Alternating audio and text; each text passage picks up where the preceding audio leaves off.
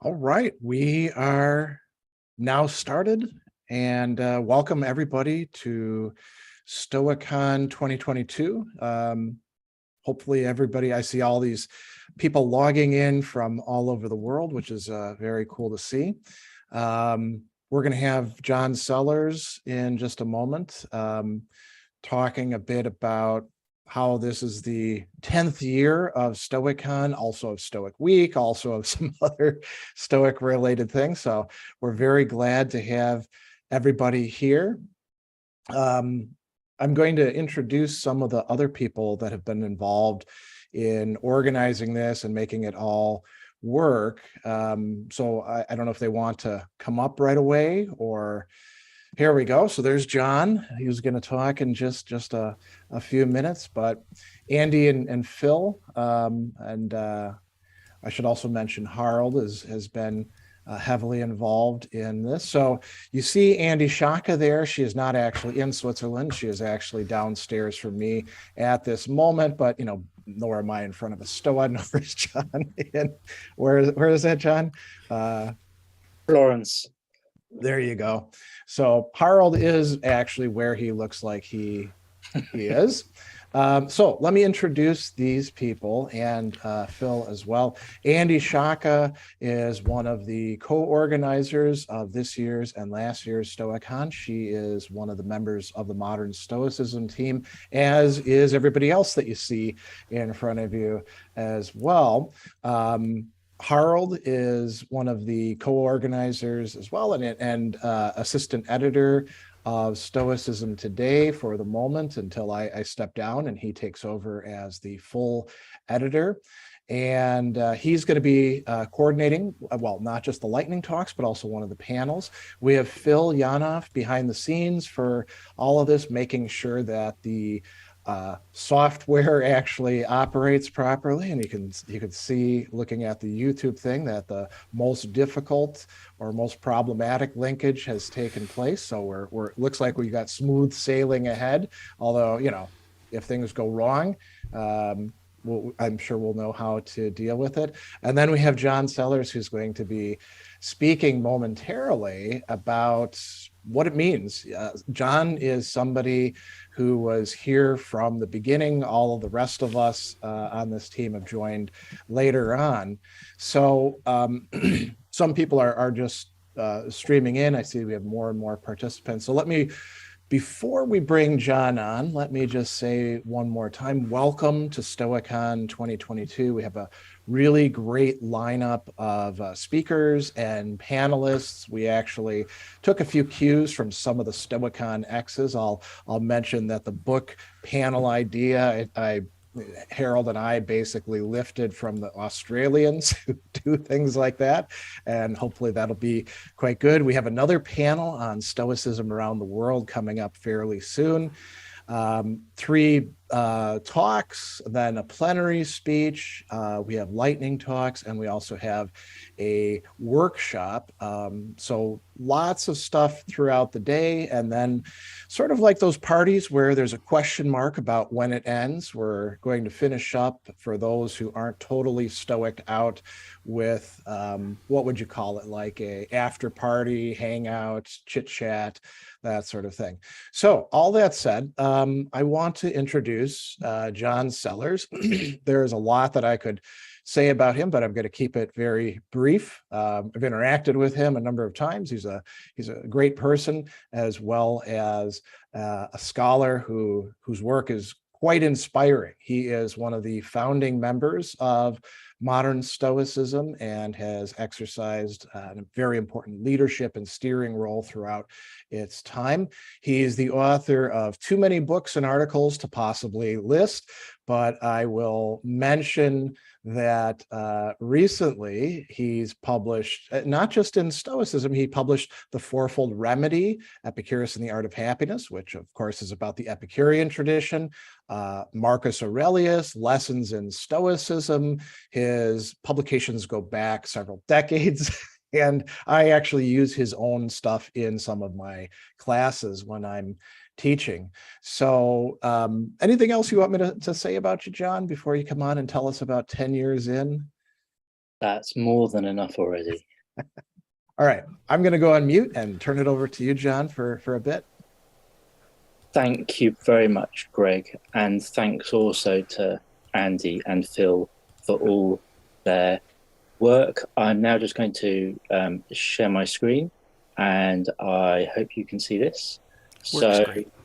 I'm going to just talk through a bit. This is our 10th Stoicon. So I'm just going to say a bit about the kind of the history of Stoicon, how it all started.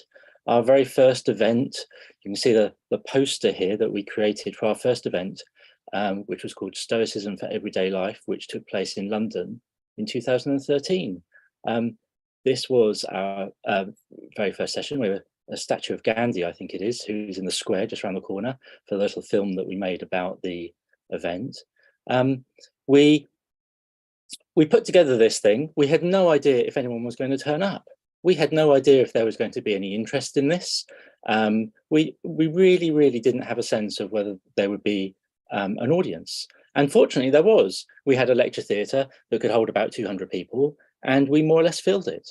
That was our very first attempt to present these Stoic ideas to a much wider audience.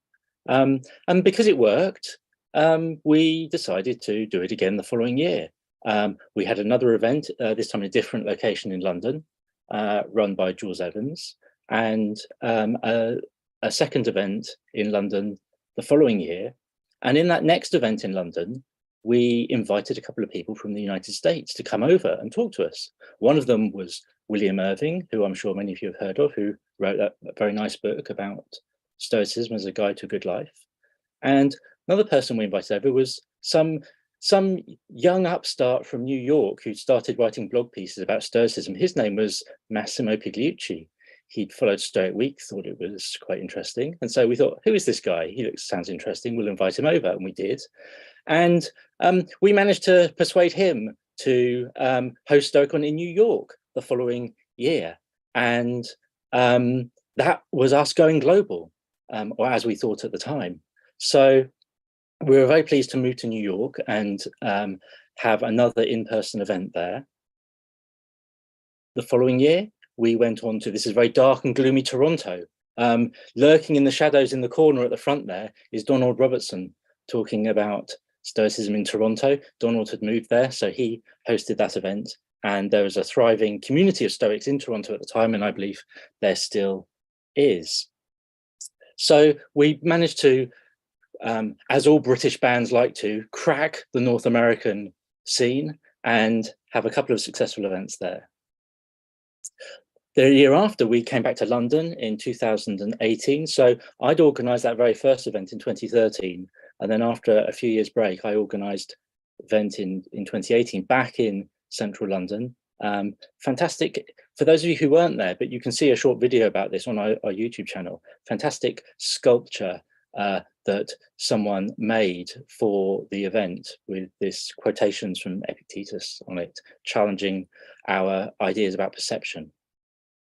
And we had a particularly large audience there, a huge room. We had about 300 people or so. And so a really big event. And that was the first time I met Greg. We managed to get Greg to come over to London. And that was a particularly great event. The following year, 2019, we went to Athens and were hosted by the American School in Athens and had a particularly great event then, managed to go and visit the site of the Stoa and see many other things. It was absolutely wonderful, but unfortunately it was the last Stoicon that we did in person because of course then the pandemic hit. And so the following year we decided to take it online for the first time, and it remained online the year after, and of course today is our third incarnation online. And in some ways that's a bit of a shame, I think, because there's lots that you lose compared to an in-person event, but there are also many gains. And one of the gains is that we can reach a much wider audience. And so although we naively thought when we managed to escape London and go to New York that we were suddenly going global, of course we weren't really at all. But now that our events are online, we really are global, and we can welcome an audience like you from people all over the world, and people that wouldn't be able to travel to an event in a particular big city like Toronto or New York or London can now access and be part of our Stoic community. So we're very pleased to be able to host these online events. Very pleased to Greg and Andy, who have managed this one and last year's as well. It enables us to really open up our Stoic community.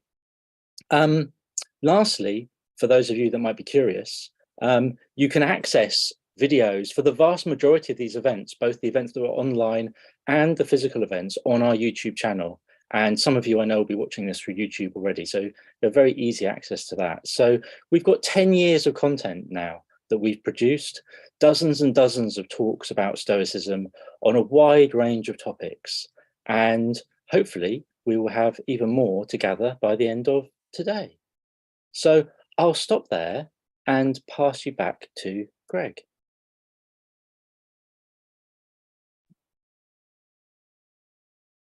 All right. Well, thanks for that, John. That was a great summary of 10 years worth of stuff. And as John was saying, we do have a lot of this recorded and available for you if you want to go back to previous Stoicons on the Modern Stoicism YouTube channel in organized fashion with playlists and all of that. It was really something quite awesome to be there for some of these Stoicons around the world, in New York, Toronto, London. And John is right that we do miss something. We can't all be in the same room together, but we have the chat and we have all sorts of other great things. And this has made Stoicon accessible in a way. I mean, there are still some time zone issues, various parts of the world, but almost everybody can easily join in for at least part of it. We've got more people signed up this year than previous years, so it keeps on growing, and that's kind of a good thing. I will say one other thing too before I turn things over to Phil for a little bit of how to do things discussion here. Well, actually, why don't I just do that, and then I can tell you the funny thing before Piotr comes on about the feedback from last year. There was one thing that people didn't like, and I'll put that on hold for a moment and turn it over to Phil to talk about chat, the Zoom, any of the technical things that people might want to know about. Well, Greg, the way that they came to you, meet you, and then you get pulled into the fold, I got pulled into the fold because we wanted to do this thing electronically. And listen, it would have been Massimo and Donald would have been your technical directors. Probably not the right choice. There's a lot of things those cats can do. Run a Zoom call might not have been the thing. So that's how I got into this bit and excited to be. This is my third year running Stoicon, and we've run several other events as well, but third year of running Stoicon. And I'm super happy to be here and be part of it and to support what we've got going on. So a couple of things just on my side, just for a minute or so.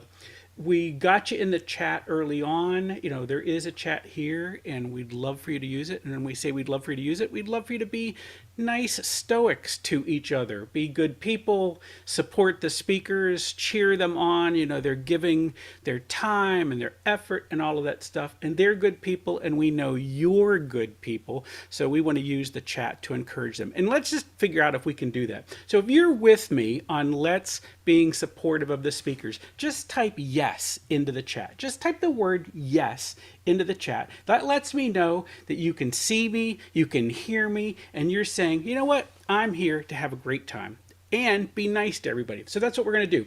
So the thing we're going to ask you on the chat is to kind of, again, be supportive of the person who's speaking, put links in there if you've got to put links in there, but let's try not to drag it off onto some other topic while someone's talking. Let's be respectful of the speaker. Let's pretend we're all in the same room helping each other out, because I know that's what we want to do. I think that's the thing on my side. If you need, let me see, if you can't see, you can't hear, you're having some trouble, you can reach out to me, obviously, in the private chat inside here, and we'll see if I can help you. But my job is to make sure that you can see and hear and have a great day. And by the way, if people are going to go into this chat and they're going to say, Phil, or Greg, or Andy, or Harold, are there going to be recordings available? Yes, there are going to be recordings. You are empowered. You've been deputized by me and Greg to take, when anyone asks a question, you just say, yes, you'll get it. Yes, you'll get it. Because you are going to get it. All right. You're set? It's all you, Greg. You got it. Awesome. So I will say this, Phil somewhat underplayed. He said that he did a few other conferences. He has been the back end tech person for a lot of Stoicon X things. I don't know how many throughout the years, but it's not just a few. I'm just going to tell you, there's all of these that we've done, and in addition, I've done over 150 other of these Zoom events. So I'd like to think I got some traction in this. Well, we should mention too, Phil, you've also got Tech After 5 that you do. Do you want to? I don't want to plug it, but if you listen, just go find my name somewhere. If you'd ever, I can't imagine why you would ever want to be closer to Phil Yanov. But if you'd like to be closer, just Google my name and you'll find our stuff, and you can come and hang out at one of our live events and see what we do. But thank you, Greg. I appreciate that. So I mentioned that I was going to say what the #1 complaint after the last Stoicon was, and it wasn't, oh, the speakers are no good, they didn't cover this or anything like that. It was the breaks were not long enough. And, breaks for going to the bathroom, getting yourself a sandwich, whatever it happens to be. And, we said, well, it's a live event. I mean, how long do the breaks need to be? Anybody can walk away at any time that they want to. And people were so glued to the conference that they didn't want to take bio breaks. So we built in some longer breaks in the course of this. We're going to jump right into our first talk of the day without a break because, it's only been a few minutes. You probably don't need that yet.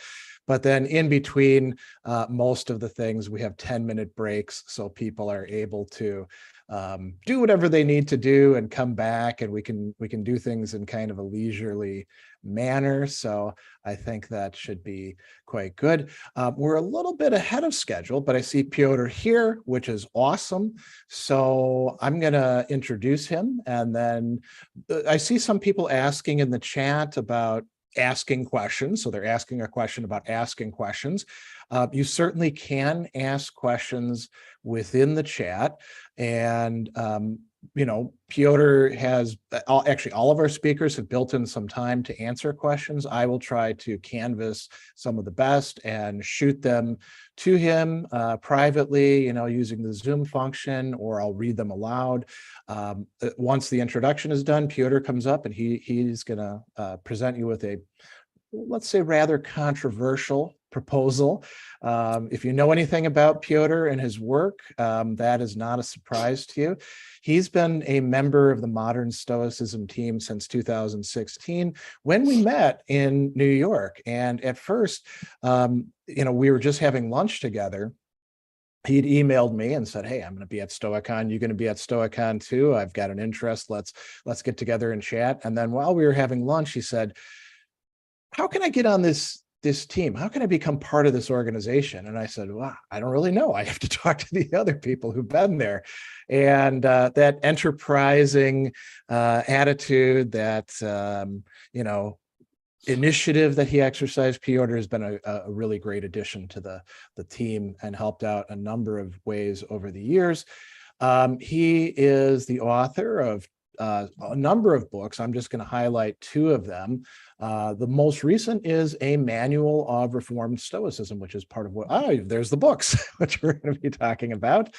And another one that I'm really I think it's a really, it's great to the Reformed Stoicism idea, but this one is really interesting. Does happiness write blank pages on Stoicism and artistic creativity? Something that you don't often see paired together, a very incisive piece of analysis.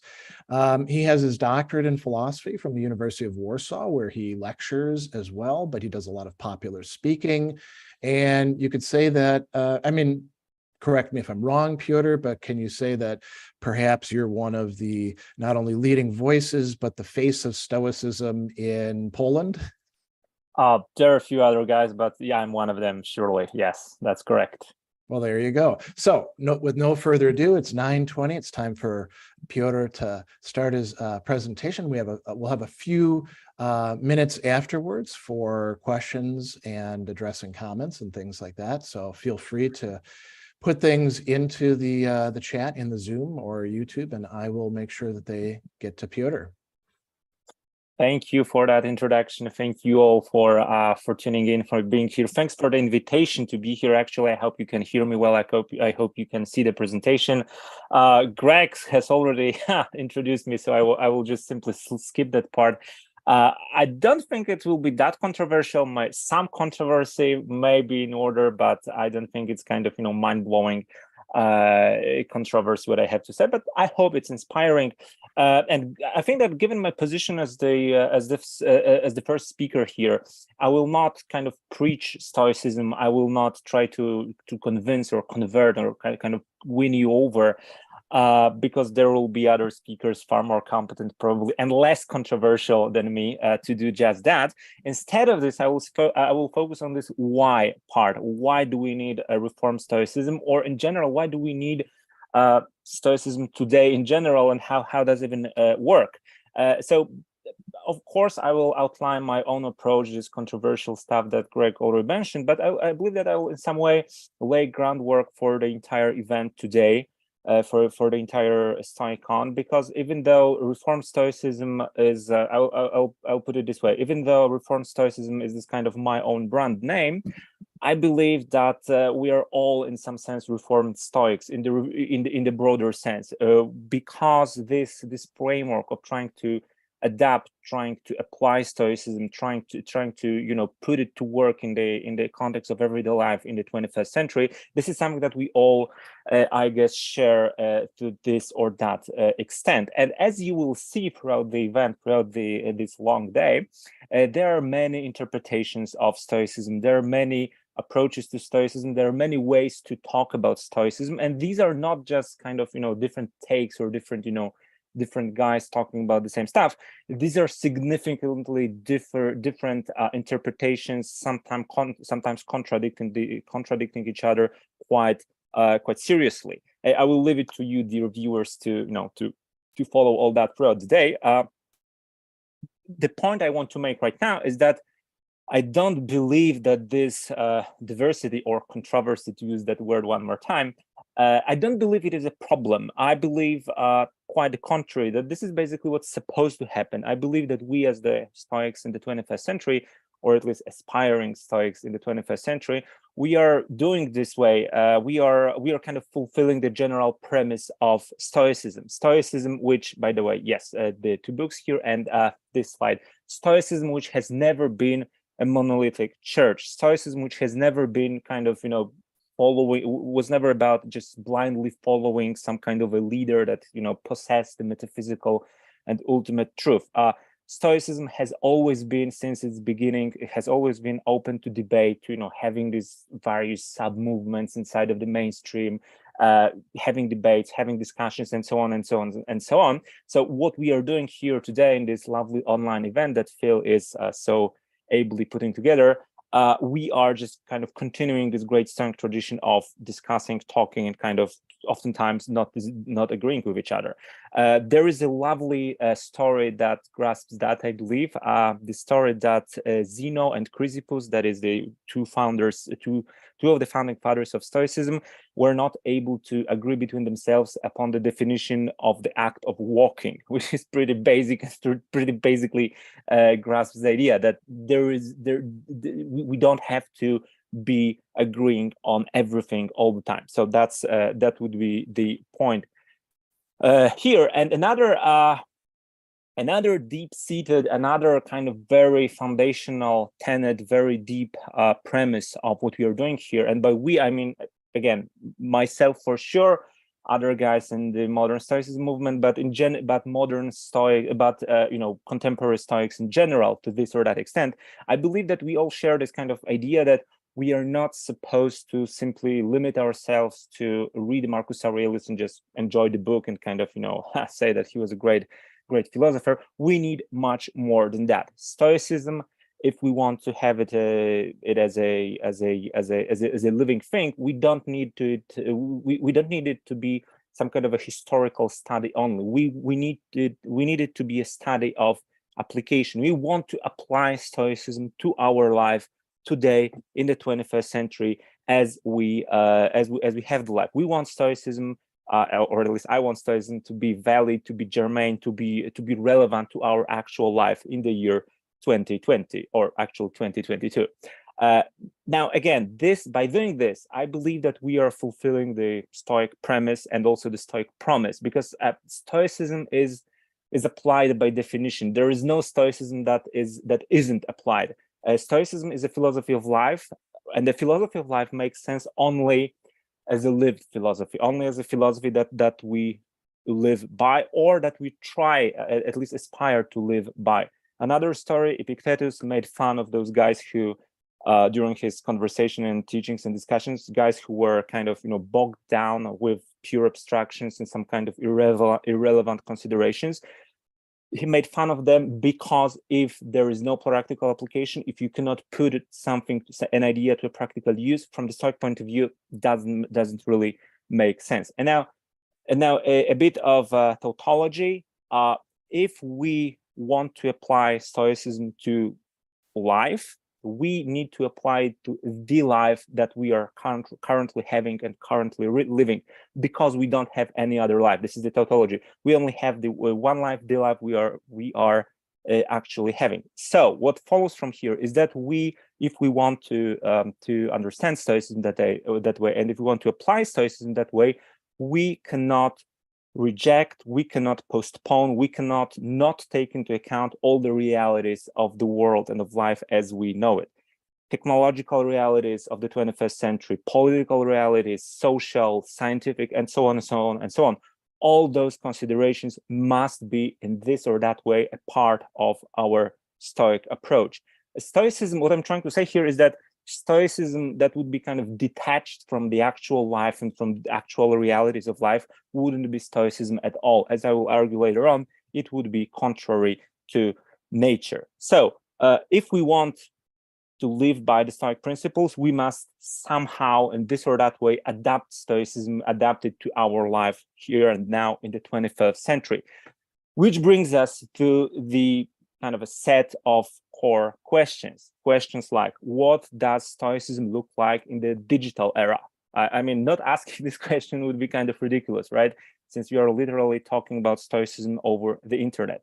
And in the same vein, what does Stoicism look like in the time of nuclear deterrence? What does Stoicism look like in the context of what we know about cosmology, origins of the universe? In the context of what we know about our own biology and the human evolutionary past, and so on and so on and so on. Which brings us to the quote by Lawrence Becker, who one of the key influential figures in the Stoic field, who I had the privilege to personally meet, and who was kind of a very inspiring person. He died, I guess, 2019, so that's 3 years ago. He authored a very important book, called A New Stoicism, back in 1998. And this is one of the key passages here. I do not deny that my views on Stoicism and my line of work in general is hugely inspired by what Larry Becker did. And this is one of the key passages here, right? That the main challenge of Stoicism is to try to imagine what Stoicism would look like or should look like today if it had the opportunity to react and kind of adapt to all those developments that occurred over the course of the last 2 millennia, kind of reacting to Newton, Hume, Kant, Descartes, Marx, and so on and so on and so on and so on. So, and this is the key approach here. What would Stoicism look like today? How do we take into account How do we take into the Stoic account everything that happened over these 2000 years? And obviously, so this is this overarching idea, I believe, and obviously my, as you already know, my own answer here, and I don't require everyone to agree with that, but my own way to deal with this question is reformed Stoicism. Obviously, the idea of reformation is not my own. The idea of reformation doesn't come out of thin air. At least in Christianity, as you can see, and at least in Judaism, we have those reformation movements. So my idea was, that's why not try something like that in Stoicism. One tricky, subtle and tricky but interesting difference here is that Martin Luther, who you can see here, he didn't want to, as far as I can understand, he didn't want to reform Christianity. He didn't want to produce something new. He wanted to, so to speak, make Christianity great again. He wanted to restore the original meaning, the original sense. He wanted to go back to the original true meaning of the Word of God, and so on and so on and so on.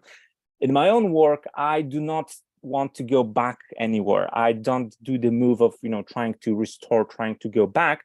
I want to go forward. I want to update. I want to, more specifically, I want to tell the Stoic message, tell the Stoic story using the today's language, today's conceptual framework, and as I mentioned already, taking into account everything that we know today about things.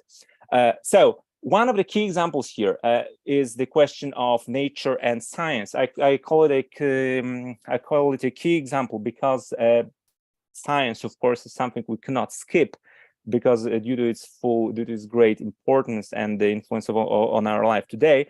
But also the thing is that science, in the modern sense of the term, science as we have it today, is something that didn't exist in antiquity. Marcus Aurelius, Seneca, they of course they had philosophy, they had knowledge and so on, teaching and so on and so on, but it didn't have modern science in the sense that we know it today. So one of the key questions here is how and what should Stoics do about science? How should we react? What should be the relationship between Stoicism and science? My answer, which I'm pretty much convinced is correct, is that Stoicism should accept science with open arms, should enjoy, entertain, and above all, employ all that science has to tell us about reality. The question is why, and the answer is to answer that we need to get back to the puzzling idea of following nature. I call it a puzzling idea you're probably familiar with. Following nature, consistency with nature. This is the ancient Stoic teaching that everything that is consistent with nature is good, and we need to live our life by following nature, and so on and so on. I call it a puzzling idea because in the meta sense, because for the ancient Stoics, as far as we can tell, it was quite self-evident idea. It was the meaning of the phrase, what does it mean to follow nature, and so on. It was quite clear. Today, I believe it's nothing but clear.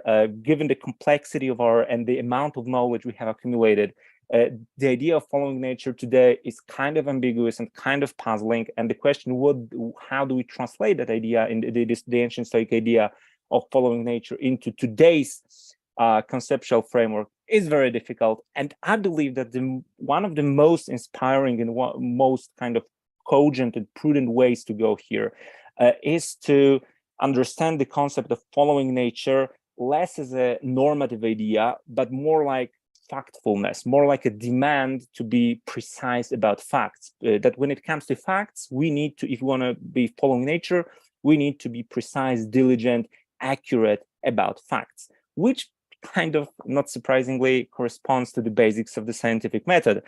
So in other words, a Stoic cannot deny facts. A Stoic cannot base his or her actions on counterfactual statements. The next question is, where does this knowledge about facts come from? The answer, from science, mostly because we live in the 21st century and science is the source of knowledge about facts. So that would be the argument here concerning science and nature, pretty explaining about some pretty informative concerning reformed Stoicism. Now, that's not all, absolutely, because when we talk about nature, The thing is that fun fact in the philosophical sense of fun is that many points of Stoicism, many ancient principles of Stoicism turned out to be actually backed by science, and it is always a nice point when we can see that certain principles that the ancient Stoics arrived at through pure thinking and speculation, it turns out that they are indeed backed by full-fledged modern data-driven science. Obviously, it's not everything that is that it's affirmed and accepted. Most notably, one of the examples where the Stoics were wrong it concerns the very structure of matter, because you can see the quote by Feynman here. It is the Epicureans, actually the rivals of Stoicism, that were right about the atomic nature of the world, and the Stoics were wrong about that. But on the other hand, for example, this mystic idea, semi-mystic idea from the ancient Stoics that all things are somehow, or living things are somehow interconnected in some manner. This kind of reflects well on the idea of DNA, right? This kind of tree of life and the DNA, which in a way connects all the living organisms. This sounds very modern, if we say it this way. Or more importantly, the psychological stuff about how human mind works. My favorite example, premeditatio malorum, what the ancient Stoics taught us about, envisioning and kind of considering the bad scenarios before they happen, so we can prepare. Psychology today teaches us about the power of negative visualization, which is kind of basically the same thing. So it kind of backs up what the ancient Stoic had to say. The similar goes for the ideas how narratives and framing our mental framework, how all that shapes the way we feel and we perceive the world, and how we react to the things that happen, or about forming habits. Here, the teachings of the ancient Stoics turned out to be very, very data-based and confirmed by modern science. But that's not all, of course. On a completely different hand, the important part of what I mean by Reformed Stoicism is that, to use some broad strokes, we can say that antiquity in general and ancient Stoics, they believed that Stoicism was the best solution for everyone ever. That the perfect scenario is, everyone converting to Stoicism, living a Stoic life, and obviously those ideas about cosmopolis in which every citizen is a wise person. This is where it comes from, and cool. That I'm glad they had this idea, because probably without this strong normative thinking, we wouldn't have Stoicism today as we know it. The question is, should we still be following suit with this kind of one size fits all type of thinking today? I mean, taking into account everything that we know about human beings, about diversity of humans, about diversity of human experiences and various walks of life, do we still want to kind of keep up that idea? I think that we need to kind of take a step back, kind of downsize a bit in a constructive way, and just sticking to this heavy duty idea that Stoicism is always the best answer for virtually everybody may be kind of misleading here. And I do not mean it's not just a rhetorical trick. It's not a defeat. I believe it's a kind of proactive and positive, taking into account that the idea that different people live different lives, and some of them simply maybe not happy with with what the Stoics have to propose. And accepting this fact, accepting this idea is a very important tenet of my own approach.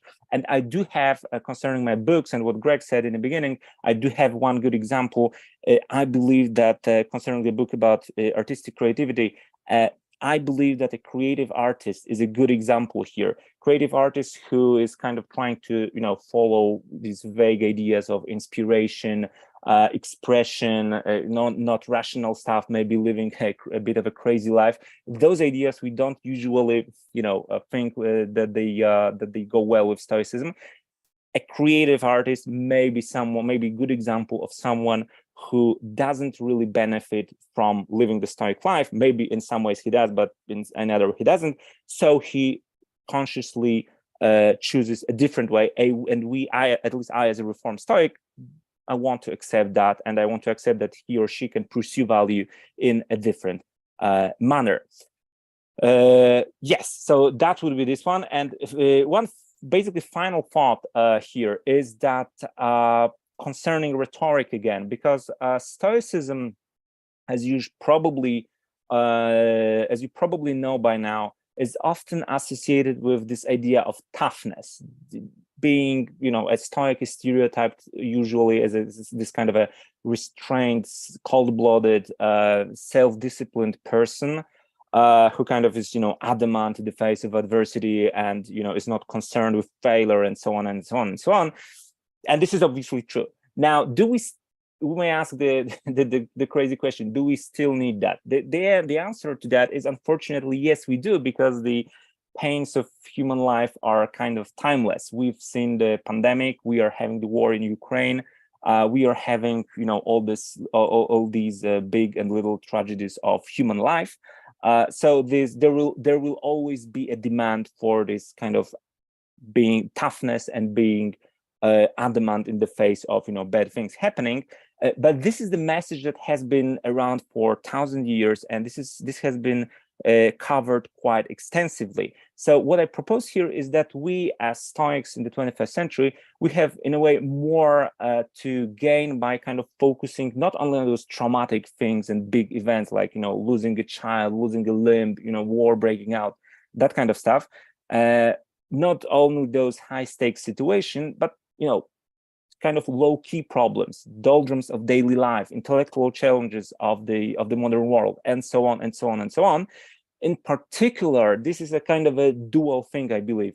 All this toughness, being adamant in the face of adversity, and so on and so on and so on, works very well as long as I kind of focus it on myself, right? When I get to talk to others about Stoicism, about the principle of living a good life, and so on and so on and so on, I believe we need, or at least I need, much softer rhetoric, because it's a very delicate situation. It is very easy to become to get oneself look ludicrous, or to become a hypocrite, even if, say, a refugee from Ukraine comes here and I engage in a conversation about I, as a person from a affluent country where there is no war and everything is comfortable, and we have a person who suffered a great deal of hard stuff, and if I try to teach them what do you need to do to live a good life and so on, this is a very delicate situation. It is very easy to make yourself look stupid in a way. So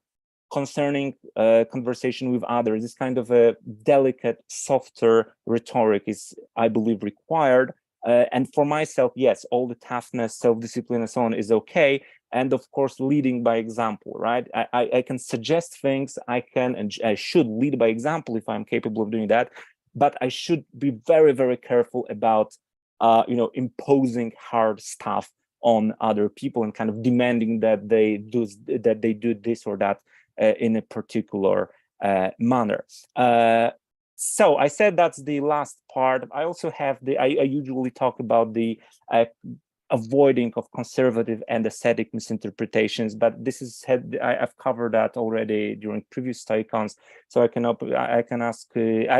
can answer questions about that, but I won't dive into that at this very moment.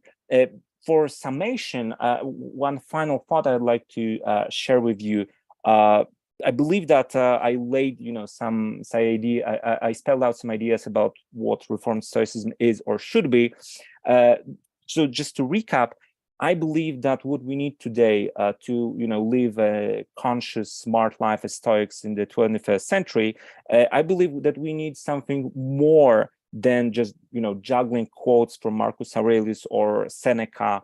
Wearing a white robe or whatever. I have a green one, but as an example, just reading books, having quotes handy for every occasion is in a way too little. We need to just trying to be this proverbial cold-blooded Stoic who is restrained, disciplined, and so on and so on. It's cool and it's necessary, but my point is that we need something more. We need to go beyond that. We need to be equipped with those Stoic ideas, Stoic principles, Stoic tools, and everything. And we need to be, brave and open to go out there in the world and kind of take on and tackle the intellectual and everyday challenges of the present life. Period. I guess that's the thing here. Well, we do have some good questions lined up in the Could you read chats, them both loud? in Zoom and in YouTube. So I'm going to read one that, yeah, I'm going to. One was, I have to because it was a direct message, so you can't even see it. And this one's a little bit, it might require a little bit of explanation. So could you ask Piotr to comment on the inspirations for his work that he drew from Lawrence Becker's A New Stoicism? You addressed that partly, but here's the real question. I'm interested in a critical perspective on Becker's work. Where did you, Piotr, build on it, and where did you deviate from Becker's thoughts? And we should remark that Becker's A New Stoicism, really, really important work in what we could call the modern Stoic revival, also a difficult work, right? Yes, it's a difficult work. So Piotr, it's a difficult what do you think question. about that? I think that's a very, very precise and very difficult question. I think I will skirt it a little bit because it's a very complicated matter. But I will try to answer. Where I draw from Becker is basically first, foremost, and in the most deep sense, is the idea of trying to update Stoicism, trying to all the time not just passively adapt ideas from the past, but trying to update them, taking into account everything that we know today, taking into account everything that happened philosophically, intellectually, politically, and so on and so on and so on. So this is the main idea. Also, the concept that the problem of nature, right? Becker says that it's also inspired by Becker that according to nature should basically mean according to facts, and according to facts implies a relationship with science. So this is the spirit that I'm working in. Also, this is something that's basically mentioned in Becker. Mentioned in passing only, but the idea that we may need to accept that Stoicism doesn't work for everyone and everybody. That on the one hand, Stoicism, there is a much wider diversity of possible Stoic lives, that we Stoics are not only just diplomats, lawyers, and so on, but there is a wide diversity of very Stoic lives. This is Becker, but also maybe on the other hand, certain walks of life are just simply not do not dovetail well with Stoicism. This is also Becker. Where I deviate, I won't say that I deviate. It's rather that I do not follow Becker in everything, right?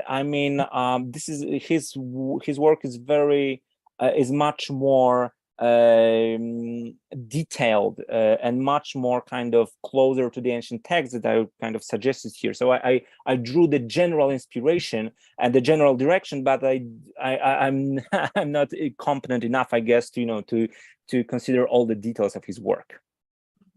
Okay, here's another one coming from the YouTube chat from Neil. I like this idea of, in quotes, a meta-Stoicism, controlling your own interpretation and impression of Stoicism is itself very Stoic. So I'm going to add one other thing to that. Obviously, it can't just be like, as you said, like it's what we call a smorgasbord here, a little bit of this, a little bit of this, a little bit of this, some life hacks. Totally not my intention. Totally not my intention. I'm not suggesting that you can, that anything goes. I'm not suggesting that you can be anywhere you want. What I'm trying to suggest is that we need to go beyond certain stereotypes and go kind of beyond certain associations to Stoicism. But of course, there are certain limits that we shouldn't, there are certain boundaries that we shouldn't break if you want to remain Stoics, obviously. Yeah, so do you think that this idea of like, you take the Stoic literature, ideas, practices, experiences that one has, and then like Neil said, controlling your own interpretation of Stoicism would be itself Stoic? Does that make sense to you I'm at all, not the one to say. In a way, it is up to you guys to call me Stoic or not. But there is a kind of a deeply Stoic idea in this kind of controlling your own interpretation, because there is no there is no monolith in Stoicism. There is no kind of curriculum that you need to just blindly follow, and that makes you stuck. It all comes from practice, and practice will be different from one person to another. So there needs to be some leeway for interpretation, but of course, and again, it needs to remain in certain it mustn't defy a reason. I would say this.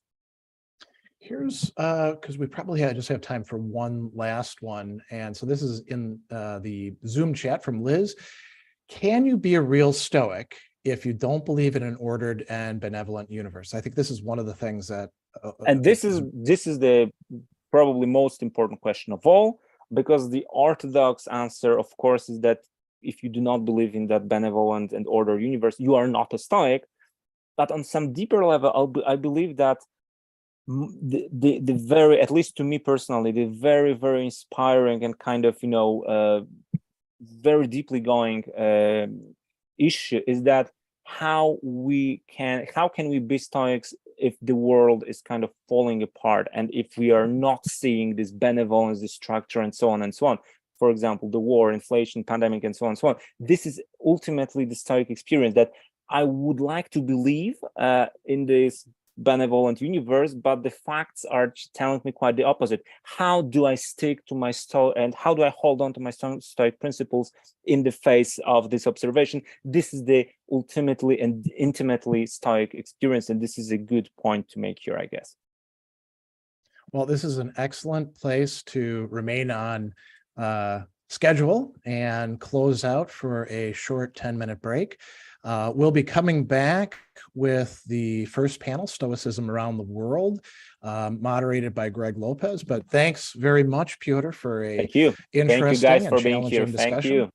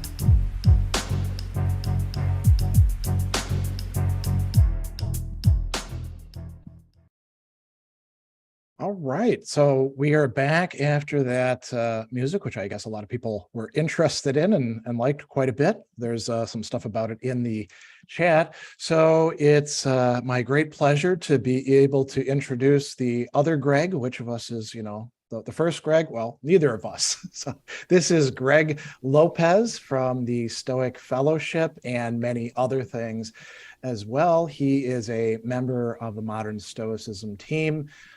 Co-founder and secretary of the Stoic Fellowship. If you don't know what the Stoic Fellowship is, maybe Greg will tell you a little bit about that. The founder and facilitator of the New York City Stoics. He also has been involved with Stoic camps in New York.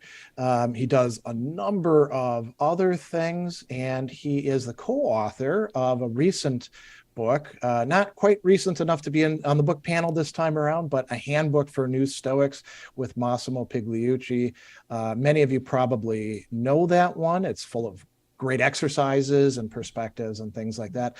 So the idea behind this panel is Stoicism around the world, to get to know a little bit about what's happening in other places besides what we could call the Anglosphere, United States, Canada, Britain, Australia. There's a lot of that out there. But Stoicism is establishing. Stoicism has established roots all over the world, and the Stoic Fellowship, I think, is a good part of that. So we're joined, once everybody comes up, by a number of different people. I see Henry there already from Indonesia, Aldo from Brazil, Sasha is going to be joining us from Germany, Logan from Norway, and there's Kelly's also from Spain. So I'm going to turn it over to you, Greg, to run as you see fit and slip back into the background myself. Yeah, thank you for the kind introduction, Greg. So, Greg pretty much gave an introduction, and we're going to be talking to several Stoics from around the world today. And we're just going to get started by going through each person on the panel and just kind of asking them to briefly introduce themselves, as well as the state of Stoicism in their neck of the woods, so to speak. So you'll have a few minutes, each of you, to describe things. And if you're interested, many of the panel members are members of the Stoic Fellowship, and many are running their own groups. If you're interested in finding whether there's a Stoic group near you, or if you want to found your own, we try to help people, and we're a nonprofit that does that, and it's all free of charge and stuff. We're completely volunteer run, so check out stoicfellowship.com for more info on that. But first, I'd like to go to Henry to describe a little bit about himself, as well as the state of Stoicism in Jakarta, Indonesia. Right, thanks, Greg. Hello, everyone. Warm greetings from Indonesia. Very privileged. Very happy to be here. My name is Henry Manampiring. I'm the author of the book Philosophy Teras, or translated Philosophy from the Porch. I believe you can see the cover in my background. It is probably the first popular book on Stoicism written by an Indonesian in simple Indonesian language. So it was meant to be really for the layman. And it was published first in 2018, and I wasn't expecting much, actually, given the subject, and because philosophy is such an alien concept in this part of the world. But lo and behold, until now, the book is still on the top 10 shelf. And I think it's not so much about the book per se. I think it really attests to Stoicism universal appeal, even in this part of the world. So very happy to see it's gaining traction until now. It hasn't stopped. We have a Facebook group, Stoic Indonesia, and at the moment it already has more than 10,000 members.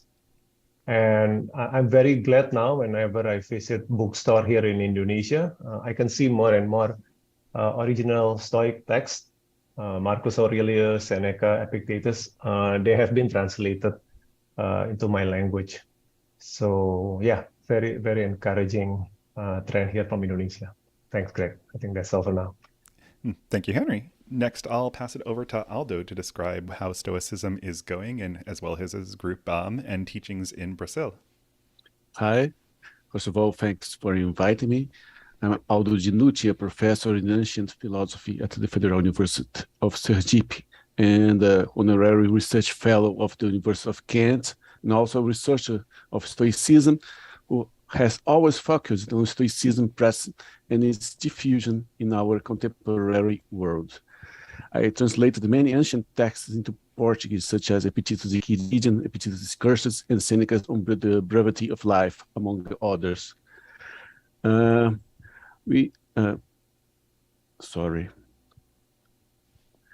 Brazil, I'm coordinating Viva Vox Stoa, this one. It is our symbol, which has been holding meetings to study Stoicism since August this year. Finally, we achieved this.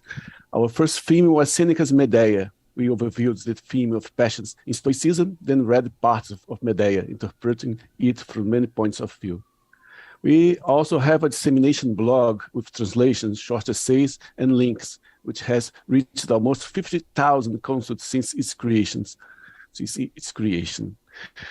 Viva Vox is linked with the research group Epictetus and Philosophical Marginalia of the Brazilian Association of Postgraduation in Philosophy.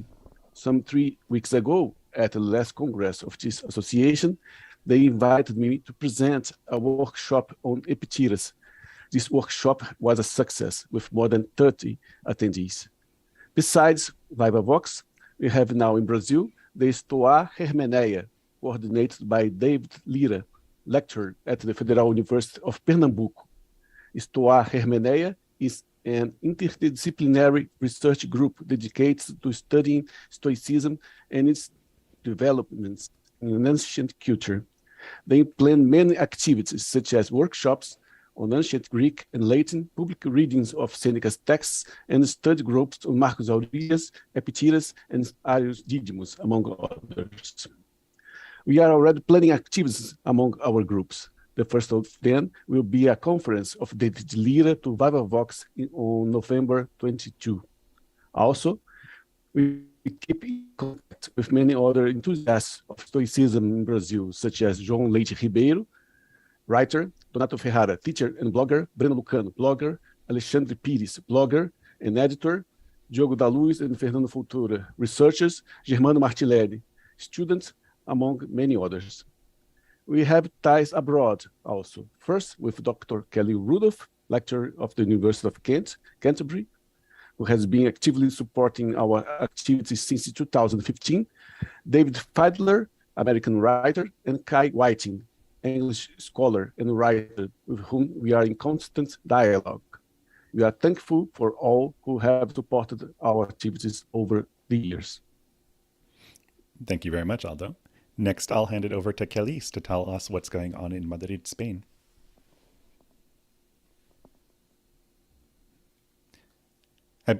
You can't hear and you're having technical issues. Understood. I will move on to Sasha for now, and Sasha can tell us how things are going in Hanover, Germany. Yes. Hi, Greg. So from B2, thank you for inviting me to speak here. I've joined Stoicism a couple of years ago as a humanist, as I was interested in the ethical foundations of modern humanism, and I've written 2 articles about it. One of which was about learning kindness. And since 2 years ago, I started a group for people interested in Stoicism. And we've met in person, but also online due to the pandemic. And last year and this year, we've held 2 Stoic conferences. Last year was about blows of fate and its meaning for human existence. And this year was more a practical approach.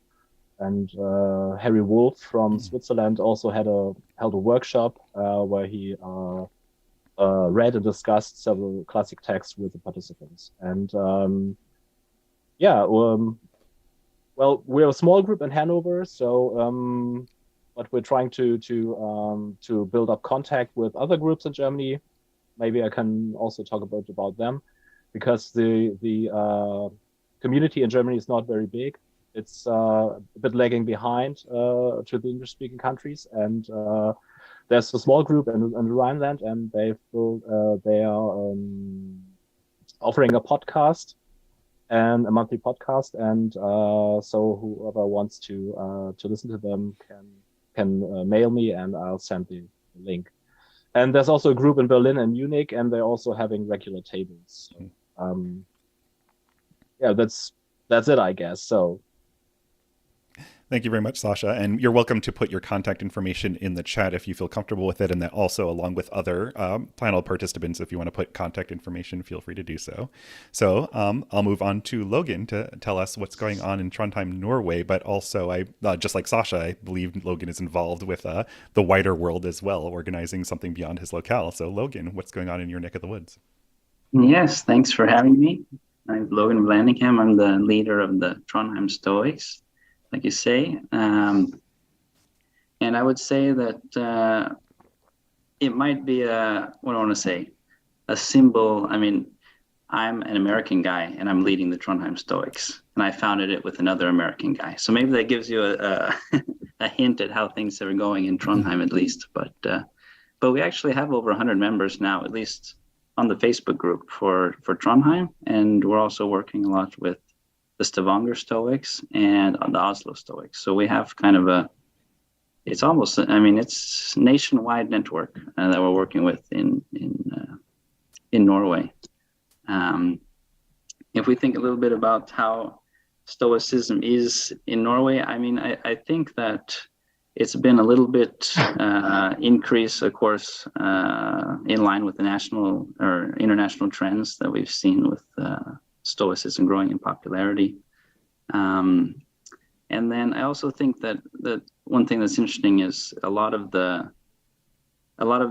main principles in Stoicism are directly or indirectly kind of a part of the Norwegian culture as well, having to do with especially this kind of fellowship and thinking of the broader consequences of your own actions, which is something that I've noticed more and more now that I've become a little bit more aware of it through my own understanding of Stoicism.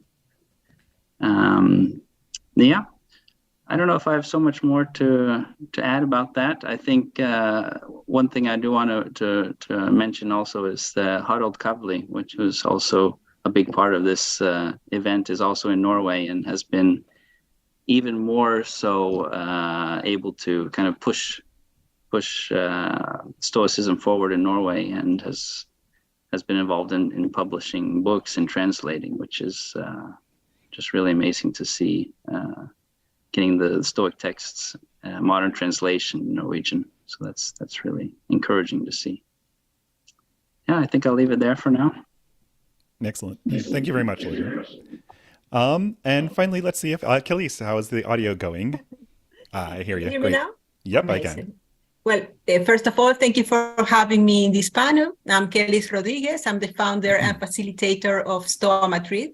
I started the group as part of Stoic Fellowship late in 2018, when there was barely enough information in Spanish about Stoicism. The main idea of the group was to share Stoicism in this language, in Spanish, and to create a community of people who actively participated and studied Stoicism and practice together. So far, we have a pretty stable group of members who are following our online and in-person activities. We organize talks. We have had, for example, Greg Lopez and Massimo Pigliucci.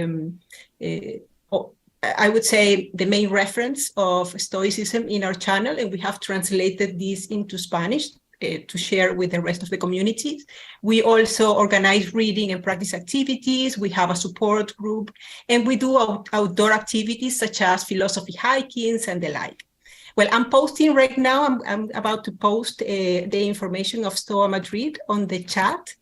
And well, I have to say, during the last 3 years, I have seen a steady growth of the interest of people in Stoicism, especially with the sad arrival of the pandemic in later 2020. It was an opportunity to show how useful and how practical Stoicism is, and the nurturing and supportive approach of a Stoic community. Well, I also have to say thank you again to Massimo Pigliucci for the interview he did with a Spanish organization called Aprendemos Juntos. It was a great way to share Stoicism with the Spanish community. and lots of people who have seen that video translated to Spanish approach Stoa later. So thank you so much, everybody, for this opportunity, and I'm happy to hear some questions later. Excellent. Thank you very much, Kelly's. And as Kelly's mentioned, we're going to have plenty of time for questions. Before we do that, I'm going to ask all the panelists to answer one more question before we kind of open it up to questions from the audience, but most of our time today will be for questions. So the next question I have is, what do newcomers find particularly difficult about Stoicism in your part of the world based on your experience? I'm curious to see if there are strong similarities or differences between both conceptual things as well as practical things. Do people universally have problems practicing? If so, for what? And conceptually, there's a lot of difficult things in Epictetus's famous part of the Discourses where he says to kiss your child and remember that her nature that she may die. A lot of people find that difficult, but I'm curious to see if there's variation. And so I'm going to start with Logan and ask you, what do people in your experience find most difficult about Stoicism where you are? Yeah. Well, Logan, you just remuted yourself. Oh, hello? Can you hear me? Yeah. All right. I think you were kind of into it already, Greg, but it's this the issue that I've seen is actually explaining how Stoicism is something that has room for emotion, room for love, room for these type of things, which people, obviously sometimes misinterpret when they're reading the text or just read snippets and don't actually dive into the full meaning of the philosophy. So a lot of the things that I've seen, at least in my group discussions with Norwegians, is this difficulty with accepting that or understanding that Stoicism has this room for emotion, and that it's not a philosophy that means that you're cold towards other things, that you're don't care for other things, other people. So I think that's the most difficult part, because it's this being sort of disattached from things, but at the same time caring for them. And it's hard to get that through, what that actually means fully. I think that's the biggest thing that I've had, that we've had big discussions about in our group, at least. Excellent. Thank you, Logan. Next, I'll turn to Kelly's to see what you have to say about the biggest difficulties in your neck of the woods. Okay, I got it, I think. You hear me? Awesome, thank you. Well, I agree with Logan, and actually we have been discussing this question. I have been discussing it with the group because I was going to come here.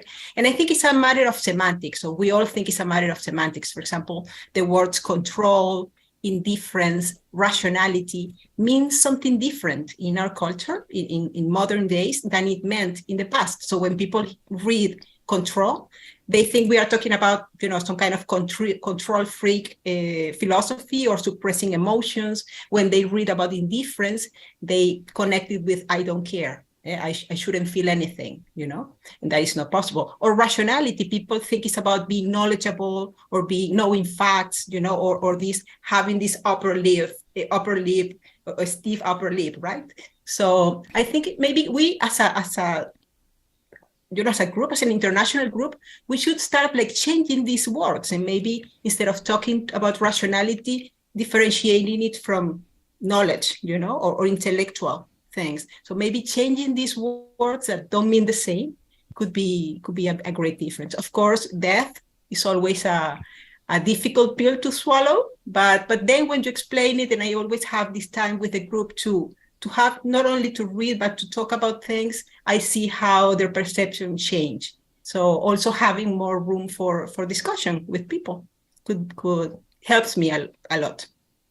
Excellent. So you brought up a practical issue around death and how all things decay in a sense, which is a common thing. And also part of what you said resonates with what Logan said concerning kind of the problem with Stoic difference, but different emphases as well. Yeah. Part of it is the small s Stoicism versus the large s, and Logan emphasized more the caring while still being indifferent and how those come along. I'm curious, Sasha, if you also have seen similar things or different things in your neck of the woods. Yeah, similar. I would say. Conceptual difficulty, I think, is concerning the indifference. That does not mean, and I think it's also a part of because of the language difficulties. That it does not mean that it's totally that doesn't matter. It's just it just means that it's not on the same page as the virtues, but it's still valuable. Can mean a lot to human lives. I mean, health or also wealth and friendships and or other relationships, but it is it's not on the same level as being having a good character or living a good life. And that's from a conceptual point of view. I think practically, I think it's dealing with emotions.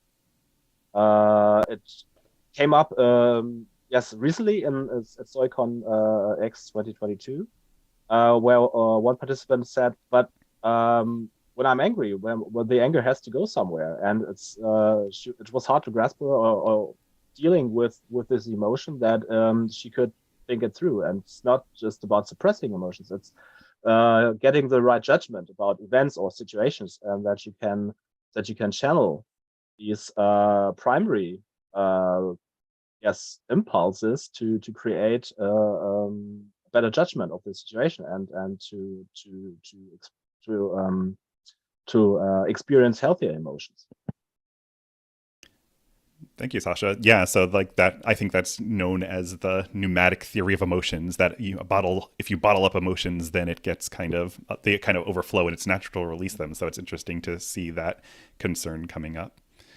Thank you, Aldo. What are the biggest obstacles and challenges that you see in Brazil? Well, our big challenge is introducing Stoicism. Is to present each as worldview according to which the cosmos is a sentient and divine being, and that we are essential parts of this being, her sons and daughters. From this point of view, we human beings are brothers and sisters, and there is only one humanity. But the obstacles to the reception of these ideas in Brazil are racism and authoritarianism, which still constitutes an essential, unfortunately, part of Brazilian culture. We try to overcome it by underlying some humanist values. At the same time, we criticize the modern view, unfortunately becoming popular in Brazil, of individualistic Stoicism. This current bias is a dangerous misinterpretation of Greek and Roman Stoicism, according to us. Excellent. Thank you. It's interesting to hear the physics is coming up in Brazil as something that's kind of an obstacle to discuss. Thank you again, Aldo. And we will go finally to Henry to see what the biggest challenges are in Indonesia in terms of presenting and practicing Stoicism. Yeah, I think the different in terms of challenges here in Indonesia is before we even get to the tenets of Stoicism, there are two layers of challenges that a beginner have to overcome. The first one is just the concept of philosophy is so alien to us. Like even the translation of the word filsafat is not a native word. So I assume in the Western Hemisphere world, if you mention the word philosophy, people get the idea. It's a recognized field, but not in Indonesia.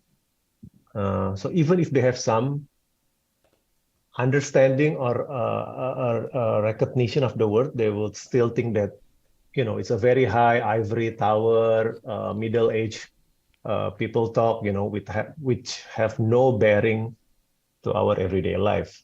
So that's hurdle number one. Now, if they can overcome that, comes hurdle number two, and that is Indonesia is a highly religious country. I think if you Google it, we are always top in terms of percentage of people who still believe in God and practicing religion. 90% of the population are Muslims, highly practicing Islam. And not all of them, but obviously when we have been brought up in a very religious way of life, some of us can look at philosophy with a little bit of suspicion, because is it trying to replace religion? Is this a competition to my faith and my belief? So there will be some resistance or doubts to understand philosophy because of that. But the curious thing is when they can overcome those hurdles, when they are willing to read and learn about Stoicism, it's actually some of the concepts are actually very easy to grasp. Like living in accordance with nature. If we understand nature as, other fellow human beings, we are very collectivist society. So we have always been since little are taught to maintain harmony with the neighbors, keep good terms with other people. So that one is slightly easier conceptually. And at the same time, Stoicism helps us to address the downside of collectivist society. Is we often say to others, what will the neighbor say? Whenever we want to do things, that common phrase is, are you sure? What will the neighbor say? So we are constantly conscious of other people's opinion. And I think that falls exactly in the dichotomy of control, right? You need to learn to let go because other people's opinion are not up to us. I guess one difficult concept in Stoicism is indifference to death, I would say. I mean, I wrote in the book about death is part of, natural order of things and it should be treated indifferently. But that one is slightly harder to accept because, for most of us, death is a portal to an afterlife, right? And afterlife here means two potential outcome. You go to heaven or you go to hell. So people are really afraid of death. And to tell them that, death is nothing, that one is probably harder to swallow. So yeah, that's probably. Thank you, Henry. You brought up a couple of really interesting points, partly the tension with native religion, as well as we could probably broaden that to cultural trends wherever we are, and kind of the tension with Stoicism. Stoicism's always been a little bit against the grain. Epictetus was telling his students that most of them were probably natural not Epictetus, Epicureans. I got the meme confused in my head. But yeah, and so that's part of the kind of tension. And then there's also death, which you brought up as well. I wanted to open the floor to any of the panelists. We have some questions from the audience coming in, but I wanted to open the floor if you had a response or wanted to build on something that Henry said, or also if you had other questions for other panelists that brought up something in your mind. Feel free to raise your hand physically and let me know and then speak up. If not, then we can probably move on to some of the questions that are coming in from the audience. One thing that was brought up, so Henry, you brought up the difficulties of translation, and it's often hard to translate Greek to kind of any language, like arete and virtue in English is not a great match in my view. But one question that came from the audience was from Porter, who asked that he noticed that everybody on the panel is speaking English. And Porter's an American, and he thinks that kind of English is the lingua franca, so to speak, of Stoicism. He was wondering if that seems to be true. I can say from the Stoic Fellowship's perspective that we are all English speaking, and generally what I've seen from the modern Stoicism perspective as well as Stoic Fellowship perspective is most of the activity is in the English speaking world. But I wanted to ask the question to all the panelists, optionally, you don't have to answer if you don't want to, but have you come across language barriers when trying to communicate just with others worldwide in terms of Stoicism and then communicating with your own locale? Is there a major problem with language barriers? Aldo, and then Kelly's afterwards.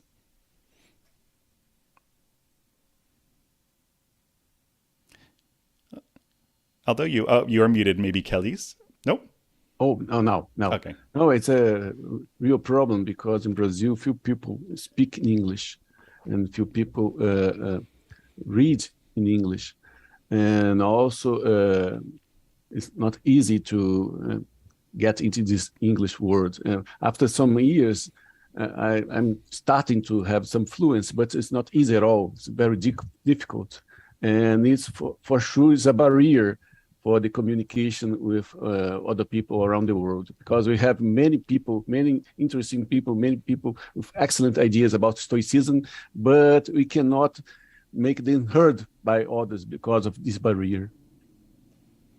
Right, and one of your major pushes is to kind of translate things into Brazilian Portuguese as well. So you're trying to fill that gap to some degree.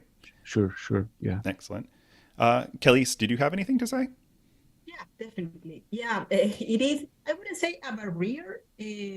But definitely in Spain, not everybody speaks English, especially in this generation I am in, and people from 30 to 60 years old here, not all of them speak Spanish or talk. So even when I invite people to STOA, then I have to make the translations, and not everybody can participate. So yeah, but I would say, and this is a question that always comes to my mind, is whatever happened to Esperanto? We should definitely have like a lingua franca. Everybody is learning and can talk, right? I love English, I have to say. I love this language, but I understand not everybody does. And for me, it's a shame. I cannot share everything. And even today, lots of people at STOA Madrid are not participating because they don't have the level to understand and to follow, So, well, yeah. Excellent, thank you. And I am aware that there are some questions. There are some materials that are being translated, and you're part of the initiative to help translate Stoic Fellowship material into Spanish as well, and we appreciate that. Just a reminder to people in the audience that you're welcome to put any questions in the chat that you'd like. You could either direct message Greg S., or you can just put them in the general, and I'll try to catch them. But we do have some other questions related to what came up earlier. In terms of the COVID-19 pandemic, as well as kind of combining that with online versus in-person meetings. And I'm curious, a couple of people asked in the chat whether you prefer talking or discussing Stoicism online or in person, and why. And we can combine that with how the pandemic has influenced your possible dynamics within Stoicism around the world. Both if you run a group personally, how people interacted and how they took to online versus in person. And also, was there an uptick in Stoicism during the COVID-19 pandemic in your part of the world? Feel free to just speak up if you have anything to say about that. Maybe starting with Sasha or Logan, if either one of you have anything to say. Oh, Logan does. Yeah. So in Norway, the concept of home office became very normal overnight, and in a way, it was good for for our group because we were able to meet more regularly. Because the barrier to actually meet was very low. We could do a little bit later. You didn't have to think about transport and all this stuff. So in that way, it was good that we were able to kind of hold the number of meetings constant or actually increase. And we were also able to have other participants that weren't actually in the area and that couldn't participate earlier. So we actually gained a few group members in the Trondheim group that don't actually live in Trondheim because of that. So it kind of it made things a little bit easier to include others in the discussion, which has been positive, at least for our group. Thank you, Logan. Yeah, and Modern Stoicism holding stuff online because it kind of increases access. That's why we have the online conference. Sasha, I'm curious if you have anything to add to that? Yes, with regards to Stoicon, we made a similar observation like you did, that people outside of Hanover took part at Stoicon last year, who did not live in Hanover. But I find it more engaging if you do it as an in-person event. You can have a bit more conversation and outside of the talks, a bit more activities, which are not possible if you do it just as an online event. Regarding on regular events, I think it's very comfortable to do it online because you don't have to leave your home and I have a family too, so it's more convenient to do it online, and anybody can take part in it, and it's very, yeah, I think that's a good solution for regular events. Thank you, Sasha. Anybody else have anything to add about COVID-19 or online versus in person? Aldo, I see you have your hand raised. Oh yeah, it was. We use it as an opportunity to increase our contacts in Brazil, because Brazil is a very large country, and to hold physical meetings is particularly difficult and expensive. So we start to do a lot of seminars and things like this online, and we increase our contacts, and now we are much more together, so to say. And even if someone lives very far away, we are always in contact. We are always talking through WhatsApp and whatever. It helped in this sense us to constitute our community.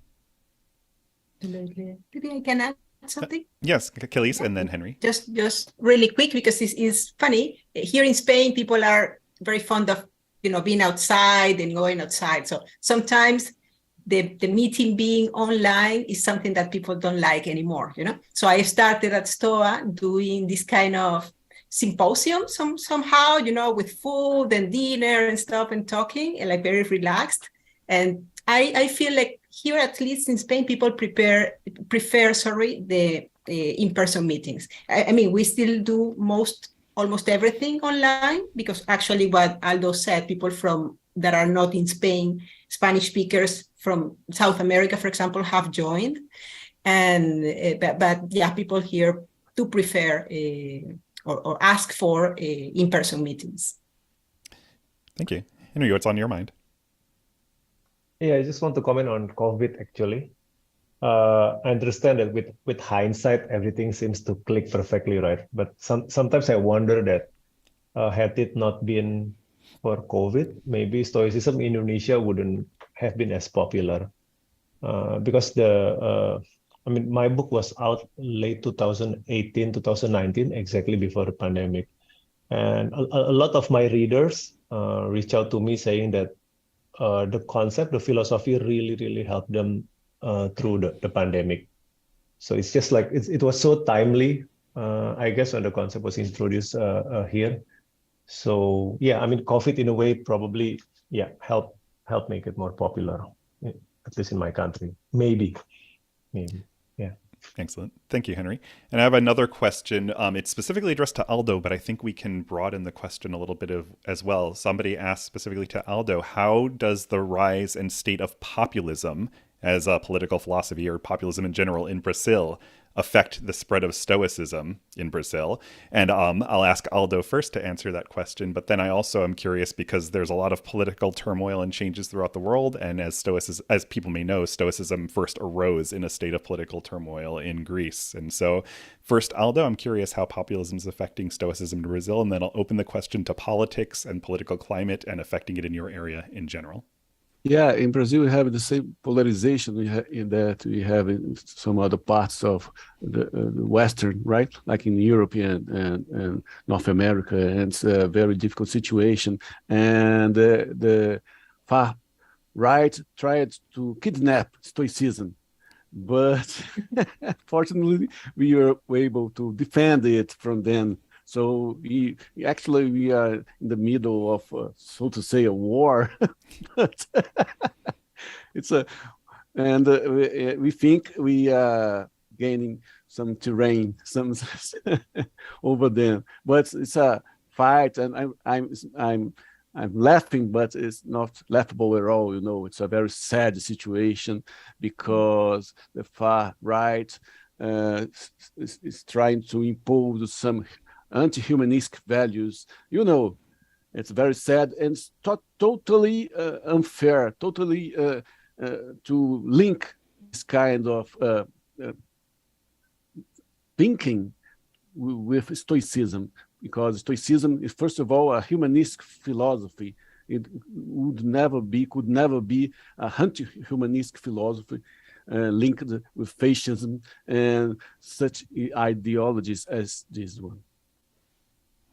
Thank you, Aldo. Does anybody have anything to add about their political climate and how it's affecting the state of Stoicism there?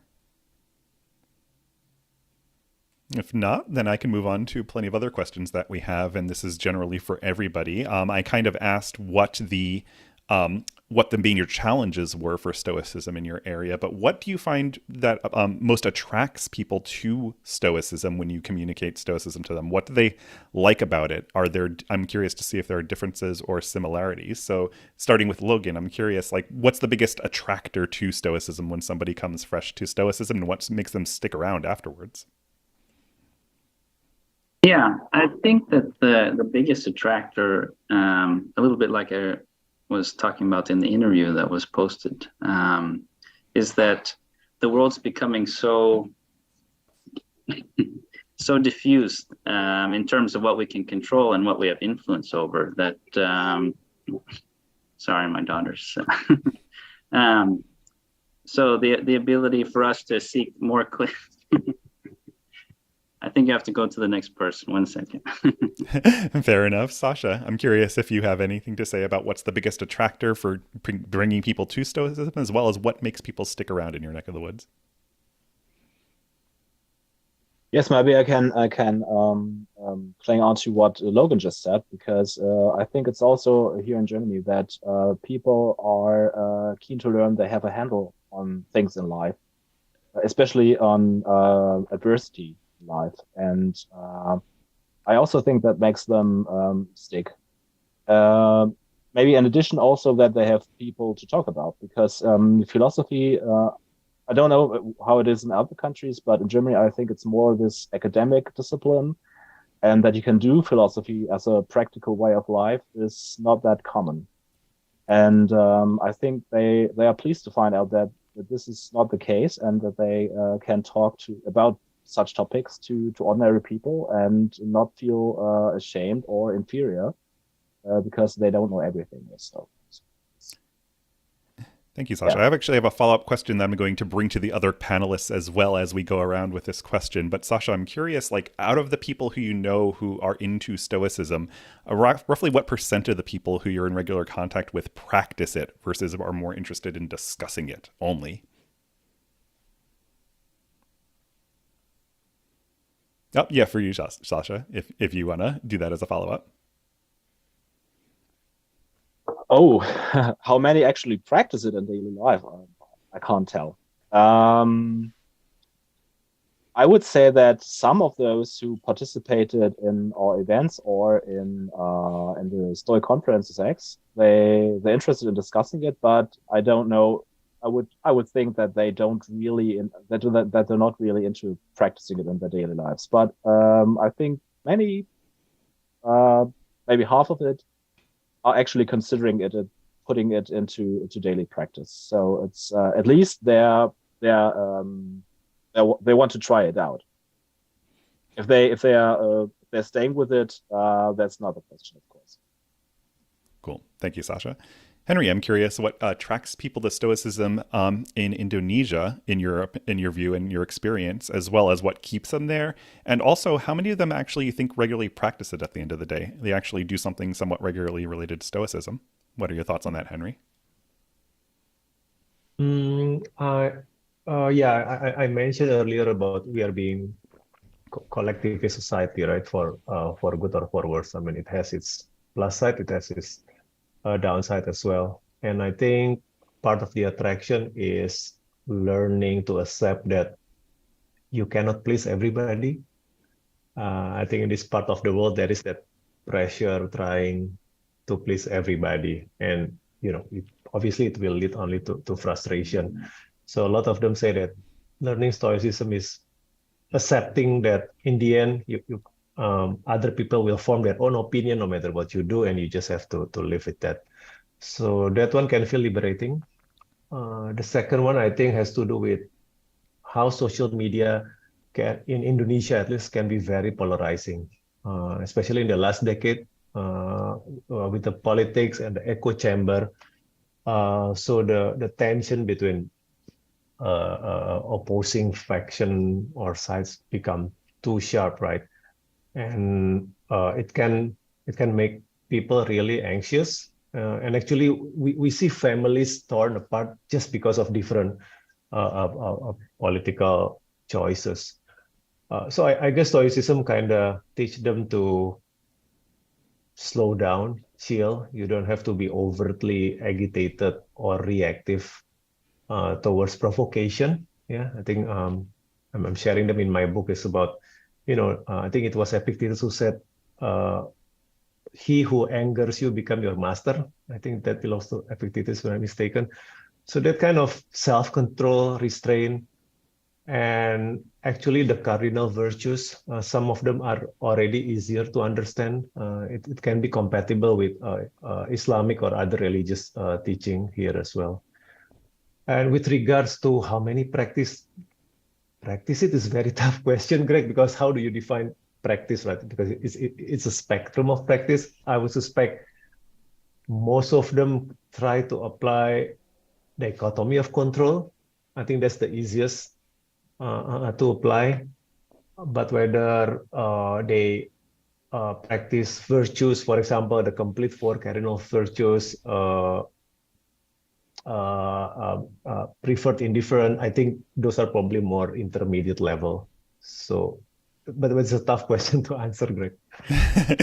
Sorry for hitting so hard. Thank you, Henry. But I see Logan is back, and I'm curious if you have any thoughts on the question of what attracts and keeps people to Stoicism, as well as how many people practice. Henry mentioned that one of the interesting things I thought you said, Henry, was that it helped paper over some other tensions within family groups and stuff, like and this resilience and the spirit of cosmopolism is kind of present there. And I thought that was an interesting observation. Logan, I'm curious if you have anything to add to that and what is attractive about Stoicism where you are.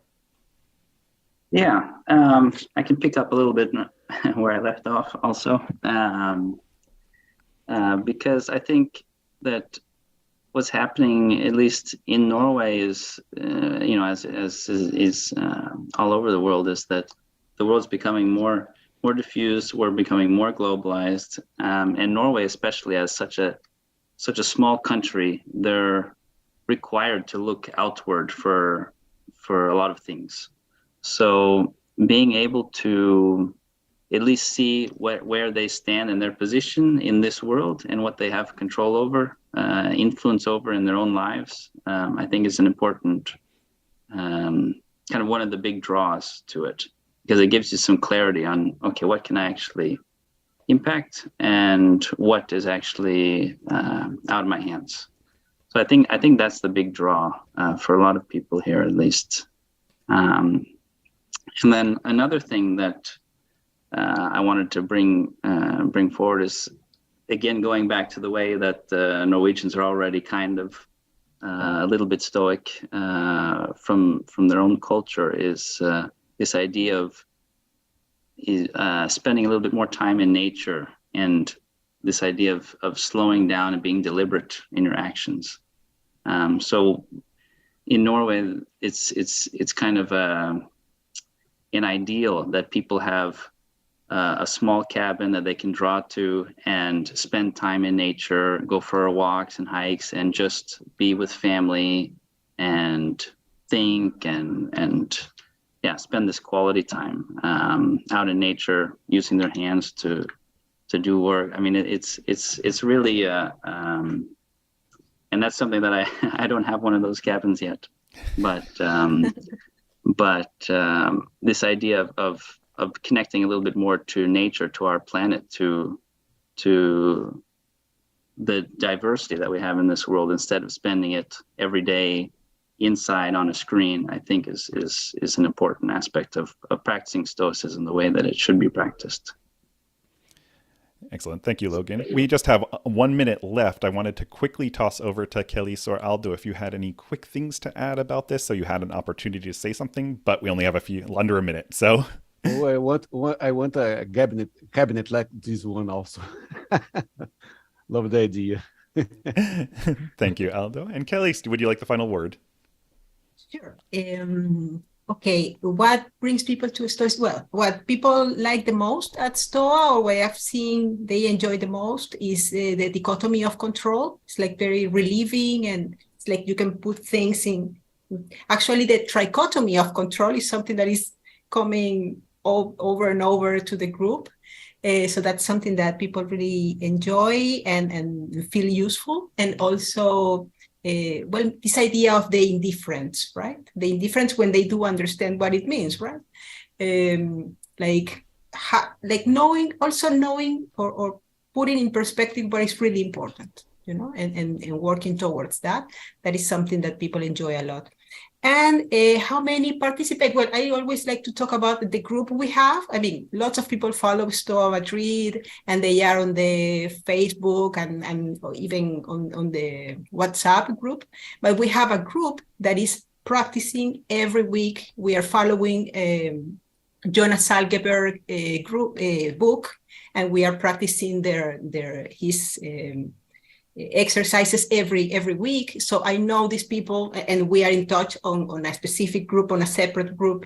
So these people are, you know, at least they are reflecting on these ideas every day. We have like a routine, you know. Also, people enjoy that a lot. Having a routine to prepare your day ahead, that is something that is also useful. Cool. Thank you for the insight, Kellys. Well, we are out of time for today. So I'd like to thank everybody and hope on the panel to give us some insight into what's going on practically, theoretically, and about how Stoicism is happening worldwide. And I'm going to toss it back to Phil and Greg S. But thanks again to the panelists. Thank you. That was really great. I'm so happy that it worked out so well, and thanks for the great questions from the audience as well. So we're going to take another little 10-minute break, and then when we come back, we're going to have another one of our talks with Brittany Palat, who will be discussing transformation from pre-rational instinct to rational care. So I hope that you'll stick with us through the rest of this. It's going quite well, I think, so far. So, yeah, we'll see you on the flip side of the break.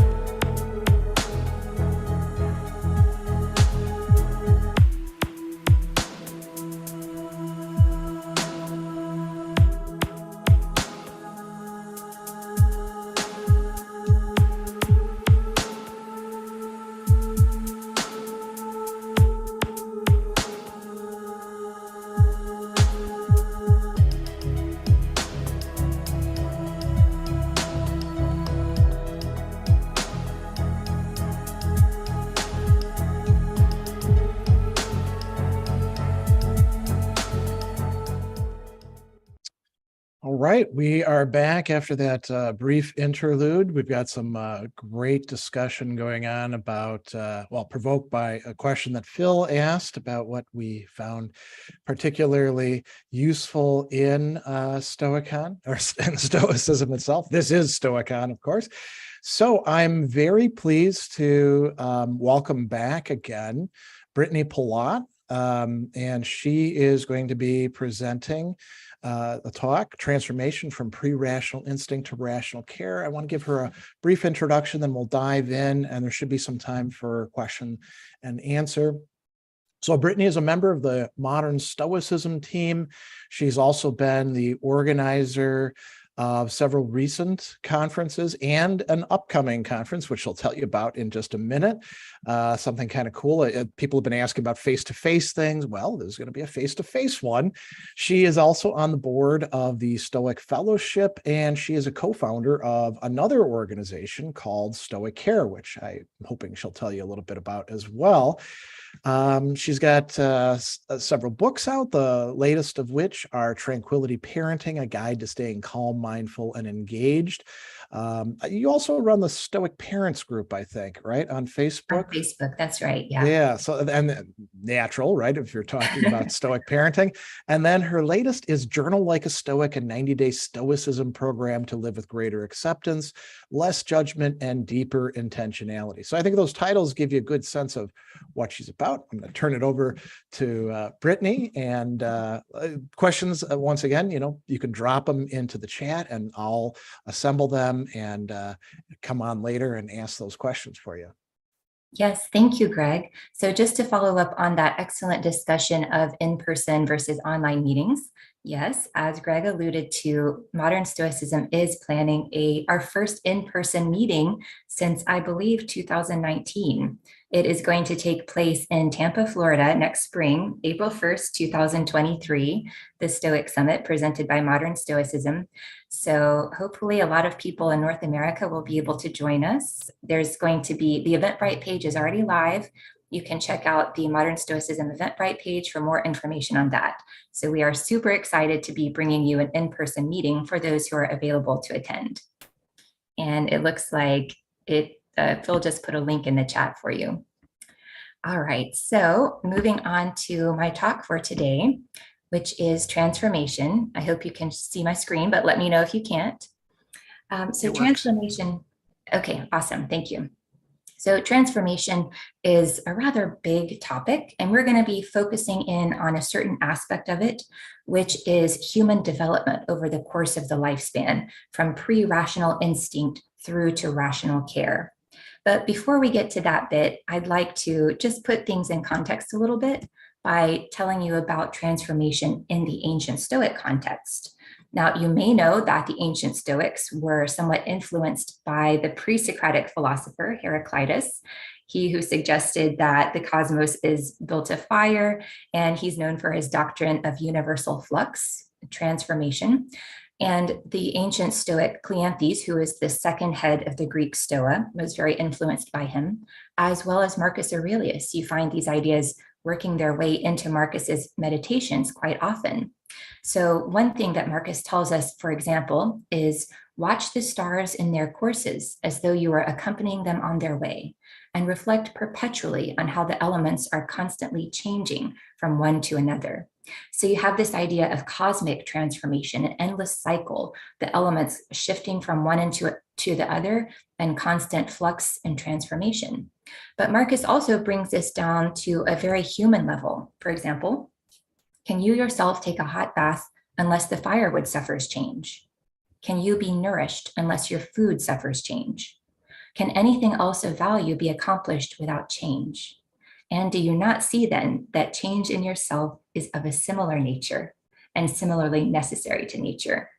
So starting from this big cosmic idea of constant transformation, Marcus is bringing it down to his own personal life, not just the food that he eats suffering change, but also his own body. And this seemed to help him cope with those transformations that we all face. For example, aging, illness, even death is simply a change from one state to another. And this thought seemed to comfort Marcus and still comforts many of us today, just thinking about the natural cycles that we are a part of as members of the natural world. So this idea of transformation also applies to the human lifespan. So we are products of nature. We are born, we grow up, we grow older, we pass away, and this is all part of the natural human cycle. So Seneca puts this really well when he says, the stages of life are different: infancy, childhood, youth, and maturity. Yet I, who have been a baby, a boy, and a youth, remain the same person. So although each thing's constitution changes, it is attached to its constitution in the same way. My natural attachment is not to the boy or the youth or the mature man, but to myself. So he really brings out this idea of continuity in transformation, which is really interesting. And of course, we think about this in each one of our lives as well. Obviously, in a sense, we're the same person from the time we're born to the time we die. And yet at the same time, we're so different. This utter transformation from infancy to adulthood and beyond, not just at a physical level, but at an emotional level, an intellectual level, at a moral level. And this idea of lifelong transformation is really important to one of the Stoics' basic ethical ideas called oikiosis. So this is their concept of lifelong development. And they postulated that humans have kind of two basic, what we would today call instincts. So these are pre-rational instincts. Like other animals, we have an instinct for self-preservation. We are born with the mechanisms to keep ourselves alive, basically. So you might call this self-care, self-love, self-preservation. When we're born as infants, we have the instinct to seek food, to seek a caregiver, to seek warmth and security. And this is perfectly appropriate to an infant. This is what infants are meant to do. Now, as we get older, this shifts. So we no longer think that it's appropriate merely to keep ourselves alive, right? We gain an understanding of ourselves as humans. We're part of a larger community, part of a family, part of other groups. And so our understanding of ourselves shifts. It's no longer appropriate for an adult human to merely seek to keep themselves alive, right? That's not fulfilling your potential as a human.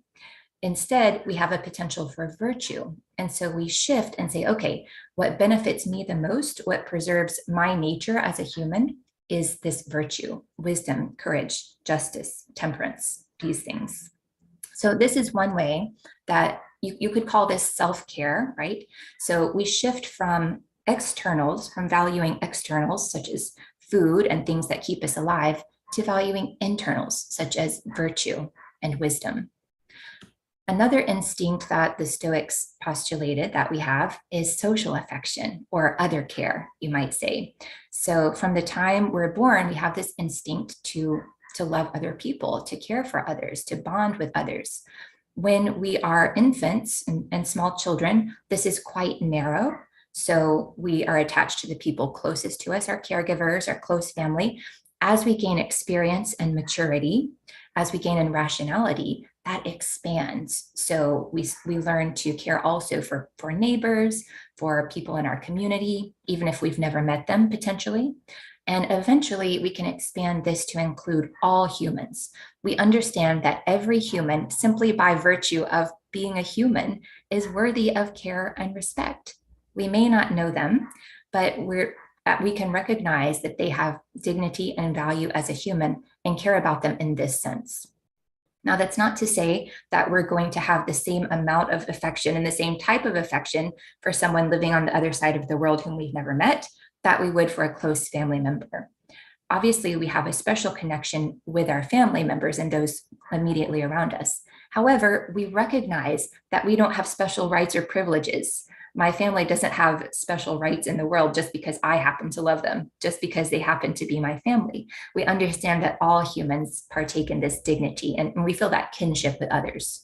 So we have these two types of instincts, self-care and other care, and throughout our lifespan, they are transformed.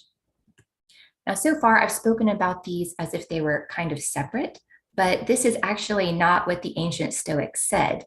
They believed that these both are intertwined, and you can't have one type of development without the other. And how does this happen? Well, in humans, we have this special gift of rationality. So as we get older, as we reach, for example, adolescence and adulthood, we learn that actually self-care and other care are the same thing. So when we care for others, we are also caring for ourselves. There's no separation between self and other care. So it's our rationality that helps us reach this conclusion. And I would say we can actually call this melding, this merging, rational care. It's another way of saying virtue. We learn that we are all, to use some Stoic examples, we are all members of the same hive, right? What benefits the hive benefits the individual bees, or we're all branches on the same tree. The ancient Stoics love to use metaphors like this, and it really helps us to understand what this might look like and what it might feel like as well. It's important to recognize, though, that self and other care are blended, not just because, hey, a flourishing community benefits each of us. Yes, it does. A flourishing community certainly benefits each member. But at the same time, we benefit ourselves by caring with others because that's what humans do. You don't need me to tell you how good it feels to help someone else, that we have this wonderful feeling kind of driving us towards helping others. So in a very real sense, we are completing our humanity when we realize that self and other care are blended. We're perfecting and transforming this idea of care.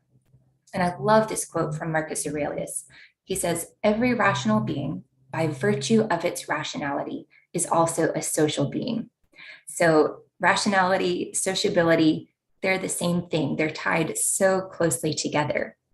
And I'd like to look now, shifting from the ancient Stoic approach to a 21st century approach. Let's look at kind of a 21st century psychology way of looking at this. How does our rationality actually fit together with our sociability?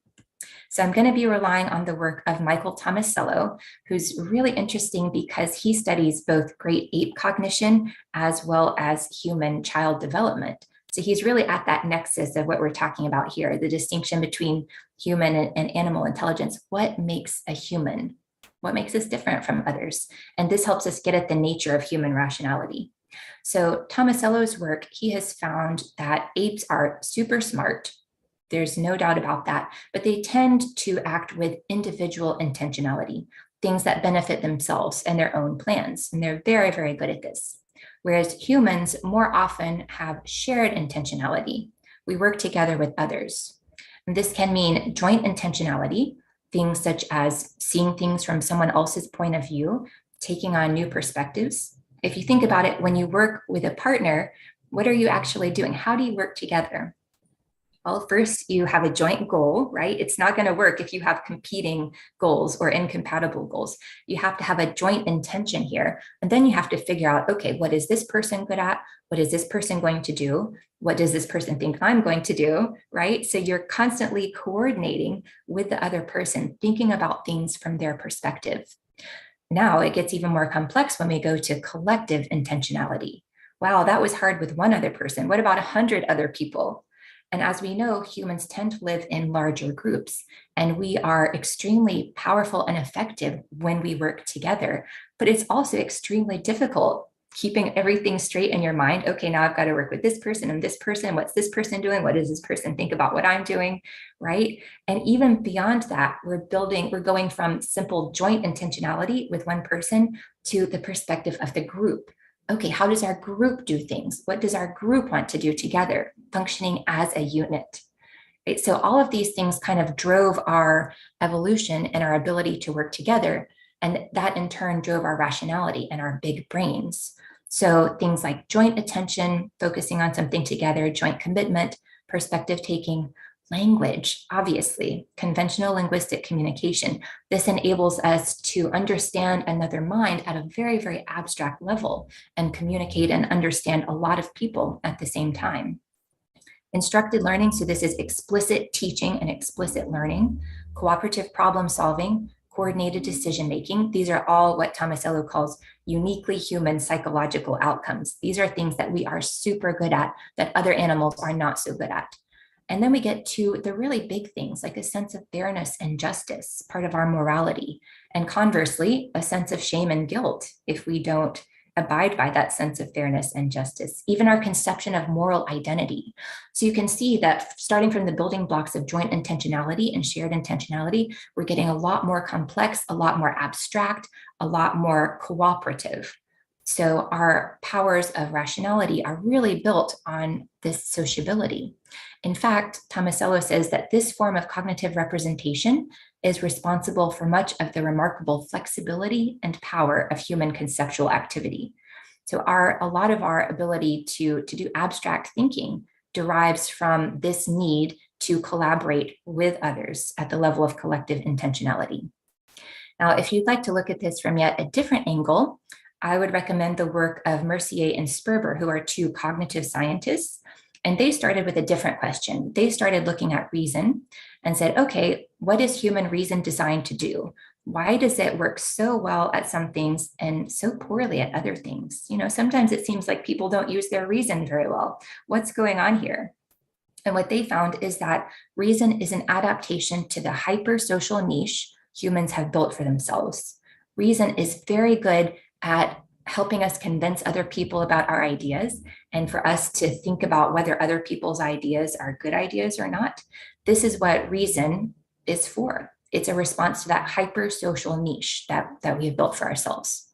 So in a very real sense, you could say that human rationality and human sociability are completely merged. They're intertwined together. All right, so some of you might be wondering, hey, if this is such a natural process, if this is a part of nature, why is it that some people don't actually complete this process? Why is it that we're not all great models of rational care here? Well, again, the work of Tomasello in 21st century psychology can help us to answer this question in a little bit more detail. So Tomasello says, in complex human competencies, maturation never supplies anything like a finished product. What matures is a capacity, a readiness to go forward under certain conditions. Actually going forward requires exercising that capacity and experiencing the results, right? So what every normally functioning human has, what we're all born with, is a capacity for wisdom, for rational care, to complete this process of maturation. That does not guarantee that we will complete it. A number of factors come into play here. And part of that is what we expect for ourselves, right?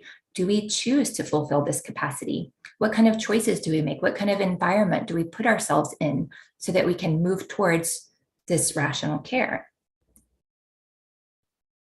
Musonius Rufus also reminds us that the ancient Stoics really believed in this inborn capacity. And to me, the language is so interesting the way it mirrors what Tomasello is saying here. There is an inborn capacity in the human being's soul for proper living, and the seed of virtue exists in each one of us. So I love this idea of the seed of virtue. And this is something that many ancient Stoics thought, not just Musonius Rufus, who, by the way, was the teacher of Epictetus, if you're not familiar with him. So it's there in all of us. We just have to learn how to draw it out. We have to train ourselves in order to fully develop this capacity. All right, so if we do that, what does rational care look like in our lives?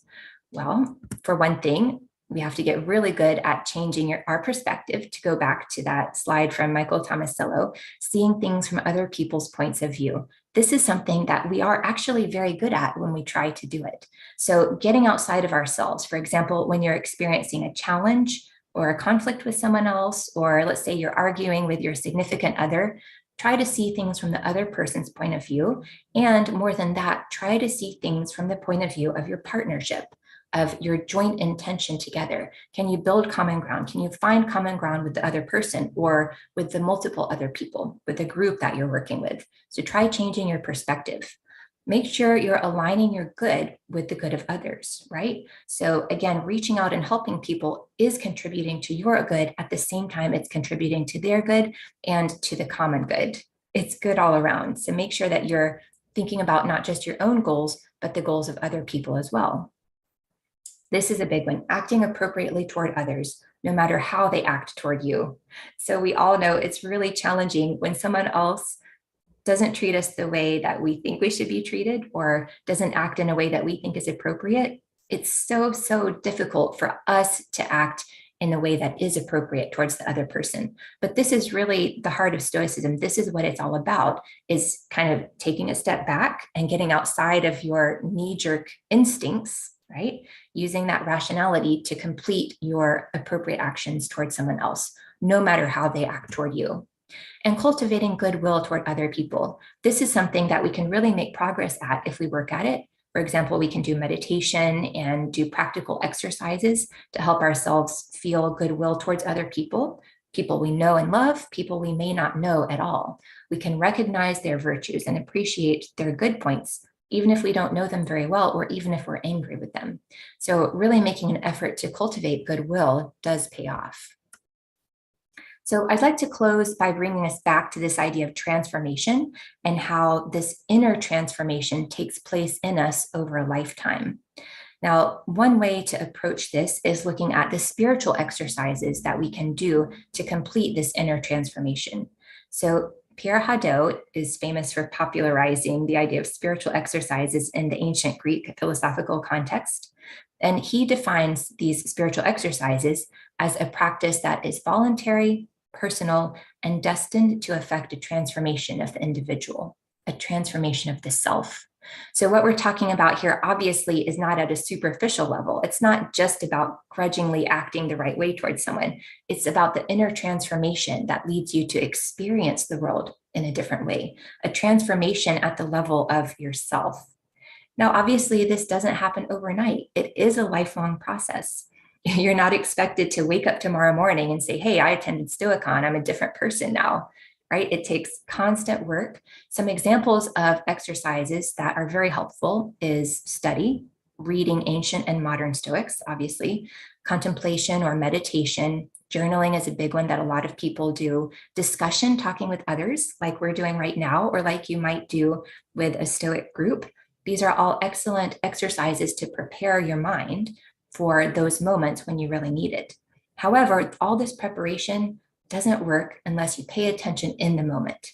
This is the bread and butter of Stoicism, right? You've got to pay attention to your judgments in each moment and what you're actually doing, how you're actually reacting. Are you applying these principles that you've worked so hard to learn? So it takes that constant attention. So I'd like to close with another idea from Epictetus, where he really brings together this ideas of the natural world and natural processes and how we can apply it to our development as humans. Epictetus says, nothing great comes into being all at once, for that is not the case even with a bunch of grapes or a fig.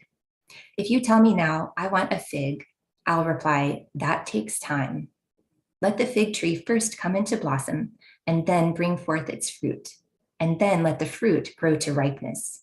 So even if the fruit of a fig tree doesn't come to maturity all at once and in a single hour, would you seek to gather the fruit of a human mind in such a short time and with such ease?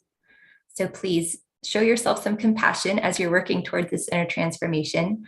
Don't give up and stay stoic. Thank you very much. All right. Well, we have a few questions and we do have a little bit of time. So Greg Lopez had one that is, in essence, about communication. How does rational care comport with the ancient Stoics' notion of speaking plainly? Sometimes saying things straightforwardly is necessary, although it may hurt them temporarily, hopefully. So what do you think? Is this neologism appropriate? Does it fit well? Yeah, so when we care for others, as you point out, it doesn't always mean that we make them feel good at every moment of their lives. Every parent knows this, right? Yeah. Sometimes you got to show the tough love. And it's all about the intention behind your actions. You know if you are approaching someone out of a spirit of love and a genuine desire to help and correct that person, or if you're doing it in a spirit of anger, right? You know that. And for the ancient Stoics, this intention was very important.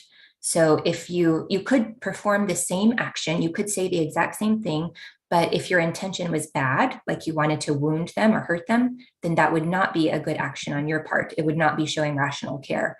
If, on the other hand, your intention is to help this person genuinely, then that would be showing rational care. So the intention behind it is very important. And it all goes back to your judgment, right? To using good judgment about what is appropriate in this particular situation based on your relationship with the other person, based on what's best for them. So it's not easy. It's, that's why we're not all sages, right? This is very hard, but I think it certainly is compatible with the idea of rational care.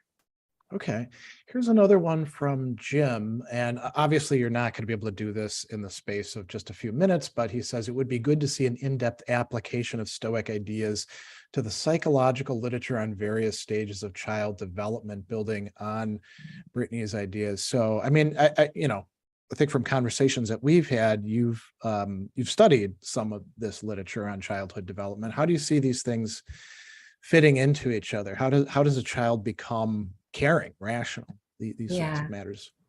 Yeah, it's super interesting. And I think the ancient Stoics were very interested in that. So I see that what I'm doing and what we're doing here today is a continuation of their investigations. So I rely a lot, like I mentioned earlier, on the work of Michael Tomasello. And I highly recommend, if you're interested in this topic, I highly recommend his book, Becoming Human, A Theory of Ontogeny. It's very dense, but if you like this sort of thing, it's excellent. And he really looks at moral development between the ages of 3 and 6. That's his specialty. And he finds that humans are so equipped to develop morally that they're already starting to do it at this young age, and that this really sets human children apart from apes, from the other great apes. I would also recommend the work of child developmental psychologist Alison Gopnik.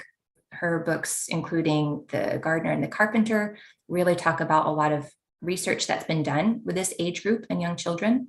And then it's interesting, if you have a knowledge of Stoicism, to apply this. Okay, so how does this work in a Stoic context? What does this mean for a child's moral development?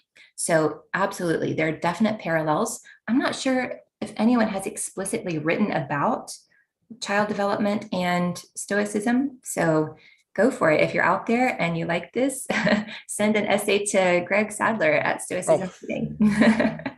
Well, or just Harold is going to be taking over shortly. So now there is one other question before we run out of time, and it got asked, and then in the course of being asked, you actually answered part of it. How does rational care account for those who don't care for others but are human? And you talked about, you could say, the end of, well, what's the failure on their part? What's not being developed, right? But how should a Stoic approach people who clearly are not caring? What do you think the attitude should be there, especially if they're, abusive, mean, exploitative? Yeah, absolutely. This is an important question, and I could talk about it for many hours. I think I only have 1 minute, but the ancient Stoics actually talked about this, and they talked about Medea, who you may know was a tragic figure in ancient Greek literature, and she actually killed her own children to get vengeance against her husband, their father. And so Chrysippus, Epictetus, a lot of the ancient Stoics analyze her behavior and say that we should pity her. This woman obviously has lost the crucial part of her humanity, which is caring for others. She's given it up. And they often use language, animal language, and say you become a beast when you give up this caring part, this best part of your humanity.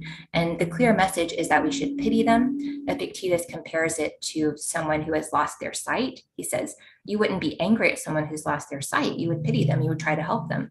Same thing for people who have lost their moral compass. Whatever has gone wrong in their past, whatever it is, we should aim to help them.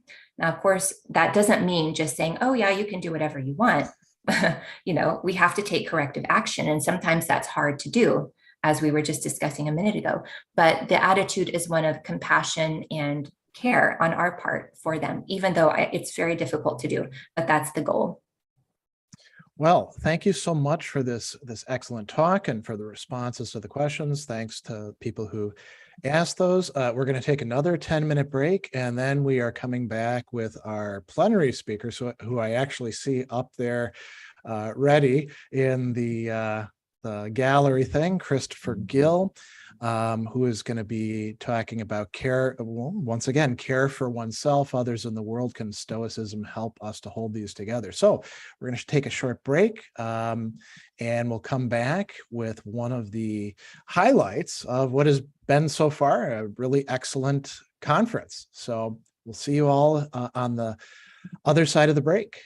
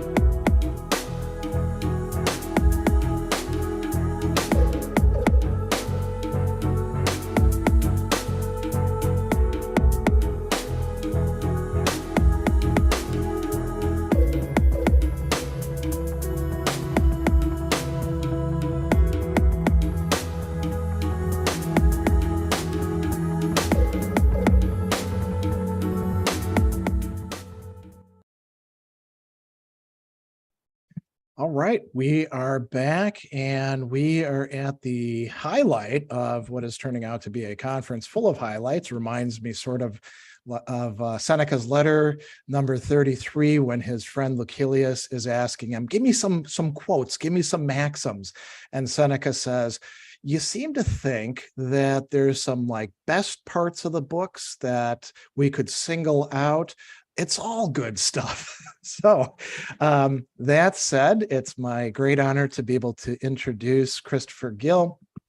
One of the high points of going to Stoicon 2018 in London was getting to spend a bit of time together and interview him about some of his work, and then going out for a beer afterwards as we met up with some of the other people. Chris is a really great person, a conversationalist to chat with, and he's also arguably one of the people who has been most centrally important in the development of the modern Stoicism organization over time. He's been a great guiding force, and you could say an embodiment of prudence.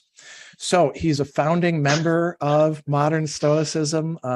He's also emeritus professor of ancient thought at the University of Exeter, which has its own story. I mean, that was where the first conferences were cited, right? And originally, Stoicism Today was a blog cited at the University of Exeter.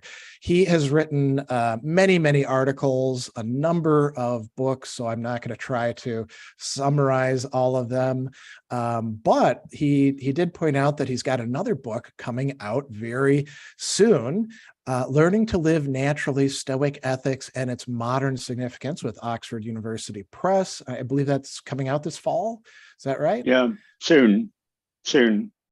Yeah, and then he's also working on another book as well, an introduction to Greek ethics, so much broader thing, sort of like your sources of the self. Stoic ethics, just okay. Stoic ethics, just okay. Stoic ethics. So that's enough. That's enough. Yeah, it's and well needed. People have been asking some questions. Oh, what do the Stoics think about this? Well, then we can send them to that book, right? Chris has also made a lot of contributions behind the scene as an editor, as an organizer, doing the kind of work that in academics we call service. And it's really been of great service, not only to his university and academia in general, but to the broad Stoic community, and through that to the world. So with that, I'm going to turn it over to you, Chris, and I'm very much looking forward to your talk. Okay, thank you very much. Thank you for your kind introduction. Thank you and Andy for setting up this event, and with Phil. And also thank Brittany, who's just given that beautiful talk, for providing some wonderful illustrations with my slides, which I hope will make my presentation much more engaging than it would have been otherwise. Okay, so I need to share screen. Okay. Okay, just a moment. Let me just set this up in the approved fashion. Share slideshow. Okay. I'm looking under slideshow and hit start presentation under the slideshow menu. Slideshow, okay. Oh, okay. Play from start. There play from start. Yeah, that's it. Okay, great. Looks great. Thanks, Chris. Okay. I'll just try going. Okay, that's working. Okay, so in this talk, I want to explore three kinds of care. Care for ourselves, for each other, and for our world or environment. I think that many of us can see that each of these kinds of care have a moral claim on us and merit our attention. But being aware of this and also conscious of other kinds of demand on our time and energies can induce a sense of moral panic. How can I genuinely and seriously express these kinds of care without being pulled in competing directions? So my question is this: can Stoic ideas and practice help us to hold these claims together and so convert this sense of moral panic into a more constructive and coherent pattern of objectives and motives? My answer is yes, very much so. Stoicism was famous in antiquity for what is sometimes called joined up thinking, and for giving a unified and connected account of knowledge as understood by them.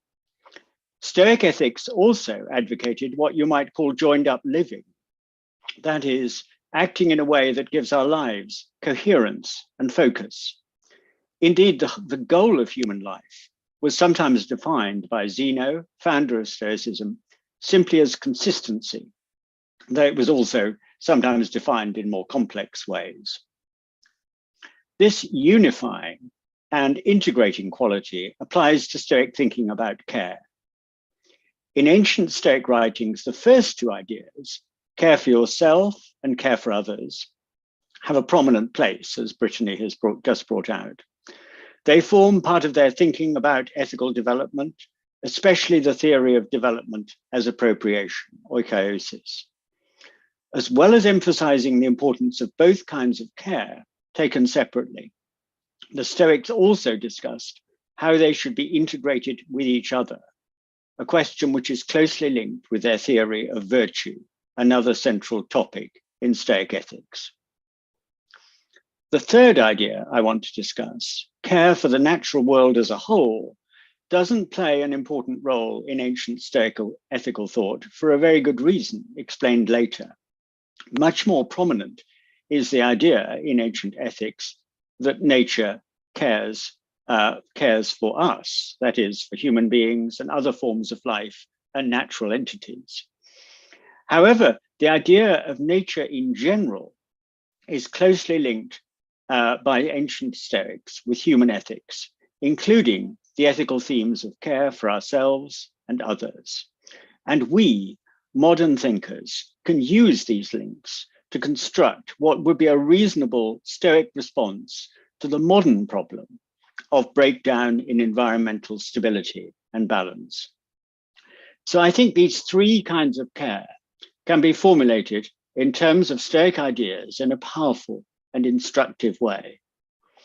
I also think that the Stoic framework of thought can help us to see how these different kinds of claim can be coherently integrated in our thinking and living, and thus how a potential feeling of moral panic can be converted into a sense of purpose and constructive action. I start by discussing care for ourselves and others, and the relationship between these two kinds of care before turning to care about our world. The ancient Stoics saw these two kinds of care as basic motives inbuilt in all human beings. In fact, they saw them as inbuilt in all animals. The most obvious manifestation is, regarding care of ourselves, the instinctive motive of self-preservation, and regarding care of others, the instinctive desire for sexual intercourse, procreation, and care of one's offspring. These instincts are shared by human beings and other animals, but in human beings, these motives develop in more complex ways that reflect our distinctive character as both rational and sociable. This process of development forms part of the important Stoic theory of appropriation, oikoiosis, which I'll say more about shortly. Now, in thinking about these Stoic ideas, it's tempting to identify these two motives, care for ourselves and others, with the familiar modern distinction between egoism or selfishness and altruism, unselfish generosity. That is, between a bad or at least primitive motive and a good, ethically developed one. And if we do make this identification, this brings up the problem I'm raising here. How do we hold these two motives together, since they seem to point in quite different and competing directions? But identifying these two Stoic motives with egoism and altruism is, I think, a mistake. The Stoic motives are seen as universal, inbuilt features of human psychology. In themselves, they're neither good nor bad. They only become good or bad in the course of human development. And both care for ourselves and care for others have good as well as bad forms of development. What are the good forms of development of these two motives? There's a helpful discussion of these in Book 3 of Cicero's On Ends, which means on aims or goals in life. Care of oneself starts with the primitive instinct of self-preservation. And then, as human beings develop rationality, this becomes the desire to acquire the things that make up a normal human life, what the Stoics call natural things or preferred indifference. These are things such as health, property, having a family, and being respected by other people. Human rationality is naturally expressed in what the Stoics call selecting between these natural things. And if ethical development goes well, we select in a way that expresses the best possible features of a human life. That is, we select in a way that expresses the virtues. We express the four cardinal virtues: wisdom, courage, justice, and moderation or self-control, that taken together cover the four main areas of human experience. Also, and this is a crucial and much stressed point in Stoicism, we come to recognize that what really matters in human life, what makes the life a good one, is not just selecting or obtaining the natural things, but doing so virtuously, wisely, courageously, justly, moderately. As the Stoics put it, virtue, and not the natural things, is the only good thing, and living virtuously, the only proper overall goal of a human life. Now, there's a lot one could say about this aspect of Stoic thinking on development, but I just want to highlight one point. Developing care of yourself in this way should not be seen as a form of selfishness or egoism. That is something that's ethically inferior or bad. On the contrary, caring for yourself properly, your health, your property, your family, looking after social respect, is a way in which you can progress towards the best possible human life, one shaped by the exercise of the virtues. So Stoic self-care consists in caring for yourself in a way that enables you to make this kind of progress, which culminates in caring for yourself as a rational and social agent, aiming to live a life shaped by the virtues. However, to make full sense of this aspect of development, we need to take it in conjunction with the second strand of appropriation, care for others. Cicero, in On Ends 3, has a separate account of care for others in its basic and its developed forms. For human beings and other animals, the basic form of this care is the instinctive desire for sex, procreation, and care for offspring. But in human beings, care for others is a broader and more pervasive motive, expressed in various forms, including involvement in family life and in different kinds of community. And the Stoics, unusually in the ancient world, believed that human beings have a natural disposition to care for other humans in general and to regard them as part of a worldwide family or citizen group. So the developed forms of this motive can include any and all of these kinds of care. Regarding this kind of care, then, there's again just one point I want to underline. Caring for others in Stoic terms is not altruism, again, in a modern sense, if this is taken to be a motive that is inherently good. The various forms of caring for others that the Stoics discuss may or may not be ethically good. Caring for others, family, friends, fellow citizens, refugees, human beings in general, is only good if the caring is shaped by the exercise of the virtues, wisdom, courage, justice, and moderation, which are seen as forms of expertise in leading the best possible human life.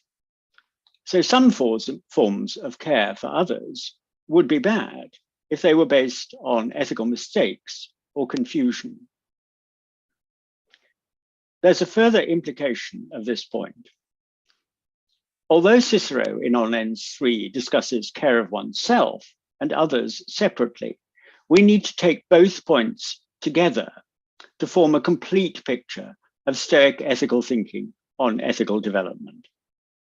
Care for others, the second strand of appropriation, is only expressed properly if we incorporate the process of learning about the crucial importance of living virtue in the first strand of appropriation, care of oneself.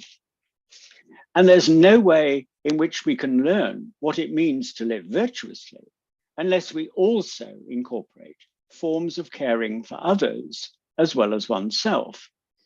How can we make any sense of justice, of learning about justice, for instance, purely in terms of thinking about care for yourself? In other words, care for yourself and care for others are inevitably intertwined in a human life. And the proper ethical development of these two forms of care are also intertwined. And in Cicero's On Duties or on Obligations, these two motives are presented in interconnected form, as I'll bring out shortly. Well, what's the relevance of these points for the role of Stoicism in helping us to hold together different moral claims, which is the point, the basic question I'm looking at here?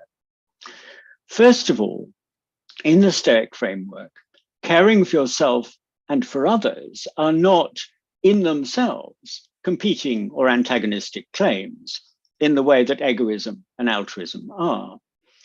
On the contrary, caring for yourself and for others in their developed form are interdependent and require each other for completeness. What holds them together is the exercise of the virtues. Both care for oneself and care for others needs to be expressed in a way that involves the virtues as a matched set, that is, aspects of wisdom, courage, justice, and moderation. These connections between care of yourself and others, and between both of these kinds of care and developing the virtues, underlie the version of Stoic ethics we find in Cicero's On Duties, especially Book 1. This work, which is more practically oriented than Cicero's On Ends, is potentially more helpful as a guide to putting these Stoic ideas into practice. I'll just highlight 3 points in the work, the last of which may be especially helpful for putting Stoic ideas into practice. At the start of Book 1, Cicero presents the two basic human motives, care for oneself and others, as fully intertwined and as forming the psychological basis for the development of the 4 cardinal virtues: wisdom, courage, justice, and moderation. Secondly, throughout Book 2, Cicero discusses each of the 4 virtues and discusses the kind of actions associated with them, and uses this kind of discussion as a mode of Stoic guidance on practical decision-making. A striking feature of this account is that he describes each virtue in a twofold way.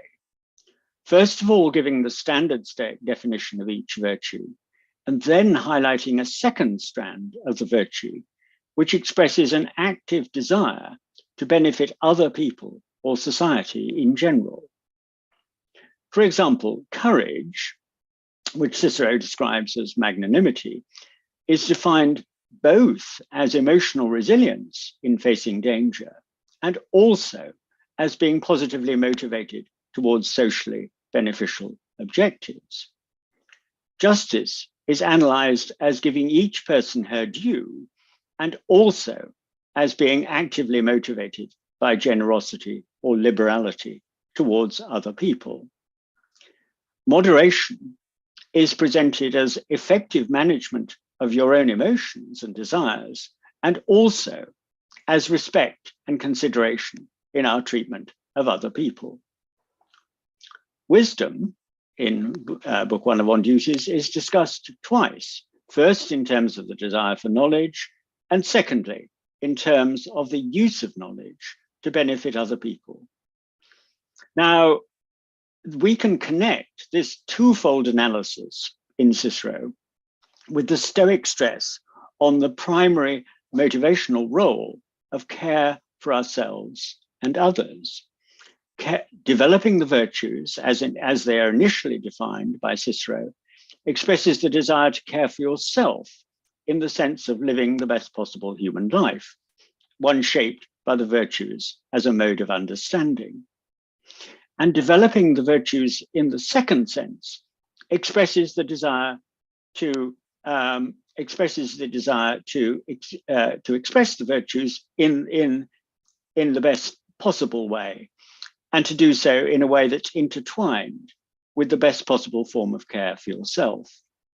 The combination of the two helps us to work out and work towards what I earlier called joined up living or consistency, which is one way of formulating the Stoic conception of happiness or the goal of life. A third idea we meet in On Duties is this. In discussing how to develop the virtue of moderation, Cicero suggests that we should think of ourselves as having 4 roles, personae, in life, and we should work towards achieving consistency between them. One role is a general human one, as a creature that is rational and sociable and capable of developing the virtues.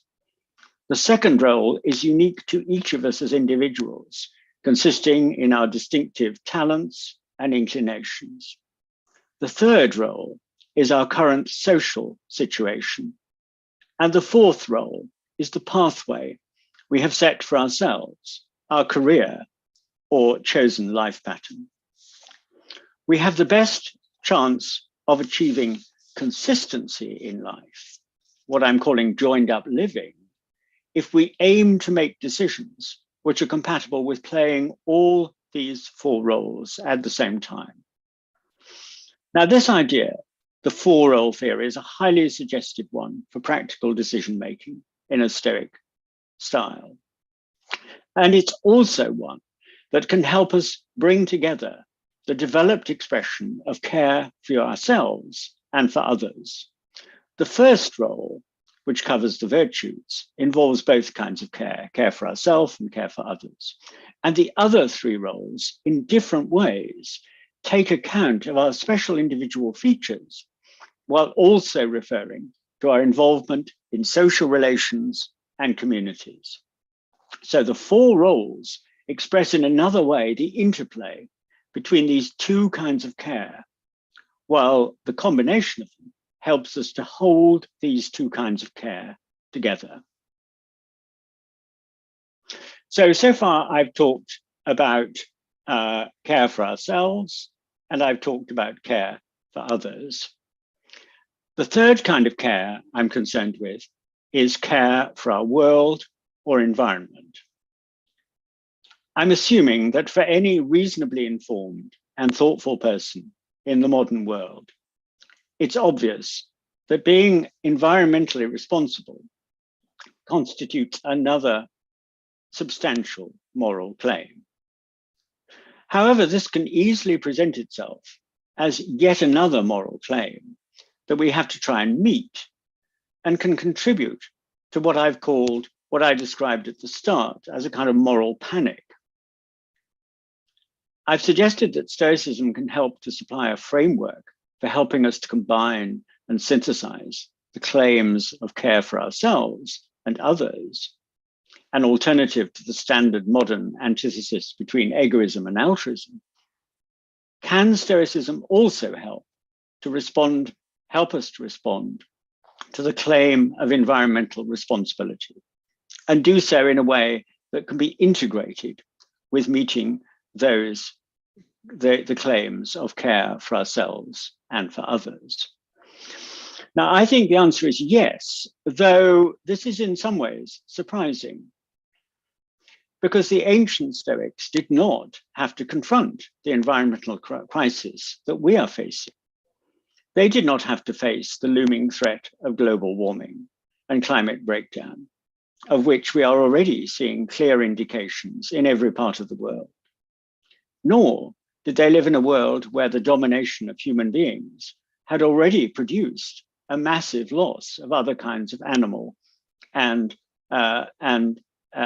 living creatures, as it has for us. Similarly, the ancient Stoics were not living with the knowledge that these environmental disasters, which threaten the future of humanity, are themselves the direct consequence of human action since the Industrial Revolution, and are especially the result of carbon emissions from our use of fossil fuels. Given this major difference between the Stoic worldview and our own, why should we think that Stoicism can help us incorporate this further moral claim alongside others? I think there are several reasons for thinking that Stoicism can be helpful in this respect. These reasons center on Stoic thinking about nature and also their ideas about the relationship between the natural world and human virtue and happiness. For one thing, the ancient Stoics saw the natural world as being of inherent value and not valuable only because of its usefulness to human beings. They also saw the natural world, the cosmos, as the highest embodiment of structure, order, and wholeness in a way that contributes to making it inherently valuable. These ideas are most evident in their writings on theology and physics, especially Cicero's On the Nature of the Gods, Book 2. Modern environmental ethics can be based on a wide variety of arguments and theoretical positions. But the idea that the natural world is of inherent value, apart from its value to human beings, is prominent in many versions of modern environmental ethics. The Stoic worldview offers a powerful statement of this idea. It also gives eloquent expression to the idea that the natural world constitutes a kind of coherent order and system. And this Stoic idea underlines the extent to which climate breakdown and global warming represents the collapse of the natural order. Of course, the Stoic worldview is in itself outdated by modern scientific standards, but it can nonetheless offer a powerful visionary picture of what is valuable in the natural world and what is threatened by environmental disaster. What about care for the environment and the natural world, as distinct from caring for the environment for the sake of human beings? Is this an idea that Stoicism can help us to formulate? Well, this isn't an idea which we find in quite this form in ancient Stoic writings on the natural world and ethics, such as Cicero's On the Nature of the Gods, Book 2. Much more prominent, in fact, is the idea that nature as a whole, providential nature, also seen as a kind of embodied divinity, cares for human beings and for all other aspects of nature, including other animals, plants, and elements such as air and sea, and enables them to exist and flourish. However, as I've just stressed, human beings in the modern world have gained a mastery over the natural world, which is radically different from anything known in antiquity. So the idea of human beings caring for our world as a whole makes much more sense now than it could have done for them. Also, ancient Stoicism provides certain ideas which can help us, moderns, to formulate the idea of care for our world. the Stoics stressed the idea that human beings are distinctively rational, and that this rationality enables human beings to exercise a degree of mastery within the natural world. As I've just noticed, they also emphasized, the Stoics emphasized, that the natural world has its own value and goodness, and that it represents a paradigm of coherence, of structure, order, and wholeness. Hence, on Stoic grounds, we can form the idea that we should use our distinctive human rationality not only in caring for ourselves and for others, other human beings, that is, but also for the natural world of which we form an integral part, and which has its own value and goodness. And in this way, we can internalize or reciprocate the care which nature as a whole has for us. In particular, we can and should do everything we can to undo the damage to the natural order we have produced by human action. The ancient Stoics also maintained that virtue and happiness depend not just on harmonizing ourselves with the best qualities of human nature, but also with those of the natural universe as a whole. That is, order, coherence, and providential care for everything within nature. Now, modern scholars have debated about precisely what this Stoic idea is, this linkage, this harmonization between us and nature. And they've also debated about whether this is something we can now accept from a contemporary standpoint, given the difference between an ancient and modern worldview. But the idea that human happiness is, in part at least, a matter of living in harmony with the natural world, rather than in damaging disharmony with it, as much human life is at present, is another potentially powerful and visionary idea for modern environmental ethics. So I think that Stoicism can offer in these respects strong support for those who advocate giving a very high priority to environmental considerations in our public and private decision-making, and a much higher priority than most individuals and governments currently give to this.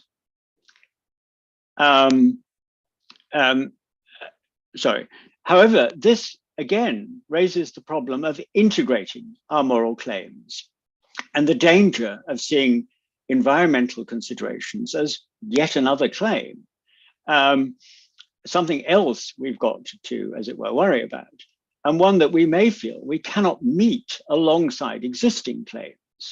Now, can Stoicism help with this problem? I think Stoicism can help in several ways. As I've already suggested, Stoicism helps us to recognize that there are valid ways of expressing both care for ourselves and care for others, and of reconciling or combining these types of care.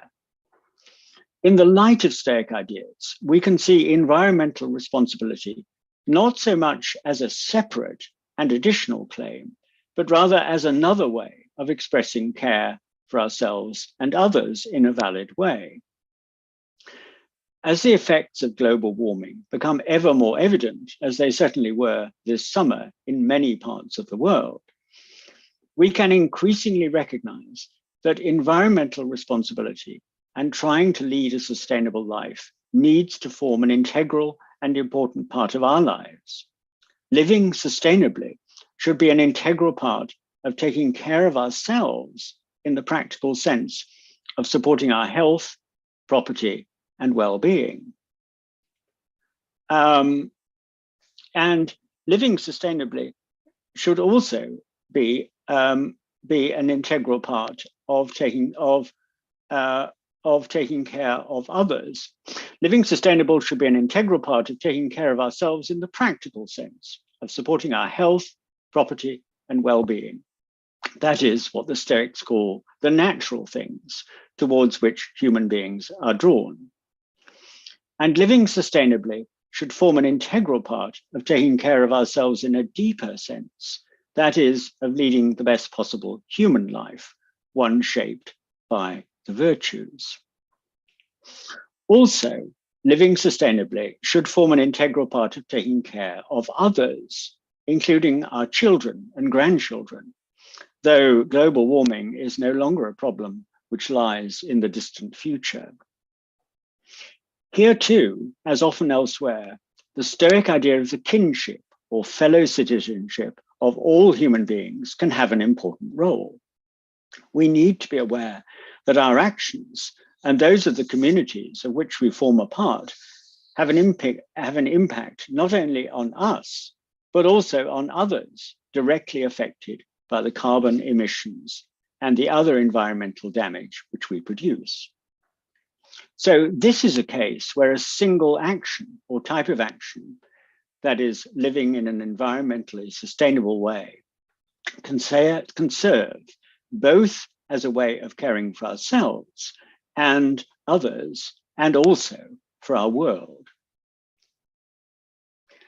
Another kind of connection lies in living in line with the virtues in Stoic terms. This forms the crucial link between proper or valid forms of care for ourselves and care for others, and the same goes for care for the natural environment. The idea of virtue is more commonly associated with actions affecting others, or perhaps ourselves. But in the modern situation, especially, it makes sense to extend our thinking about virtue to our relationship with and care for nature as a whole, or at least those parts of nature which we can affect in a positive way. Now, in Stoic thinking about virtue, there's one idea that that's particularly useful for this purpose.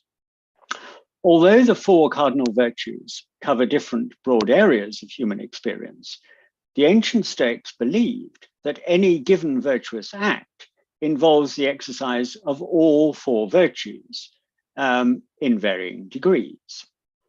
This is the Stoic theory of the unity or interdependence of the virtues.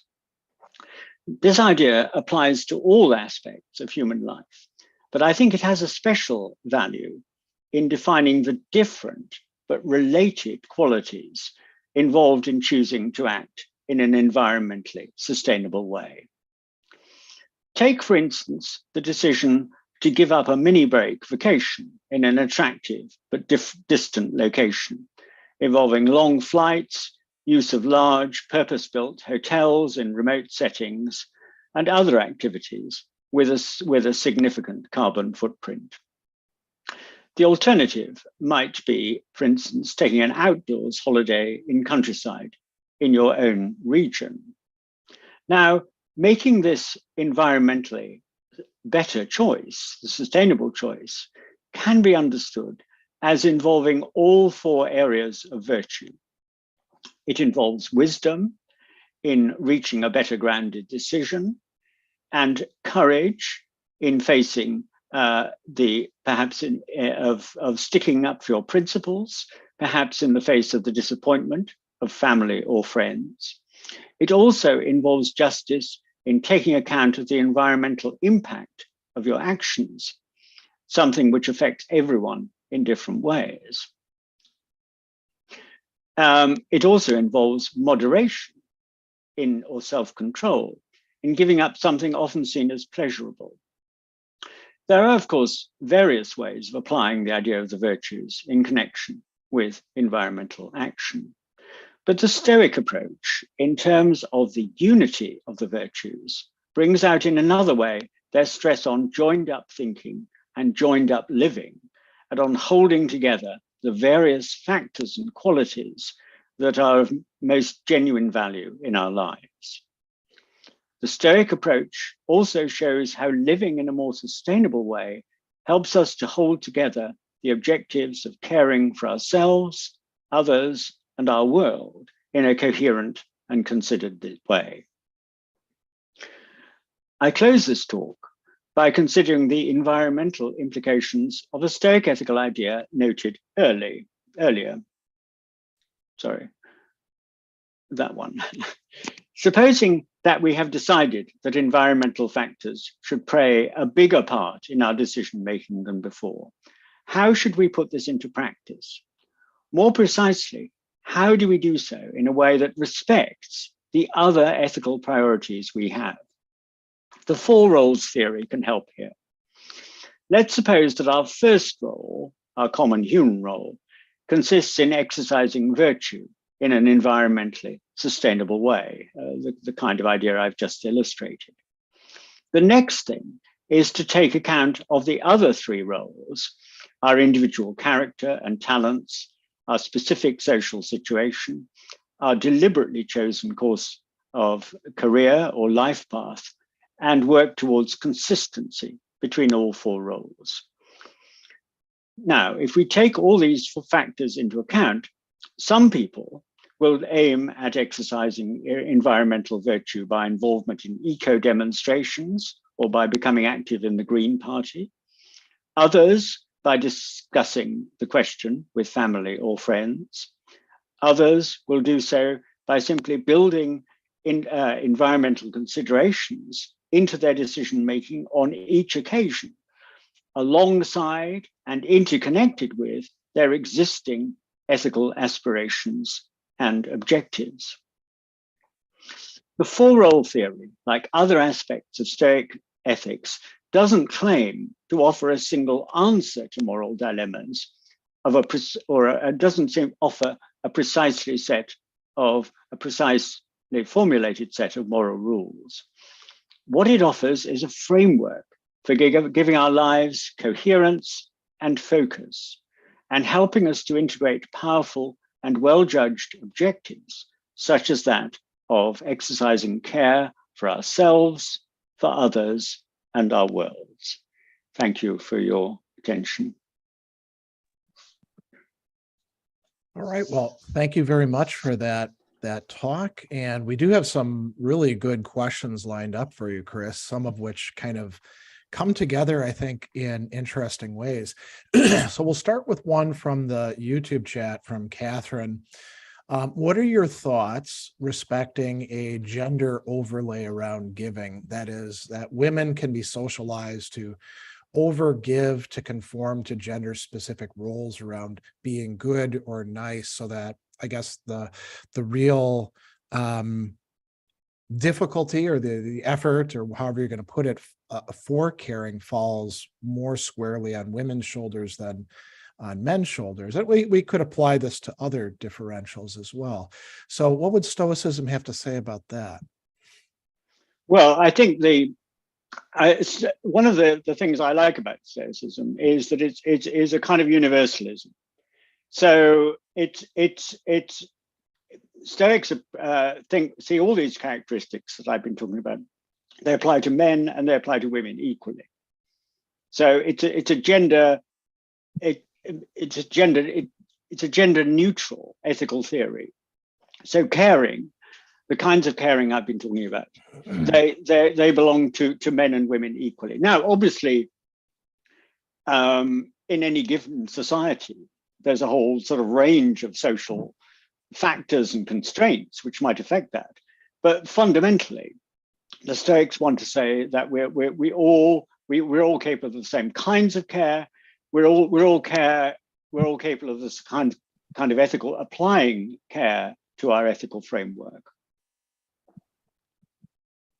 Now, I mean, that doesn't, I'm not saying that's easy to put into practice, but I'm just saying that as a theory, as a philosophy, it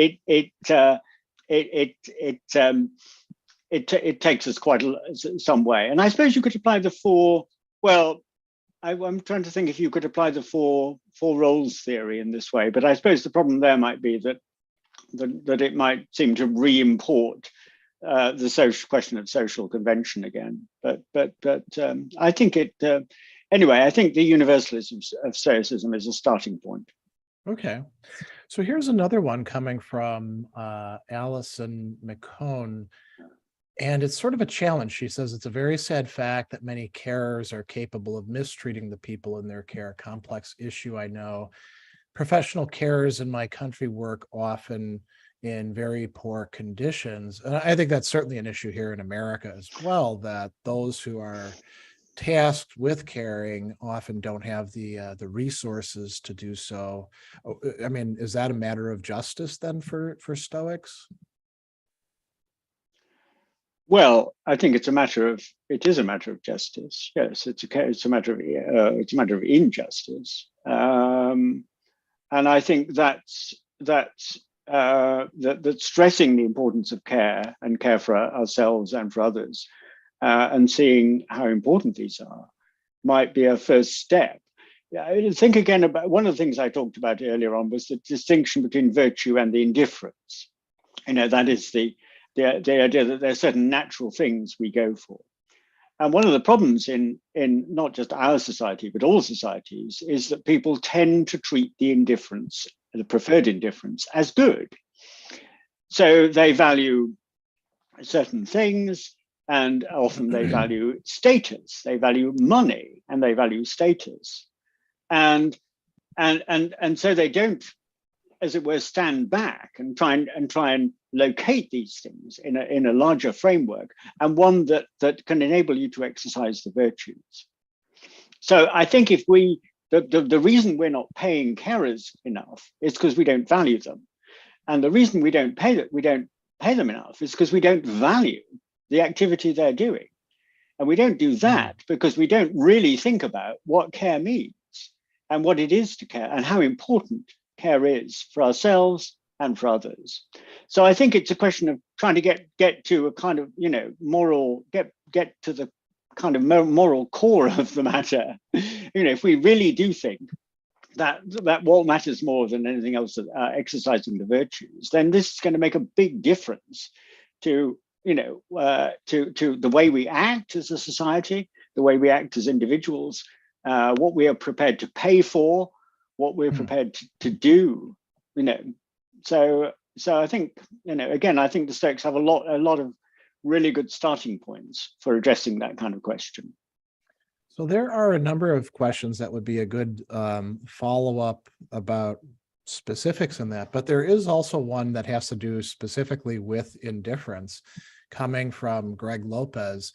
So according to Diogenes Laertes, if he's a reliable presenter of Stoic doctrine, and I think he probably is, moral progress, prokope, is one of the preferred indifference. So Greg says, how do you make sense of the Stoics' form of care you're describing being good, while progress toward them being something that's a preferred indifferent, not a good per se? Okay, so when I said it was a good thing, I wasn't speaking in complete consistency with Stoic doctrine. I was saying it is something that we should strongly. I want to recommend. It's what the Stoics would have called, in a technical way, an appropriate act, and it's also a way of making progress. So that classification of preferred indifference is quite of progress as a preferred indifference is well, initially it seems quite puzzling, but of course it's a preferred indifferent compared with virtue. So it's something we should want. It's something just as we want health, we want property, we want to make progress. Making progress towards the virtue is a good thing, but is desirable, let's say. Making progress towards virtue is desirable. It's something we should want to include in our life. Yes, okay. So I should I should talk more carefully when in describing Stoic theory. This is one of the things that is quite tricky when we go to the Stoic texts, right? Yeah. And when we're explaining it in a popular way, it's hard not to use the terminology of good, bad, better, worse, right? Yes, and also Chrysippus himself sometimes does this. It is hard to say that, because we tend to think, well, what we should do is act virtuously.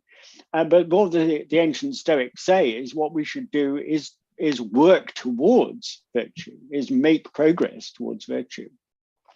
But so it isn't, but nonetheless, make it that we do need to keep alive the fact that making progress matters very much. It's a very important thing for us to do as human beings. Yeah, I would also say too, and let me see if I can like bounce this back to you and have you say a bit more about that. In order to, the Stoics are quite clear, and so is Cicero in presenting them, that virtues largely bear upon indifference. Yes. Prudence is about how we use things. Yes, exactly. Virtue isn't something up in the void. It's not just a kind of activity that has nothing to do with human life. We express virtues by making appropriate choices about health and property and social status and how we relate to other people. Virtue is getting stuck in there, as it were, in the stuff of human life, but doing so well, doing so expertly. Yeah, that's right. So that it's a mistake for us to just kind of contrast, in a certain sense, acting virtuously and acting as regards indifference. So here's a question from Catherine from the YouTube. How do we prioritize who we care for first and above all? If we all live fully sustainably, this might limit our immediate self-care or care of our close others, and that this sets up some, moral dilemmas or conflicts. So how do we address that? Well, this is very much my theme. That's exactly what I've been trying to explore. So I think the first thing is to recognize that all these elements, care for yourself in all the various senses that have, care for others, and care for our world, that these are valid claims, but we have to give a unity and coherence to them. And so that's, I think, where something like the 4% theory comes in. So we have maybe this general idea of working towards virtue, but then we've also got to think about who I am. What sort of person am I? It's no good suddenly saying, oh, well, we ought to be more heroic if you're actually not a very heroic person. Or it's no good saying, oh, I've got to be brilliant if you're not a brilliant person, or if you're, or whatever it might be. So you've got to think about who you are. If you want a job that requires you to be 8 foot tall and you're only 5 foot tall, you've got to think again. So you've got to think about who you are. And then you have to think about where you are. If you're a refugee in Bangladesh, the options open to you are going to be very different from if you're a wealthy person living in Chicago. And then, of course, you may have a career or project. So that's why the Stoics think you've got to bring the 4% theory can show us that it's a matter of bringing these factors together. But so I don't think we have to, because it's easy to think, oh, I've got to live a sustainable life. Well, that means I've got to live for everyone. I've got to think about the whole of humanity. And then again, this induces the sense that I've talked about, a kind of moral panic. Oh my God, who am I? I'm thinking of this person, that person. Well, no, you're just you're trying to live your life in a way that builds this consideration, or your sense of the importance of this, builds that into your life in the specific decisions you're making. And we all make decisions every day that have a bearing on ourselves and others and on the environment. There's a very interesting question in the YouTube chat from Orlando saying, can education be considered care? And then they follow up by saying, is the way we invest in education and we treat teachers a lack of justice, or just part of our economic model? Well, a lot of questions there, aren't there? But certainly on the first question, education, the Stoics typically, like other ancient philosophers, they see education as a form of care, very much so. And then there's the question of how you value it. Well, then again, it's this question of what value you're placing on care, and of course, the kind of care that is informed by the virtues. From the Stoics, nothing could be more valuable.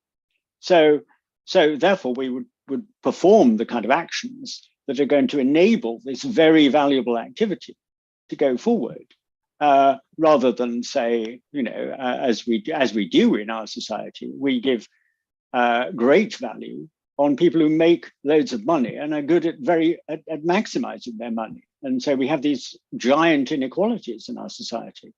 But if we lived in a more consistently Stoic way, we wouldn't do so. We would value activities that do express these kinds of care and do so virtuously. There's a lot of other things we might do too, but that's enough. Okay. Here's a question from Dan, my fellow co-organizer of the Milwaukee Stoic Fellowship. For the Stoic approach to the environment, your example only deals with your own choices for yourself. Yes. But the biggest issue is not individual impact, but the emissions of a small set of companies. Can you talk about this issue and then what putting it into practice would involve? Well, obviously, I think it's a multi-level thing. I think that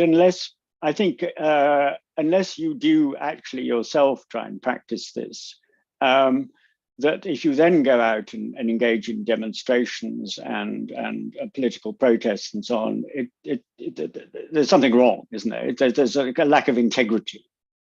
So what we're looking for here is integrity. Integrity is an enormously important virtue, I think, for the Stoics and in life. So I think, yeah, it's multi-level. And again, I think the four personae theory, some of us are going to be people who are really good at, like Greta Thunberg. She's a great eco warrior, but we're not. Yeah. We can't all be eco warriors. But that doesn't mean that we can't do something in terms of acting sustainably in different ways in our own contexts. In a small way, I think it's useful for us to be discussing it right here at this moment. At least 100 people are thinking about this question at this moment. So I think it's a matter of, of contextualizing your concerns and integrating them. Again, integrating, joined up living. That's what we should be doing. So would you say, to go back to one of the questions about carers, I think it was Allison may have said, carers are often burnt out and, they have difficulty because they're not being properly supported. So maybe each of us has to decide, like, well, how much can I do reasonably given who I am? Like you said, we can't all be Greta Thunberg. And maybe I can't even be quite as good as my neighbor next door, who's much more consistent with doing caring things at this point in time, but I can add more gradually. Is that the sort of approach you're well, talking about? Are you talking about care in general? I mean, I think that there's a kind of ambiguity, isn't there? Some people by care, they mean things that we in our society call care or social care. Okay. But I think the Stoics would look, they'd want to say, look, care is a much broader notion than that. A politician can care for the people, or can care. Care for the country makes it sound too dominating, but there are many different kinds of care. An educator can express care for yourself and care for others. So care is a broad, wide-ranging notion, and we should value most kinds of care that are informed by wisdom, courage, moderation, and self-control. Here's a question that just came in from Damaris. How can you care about others when they do not care about you? And the example given, I think, is one that's quite relatable. Slaving away in a company that would replace you within a week. Are you, and let's follow up by saying, are you, making yourself much more vulnerable by caring in situations like that? Right. But you might argue that you're caring best for the ruthless employer by forming a union and opposing, by joining a union and opposing them. That you're exercising care for the ruthless employer by showing the ruthless employer that this is not a good way to care for others. So caring caring doesn't mean just lying down and being trampled on. Yeah, I suppose you could also say too that maybe you don't have to care. You know, you have to allocate where you're going to care. So you don't care for the oppressive institution Sure. that you're stuck in, and you care Exactly. for the people in the cubicles next to you. You know. Yeah. Care isn't like a sort of hose that you're spraying around. Caring is something deeply built into human life with all its complex forms of activity. It doesn't replace. It's not replacing other things. It's just one of the ways of analyzing the kind of basic motives and activities that we have. So certainly, yeah, fighting against injustice is something that the Stoics, the ancient Stoics, valued and did. They were well-known troublemakers in ancient Rome. They were always getting into trouble because they were all standing up to the emperor. They were standing up to the emperor. They were getting exiled because they stood up to the emperor.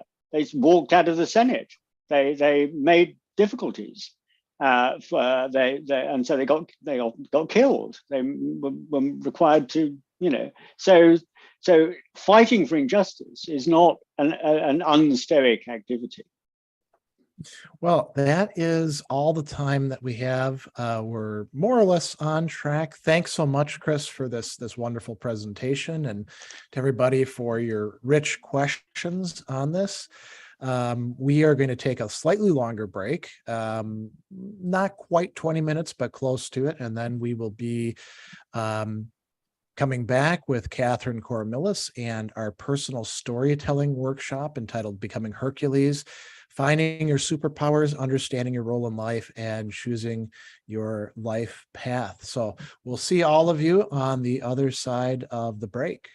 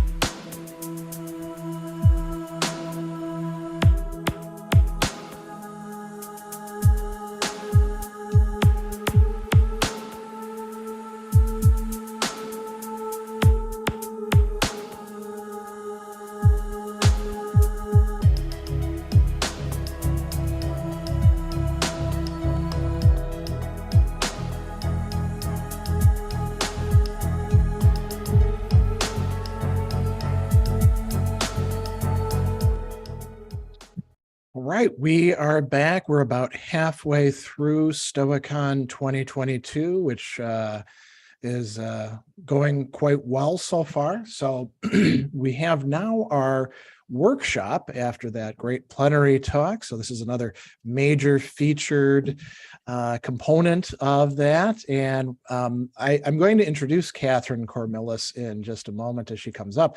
But I do want to say something else that goes back to Stoicon 2021. So Catherine gave a shorter talk at that time, some of which is, I think, similar content to what we're doing here. And when we sent out the questionnaires afterwards about like, what did you like? What didn't you like? Her talk was the number one. We love this. We want more of this. So, we thought it would make good sense to bring her back and to have her do a similar but extended kind of workshop. We're not going to be doing breakout rooms like we did last year with Tim LeBon's. Instead, it'll be one long workshop. But I'm very happy to have Catherine Cormillis here ready to lead you into this. She is a writer, a teacher, a writing and creativity coach. She's also been a co-organizer of the recent Stoicon X Women Conference. And there was another one in the spring that I think you and Brittany also did as well. I think that might have just been called Stoic Care, right? That was Brittany's Okay. Stoic Care. Yeah. And she is also a community manager, Writers Hour manager, coach at the London Writers Salon. She's the founder of the Stoic Salon. So she does a lot of things with writing, in particular with journaling, as she's going to tell you. And so I'm just going to turn it right over to her so we can stay on track as far as time. Welcome to the Stoicon, and we're glad to hear what you have to say. Thank you so much, Greg, for the introduction. Thank you, everyone, for being here. I'm actually a little nervous, so I think I need to take a bit of a deep breath. And why don't you all join me here, taking a deep breath. I hope you had a nice break. And here we are. This is certainly billed as a storytelling workshop. It's going to be kind of part me talking, hopefully not too much, but knowing me, there will be a bit of rambling talk, part reflection, part an invitation to write things down. So you are going to need some writing tools. So, in pen, paper, typewriter, app, go off and grab them and let me know in the chat if you are ready and you've got your tools and you're ready to go. Give me an emoji or something in the chat to let me know. And while you're getting organized, I am going to clarify our objectives here. So we will be exploring the story of Heracles or Hercules. Now, this is the strongest, the greatest, the biggest, the weirdest, I think, hero in all of ancient Greece, and his story still lingers today. We're going to use this story to begin reflecting on a personal level, and also responding to 3 Stoic invitations. So first of all, the invitation to choose your life path and to choose it mindfully and philosophically and deliberately. We probably want to choose a Stoic path. So what does that look like? And can the Heracles story help us, guide us in some weird way? Second, the invitation to find your superpowers. And yes, that is a bit of a clickbait word there, but I'm thinking from a Stoic perspective, our superpowers are kind of our natural talents, our disposition, which we often might ignore or forget because there's so much noise going on around us about, and narratives telling us what to do, what is right, what is wrong, that sometimes maybe we forget who we are and how we ought to live. So I'm going to try and bring that power back to us by finding our own superpowers. Or maybe our superpowers are talents and skills that we've seen in heroes in stories, in fables, or real life role models. And the third invitation is an invitation to identify your role in life and to act in a way that is appropriate to that role. And Chris talked about the 4 roles earlier, so that's already given us some theoretical content to work on. Alrighty, let me just quickly have a look in the chat to see if you're all ready to get started.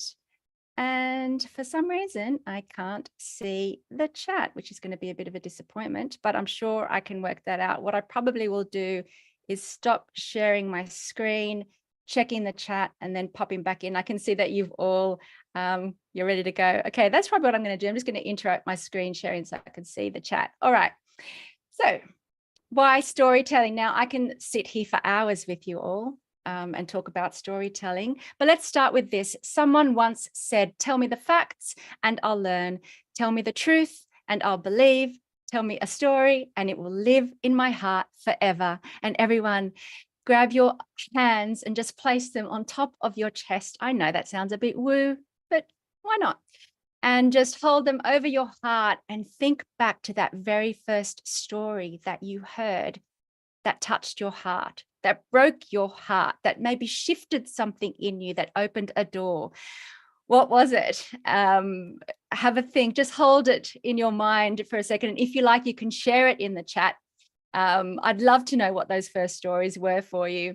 My first story was Charlotte's Web, in which there was a little pig living on a farm.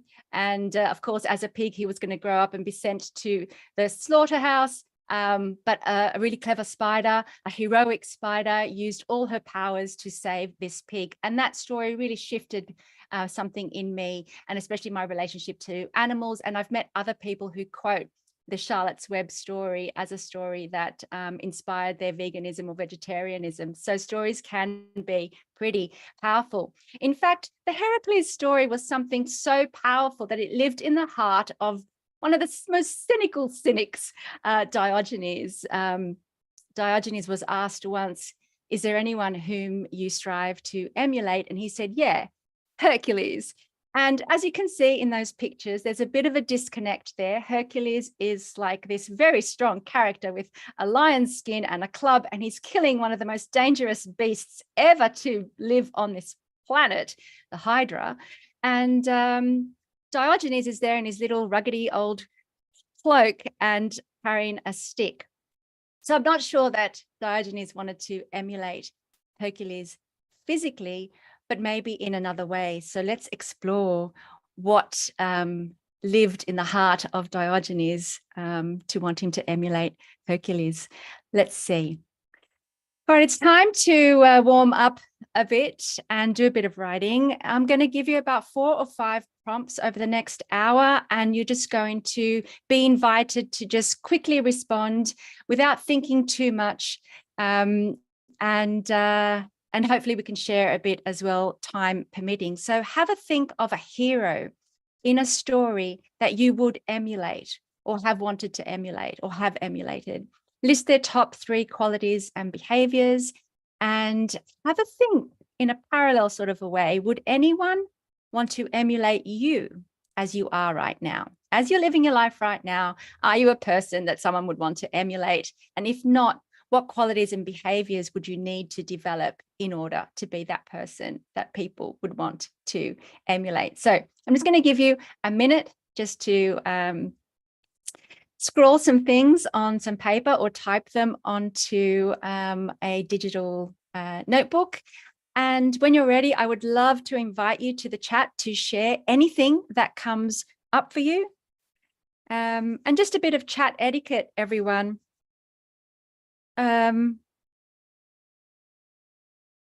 Just let's all agree that this is a safe and a sacred space, and we're all here in community to help each other live excellent lives. So do share and respond in the chat, and do so with unconditional positive regard.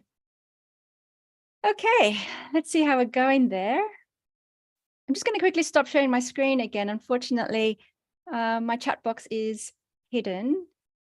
So I would like to see if you've got anything happening there in the chat. Oh, the Epic of Gilgamesh, Phil, interesting. Sorrow over the loss of a friend. And King Lear, absolutely. All right. So let me know how you are going with your story of a hero that you would emulate. If you're not sharing in the chat, that's okay. We will just move on. Hold those thoughts and we'll develop this over the next few minutes. I'm going to ask you, and maybe just explore with you, why Heracles? Why Hercules? Why did the Stoics mention Hercules? I'm going to bring up the Stoics in a bit, but for now, let's just dive into some biographical data of this mega superhero. Heracles lived a varied life full of amazing struggles, really varied. He sort of killed people, he killed monsters, he had contemplative moments, he suffered, he was tormented for a lifetime. So let's just dive into this story. Heracles, god, man, hero. He was strong, he was handsome, he was very virile. He's mostly known for his 12 labors, which were 12 tasks that he had to do. They were really, really hard tasks to atone for a very bad thing that he did in his early adulthood. And he has been known as the defender against evil and the protector of the lands. He was born to a god, Zeus. And as you all know, Zeus was married to Hera, and Zeus often liked to chase the ladies, and he would often like to explore mortal women. And he had a couple of nights of romance with Alcmene, who ended up being Heracles's mum. When Hera found out, she was very, very upset and basically spent her whole life making Heracles's life miserable. Hera was really not happy about the birth of Heracles, and so sent some serpents to kill him, but Hercules killed the serpents. So he was very, very strong, a very strong kid. In his youth, he had all the best things. He had the best tutors. He did all the things: wrestling, fencing, archery, horseback, chariot riding. He did it all. He did music. His music teacher was a bit strict with him. Heracles didn't like it, so he killed him. And then his father, the very serious and sober, really simple and good man, Amphitryon, sent Heracles off to the countryside to tend to sheep and cattle and to stay out of trouble.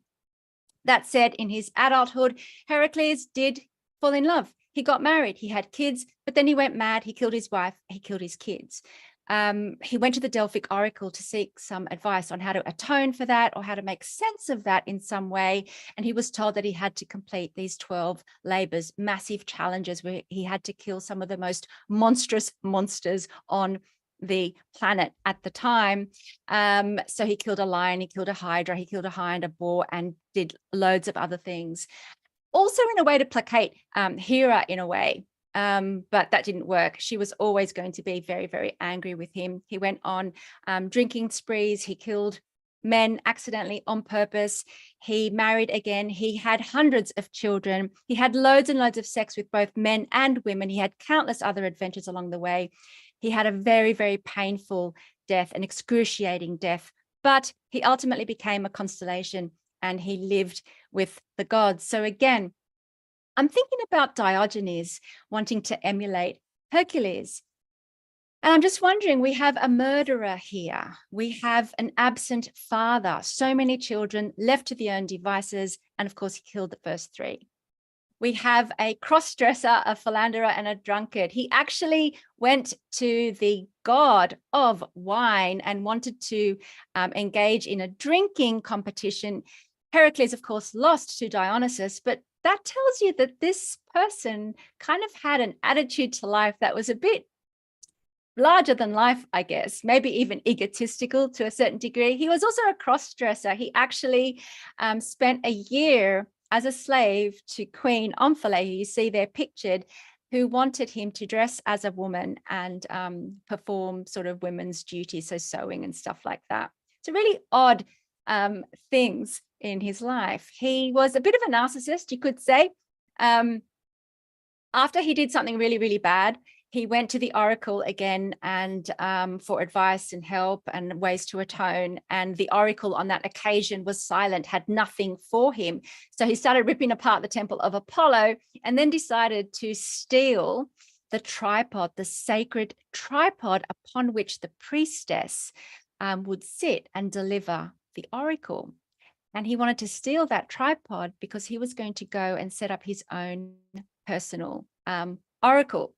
So again, that tells you something about this guy, which is, I don't know, concerning in a way. But that said, my heart goes out to him because he really, really was tormented. Hera, the goddess, the angry goddess, was always angry at him and just devoted his lifetime to making it quite miserable. And oddly enough, despite all of this, he is also considered a philosopher.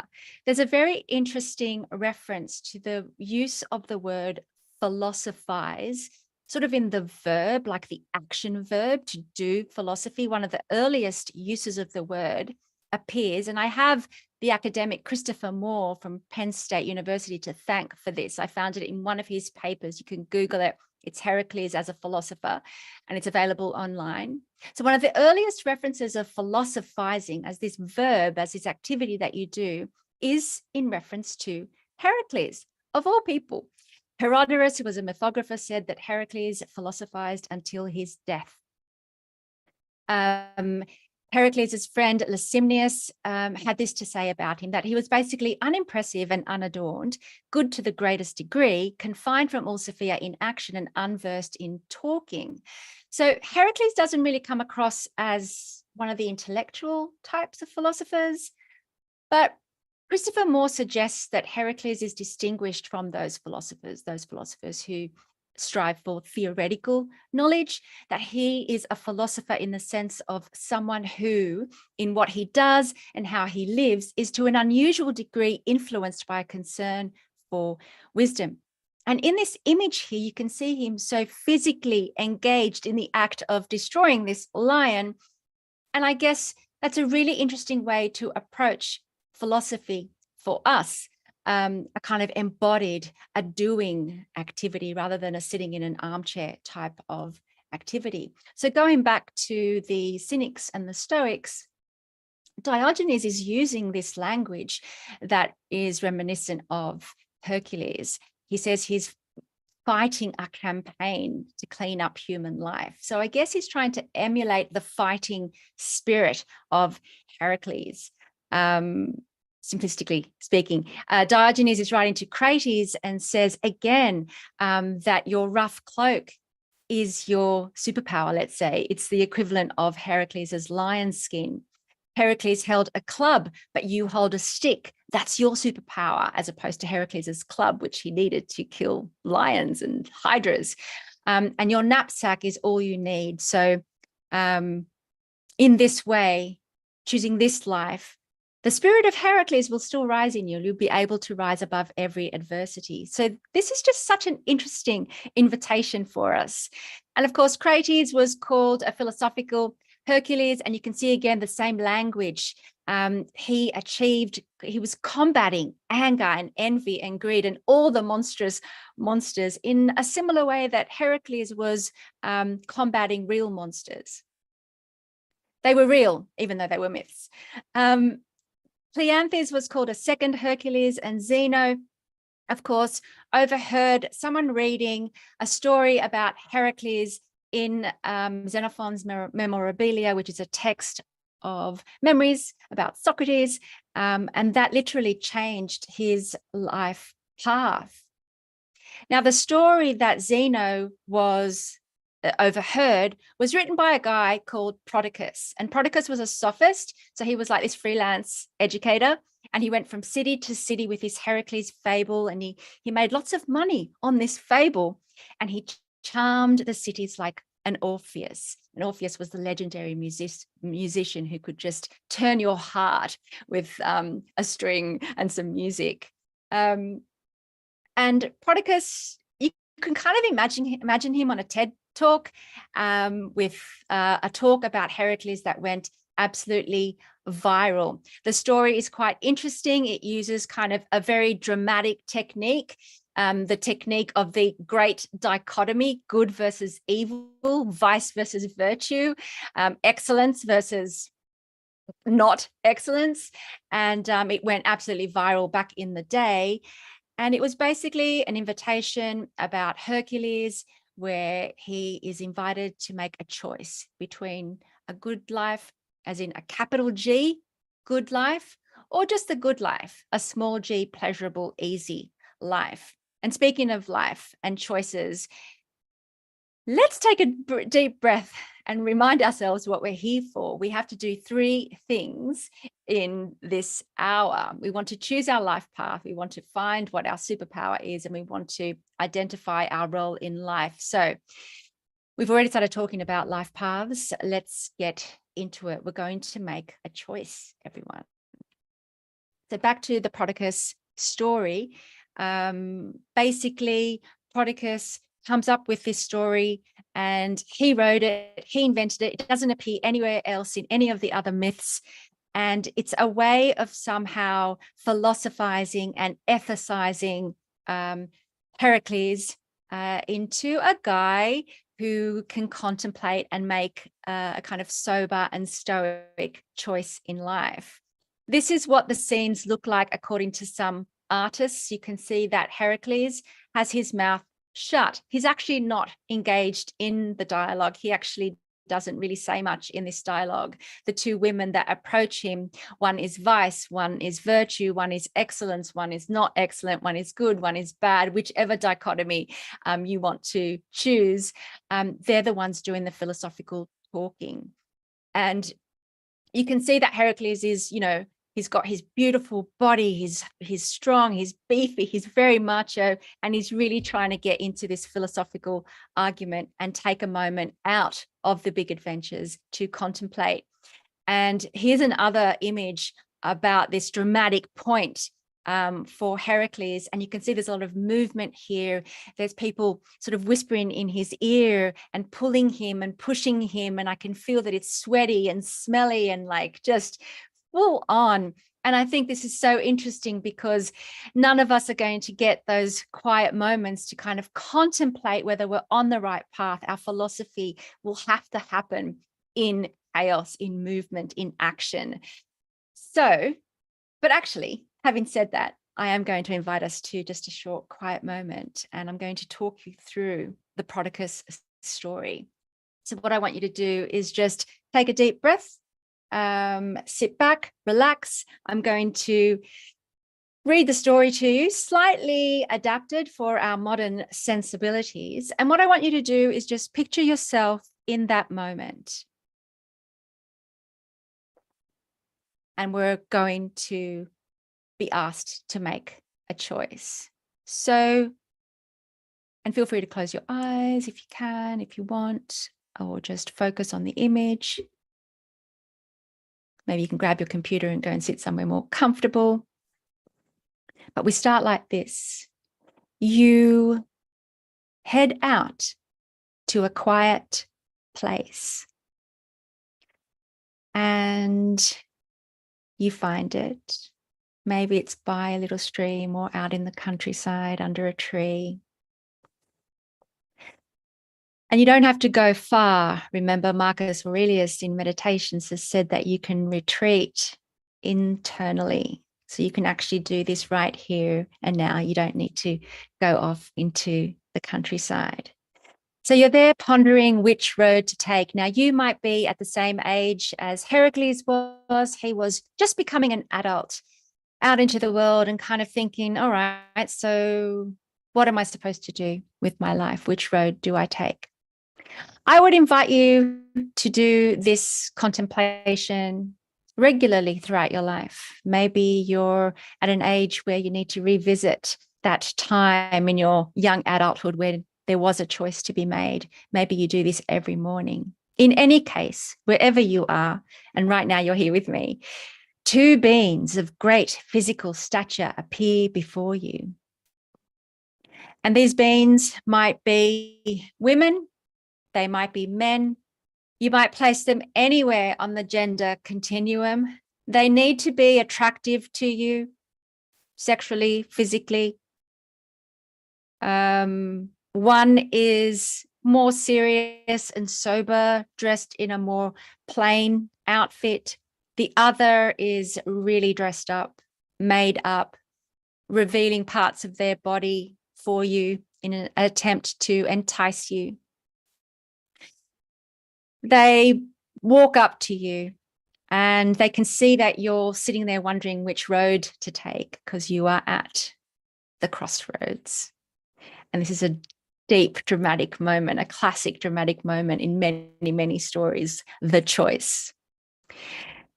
The second one runs up to you first. They are the one that is made up and very, very sensual and revealing parts of their body to you. And they say, hey, you, I see that you are in doubt as to which path to take. Follow me. I will be your guide. I will take you down the most pleasurable and easiest path. With me, you will experience everything that life has to offer, all the sweets of life. There'll be no war, no worries. You will have loads of food and loads of drink. I have vouchers for you to all the best restaurants, a variety of food, every cuisine imaginable. You'll have takeaways and delivery services free to your door whenever you want them. They also say that you will have entertainment at your fingertips. They offer you a lifetime subscription to Netflix, to Spotify, to Kindle, so you can always have entertainment whenever you want it. Even if you don't want it, it'll be there for you. You'll have clothing delivered to your door. And they're also offering you a lifetime subscription to a pornography streaming service and some vouchers to an escort service. So you never need to worry about going out and seducing someone to satisfy and please your sexual urges. You stir for a moment because the offer sounds really, really good. And you ask what their name is. And they say, hey, I'm happiness. But actually, the haters, they call me vice. And that's all you say. You're intrigued. You're quite intrigued. It would be nice not to have to suffer. Meanwhile, the other being comes up to you, takes a sober and serious step forward towards you and say, hey, I know what you're thinking. You're suffering. And if you're not suffering right now, you were suffering yesterday or last week or last year. And because you're a human being, you will suffer again in the future.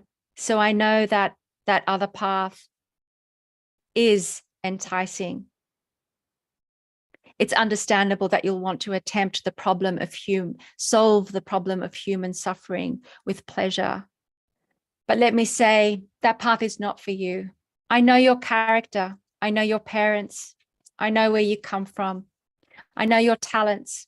I know that you are capable of so much more. I know what you are capable of. So follow me and I will help you find your way. Yes, I won't lie. It will be difficult. This is human life after all. But it's natural for things to get difficult. It's the way things are. And you need to work for things. If you want career success, you need to work and suffer for it sometimes. If you want friends, you need to work hard at being a good friend. If you want to love, you need to work hard at loving. If you want a strong and healthy body, you need to eat and drink in moderation and exercise. What good is it if you're given all the pleasures before you need them? What good is it to have all the different tastes and restaurants in the world to, start your appetite when you aren't even hungry?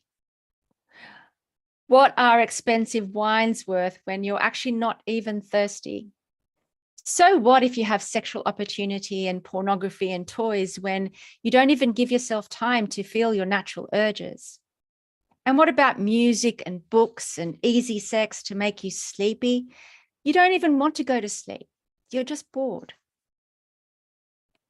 I can help you want the things that you choose. I can help you crave pleasure. in its natural time.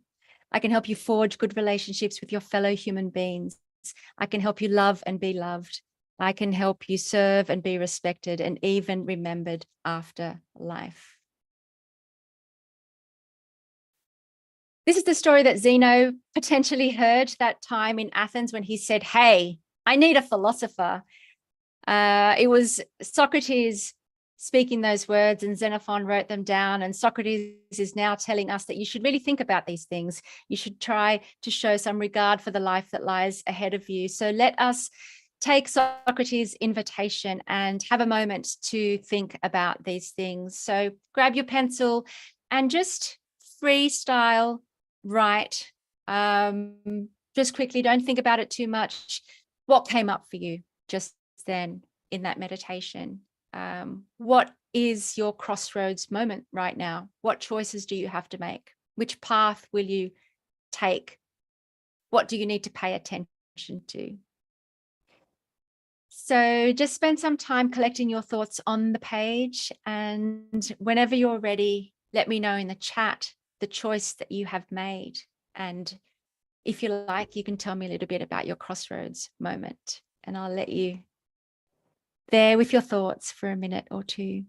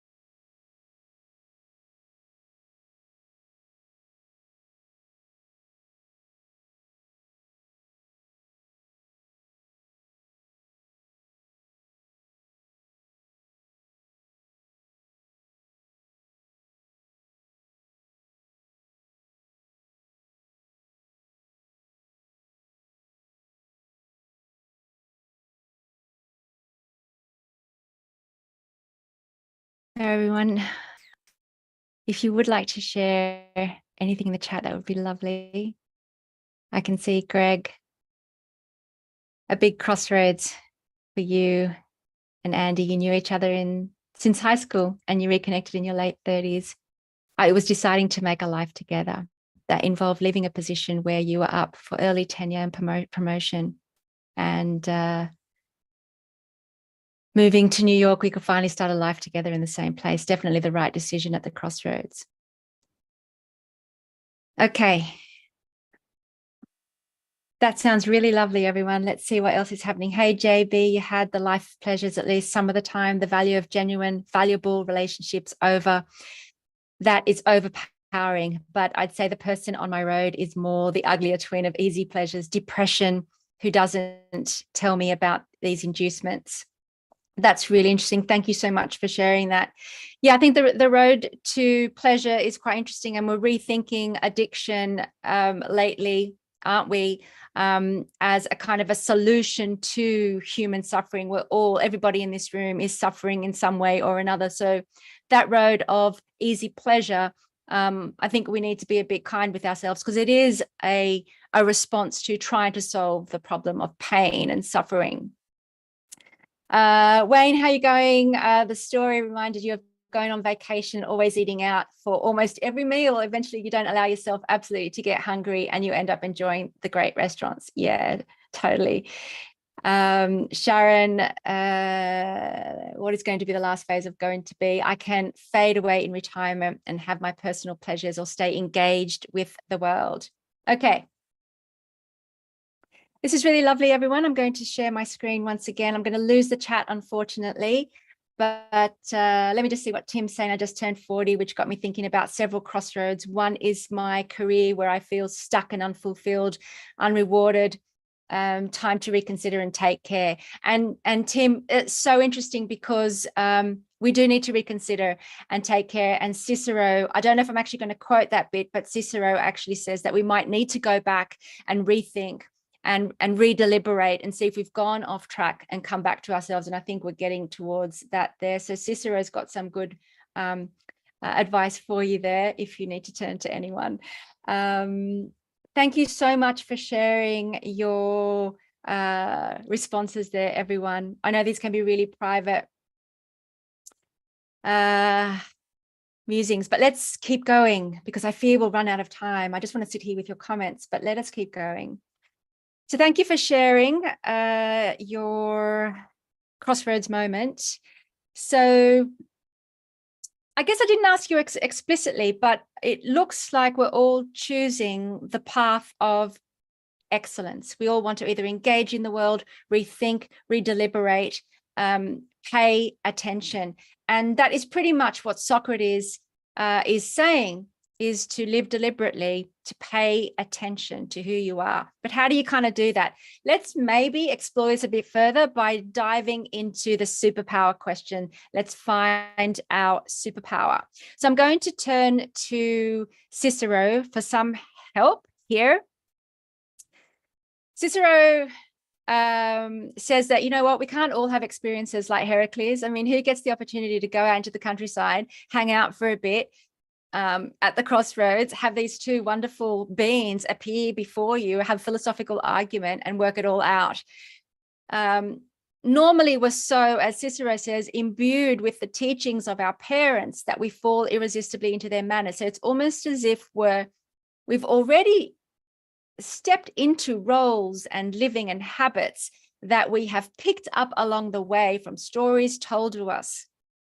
I mean, when was the last time you remember that you could quietly just sit there and really get to the crux of who you are and what you're supposed to be doing in this world and what your character is and what's appropriate to you and what's reasonable, without having all these voices in your head? Go back to that image of Heracles, the one, that really physical one, where there's, you know, people whispering in his ear. Vice is pulling him along her pathway. I mean, that's how it feels sometimes. There's so much noise around us. Or maybe it's just like that for me. Others, says Cicero, that we just kind of drift with popular opinion. And so, but some of us are able to, you know, by chance or natural ability, kind of enter upon the right path without parental guidance. He goes on to say that some are able, and I think that we can make time if we live deliberately, that we can find our marked natural ability, or maybe we have exceptional advantages of education and culture. But we need time to consider carefully what career in life we prefer to follow, which is what Tim's going to look at right now. And this deliberation is what we really need to focus on and turn to ourselves individually. We have to find our natural bent, he says. I love that term. And Cicero is inviting us to delve into our native disposition to kind of find out what is proper for us. And you kind of need to know what your native disposition is in order to work out how to act in any individual way, but also how to act along the course of your life. I often find myself going off track because I haven't paid attention. And this is quite simplistic. I've only pulled out a few bits from Cicero. It's much more complex than this. So go ahead and dive in.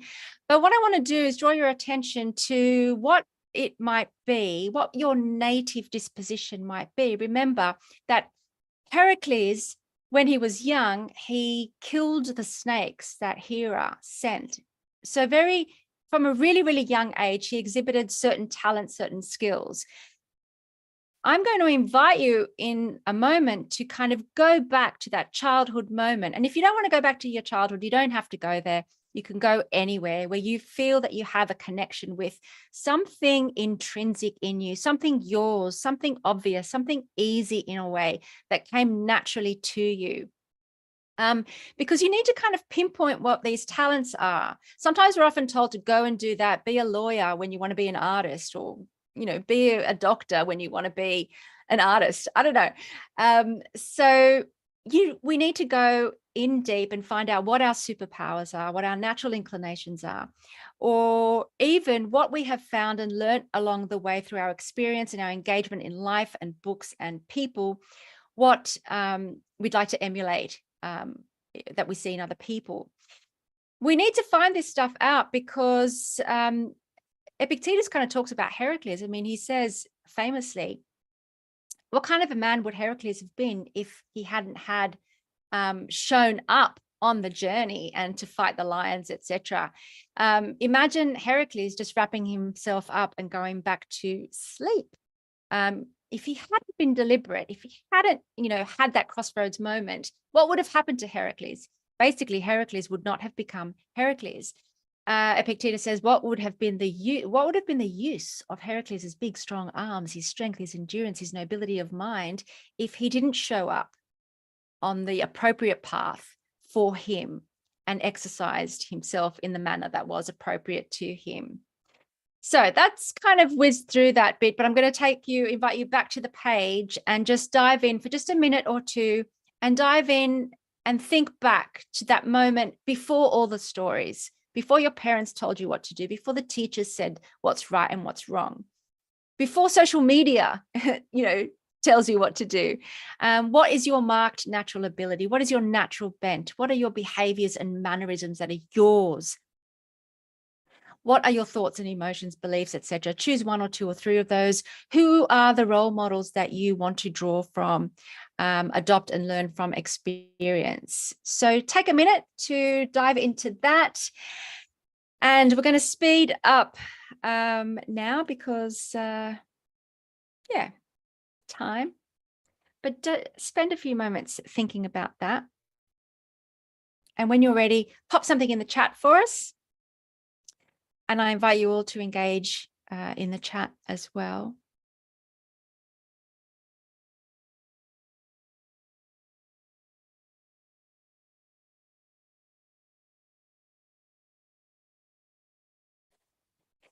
And this activity is really nice to go back to and really spend time going back to those moments, as I mentioned, where you could actually sit in silence and not know and not hear other stories, so that you can really tap in and find out who it is that you are, what your natural ability is.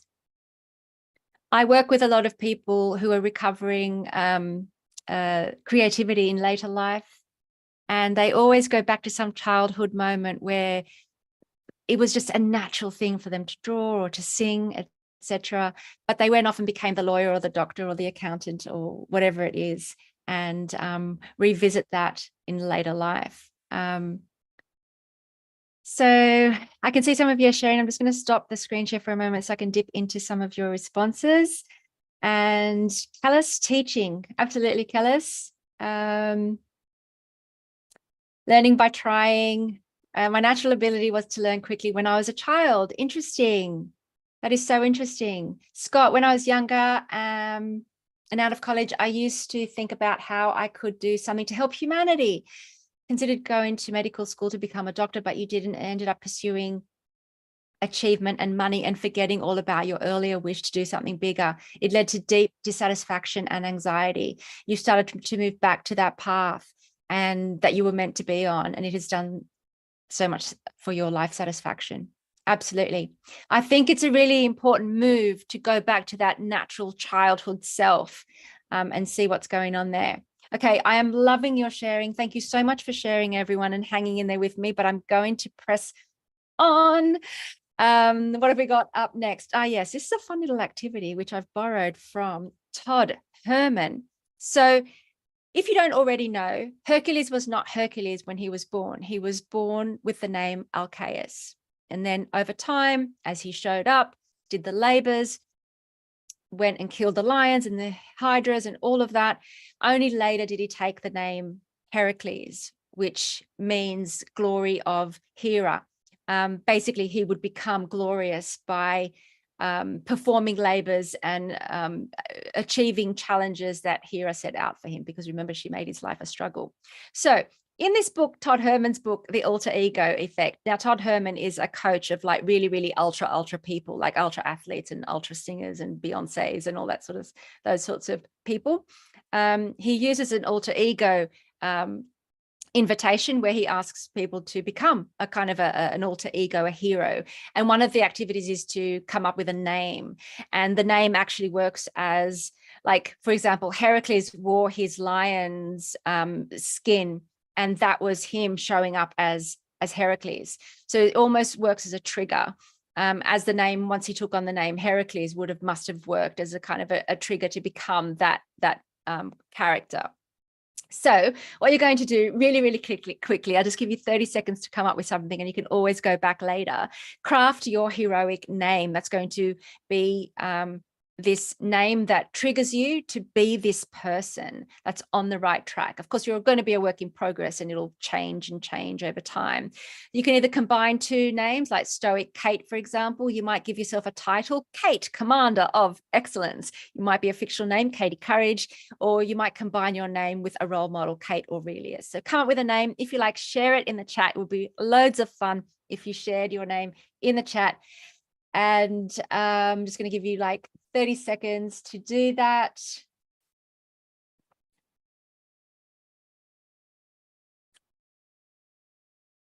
And if you ever dive into the Todd Herman book and you like it, do make contact, because I just find it's just such a fun book. And he works wonders with ultra. I'm calling them ultra people for some reason. Okay, I'm going to quickly just check the chat. I have to stop my screen.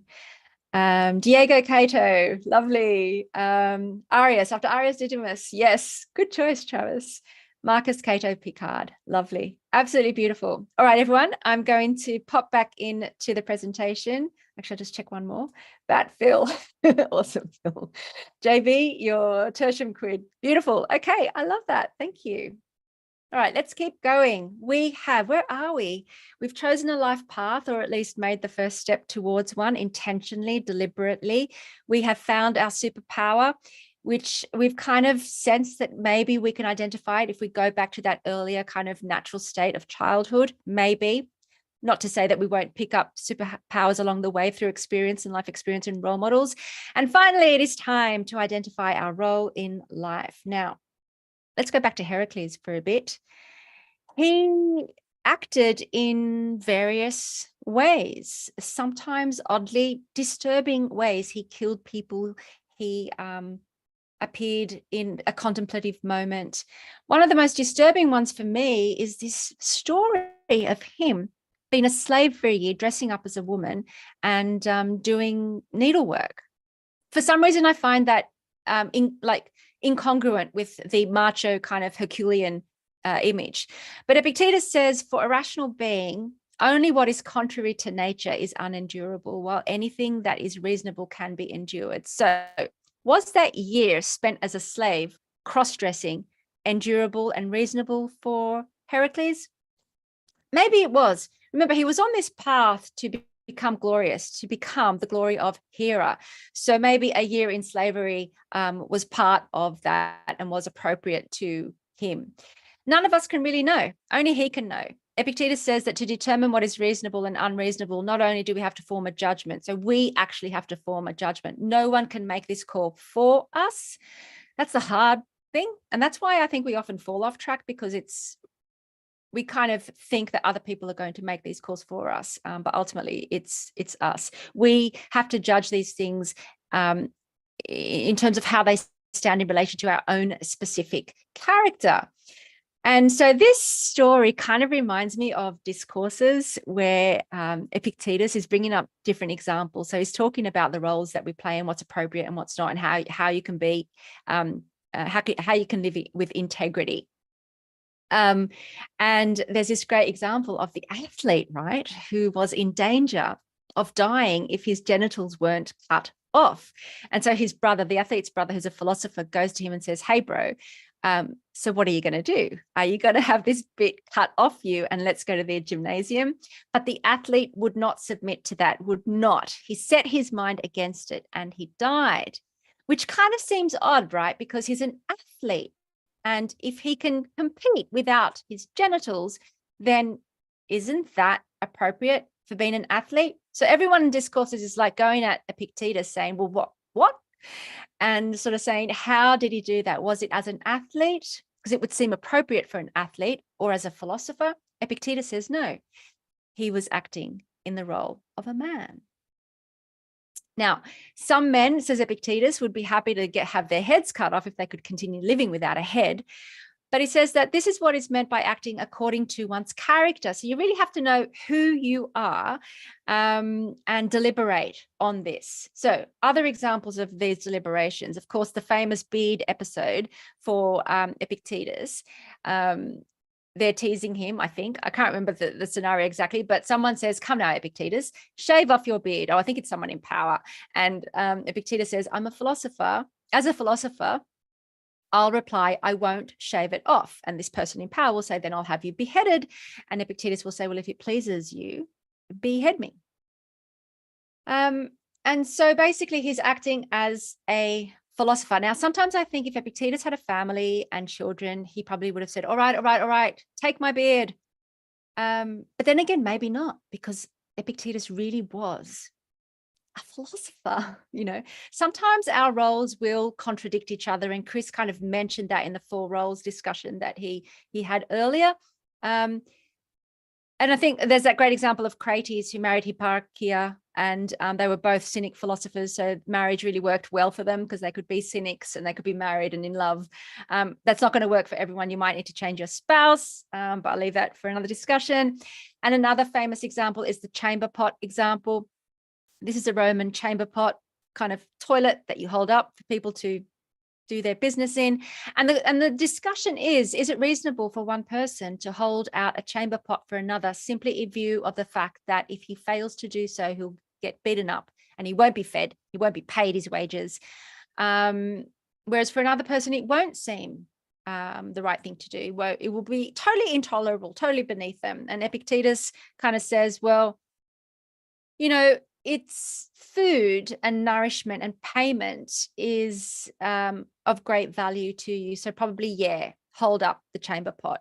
But some people will say, no way, that is beneath me. And then Epictetus kind of says, well, you know, I can't offer anything else on that because only you know yourself. Only you know what is beneath you or what is right for you, what is appropriate, what isn't. And you learn along the way through examples and you test things out in real life. Heracles tested loads of things out and got things wrong, specifically by killing people accidentally or sometimes on purpose. So he tested things out. You have to test what's appropriate for you. And so let's do a bit of testing now. Hit the page again for a couple of minutes. We're almost out of time, but I'll give you a minute to make some notes about your chamber pot moment. Okay, what is your chamber pot? It could be, something at work that you feel is beneath you. It could be something at home, it could be something in your marriage, it could be anything. Work out if it's appropriate to you or not. How do you value things? Only you can work that out. Work out if it's tolerable. Can you tolerate it? Is it tolerable? Is it endurable? Remember that Heracles spent a year as a slave dressing up in women's clothing. That said, that queen did invite him to her bed, so he did have some payoff for that story. Anyway, I'll let you get to your chamber pot moment. Just a few moments there, and we're almost nearing the end of this. And please do share in the chat if you would like what your chamber pot moment is, or what your chamber pot is. These are really, really hard. Oftentimes we are conflicted. And oftentimes one role needs to take precedent over another. I'm just going to stop sharing this screen and peek into the chat for a bit to see what your chamber pots are, if you're sharing any. Greg, your Mr. B, current job is your chamber pot, but it is tolerable and pays me enough to endure it. Yep, good. You've made your choice. Good, strong. That could change. That could change later. You'll work it out. 017108, in my long years working the NHS, I have found an increasing amount of pot chambers to get used to, but I feel that this is tolerable because I always felt my job was useful to others. Yeah, wow, beautiful. You're seeing the bigger picture. That's really quite moving. Thank you for sharing that. That's really lovely. Ray, you quit a job where you had to be dishonest. That was out of the question for you. JB, very relatable chamber pot from Mr. B, though I actually like your present job. Sounds good. All right, everyone, this is beautiful. I would love to sit here and just read all big social functions. Travis, yes, totally. I get that. All right, let me pop back into the slides for our final little activity. And this is we've done it, everyone. We've chosen our life path. We've chosen excellence. We've found our superpowers. Work in progress. We'll still need to explore and develop that. We've identified our role in life. So that's linking to the chamber pot moment. And finally, some homework. This is what I want you to do. And if you feel the urge to share with me, I would love it. They're my socials. I hope I've got them right. I'll also give a link at the end on the next slide where you can email me. I would love to know your stories. So yeah, I want you to write your story. Think ahead to a time in the future. You're dead. Someone, maybe a modern day Prodicus, is telling your story to inspire others to live excellently. Who have you become in that future moment? You've clearly become someone that people want to emulate, and clearly become someone that inspires others to live excellent lives. So write that story and keep it privately. One thing I like to do about writing future stories is handwrite them if that is right for you, and actually post them to yourself and leave them unopened for a while and then open them later. They're really interesting. And if you know Benjamin Hardy, he does a lot of work with future selves and future writing. So yeah, that's your homework task from me. Think ahead to the future. A time after you're dead, someone is writing a story about you to inspire others to live excellently. I want you to write that story, and I hope that your journey is excellent. Please stay in touch. I've got a little bit.ly link there. So it's bit.ly/m/KK. Stay in touch with me, share your stories with me, and let's have another storytelling moment again sometime in the future. And because I have 1 minute, I'm just going to share one more thing, Phil and Greg, if that is okay. Sure. It's just something that I pushed to the end, but I think I have a minute just to share it with you. It's from a poem that was actually written for the Odysseus myth. It's by Cavafy, and I've adapted it here for us and Heracles. So everyone, as you set out on your excellent journey, hope your road is a long one, full of adventure, full of discovery. The lion, the hydra, angry Hera, don't be afraid of them. You'll never find things like that on your way as long as you keep your thoughts raised high, as long as a rare excitement stirs your spirit and your body. The lion, the hydra, angry Hera, you won't encounter them unless you bring them along inside your soul, unless your soul sets them up in front of you. Or in the less poetic version from the Stoics, it isn't your monsters that torment you, but the judgments you form about them. It is up to you to conquer them. And that is well and truly the end from me. Well, thank you very much for that workshop, Catherine. So, and people see how they can get in touch with you as well. So we're going to take another 10-minute break, come back with the pre-recorded lightning talks. We've got quite a few of those. And we'll adjust the schedule a little bit after that because the lightning talks go a little bit longer than we had originally expected, but I think we're more or less on track. So we'll see everybody after the break. And Greg and Phil, if I may, and it might be just too late, if anyone wants to linger with me and have a chat during the break, if that's going to work for Phil, I'm not sure that will. I can stay here or just chat in the chat. I think you I'm can here if that definitely works. chat in the chat, but I think we have to. Okay, we'll do that. Thanks, Phil.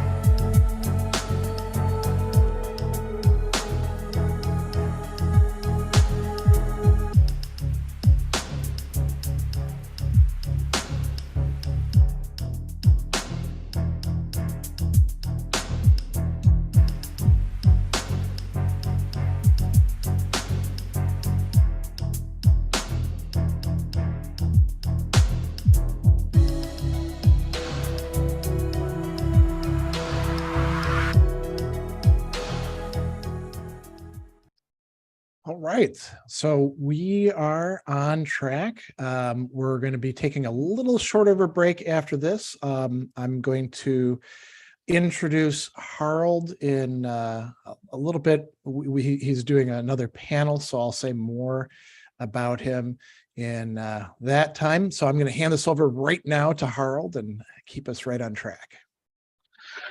Hello, I'm Harold, and I'm the assistant editor of Stoicism today.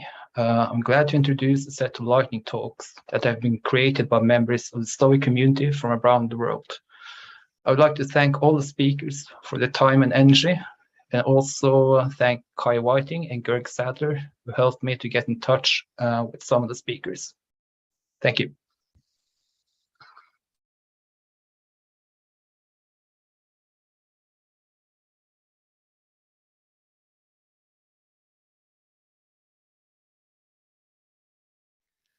Hello. So Stoic philosophy, what's it all about? In very simple terms, I'd say it's about how you live your life. It's about how you respond to any given situation.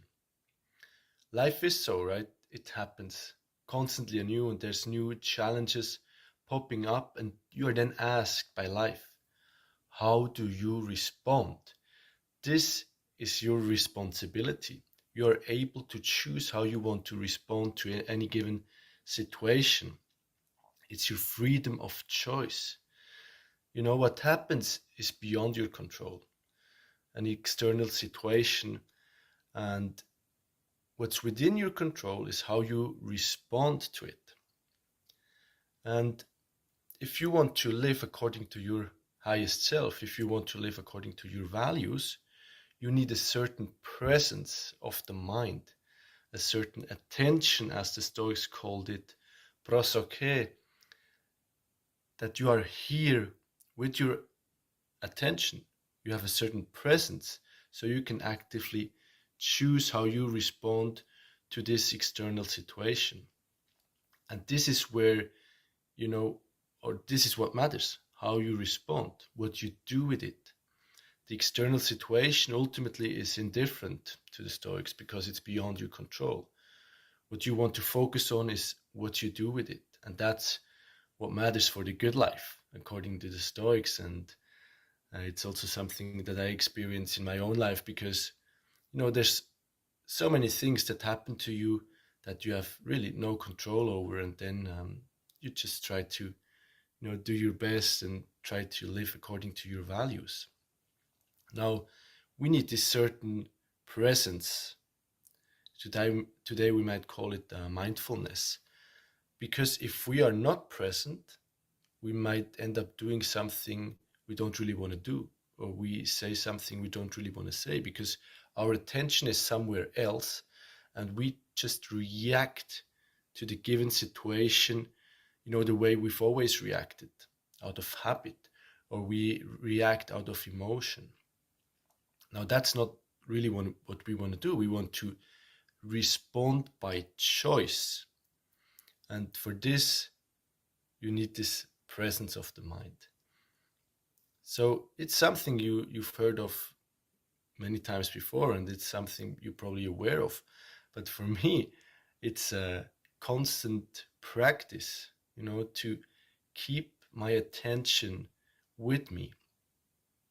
So in order to live according to your highest self, if you want to express, your inner truth, you need a certain presence. So how can you keep this presence? How can you retain it throughout the day?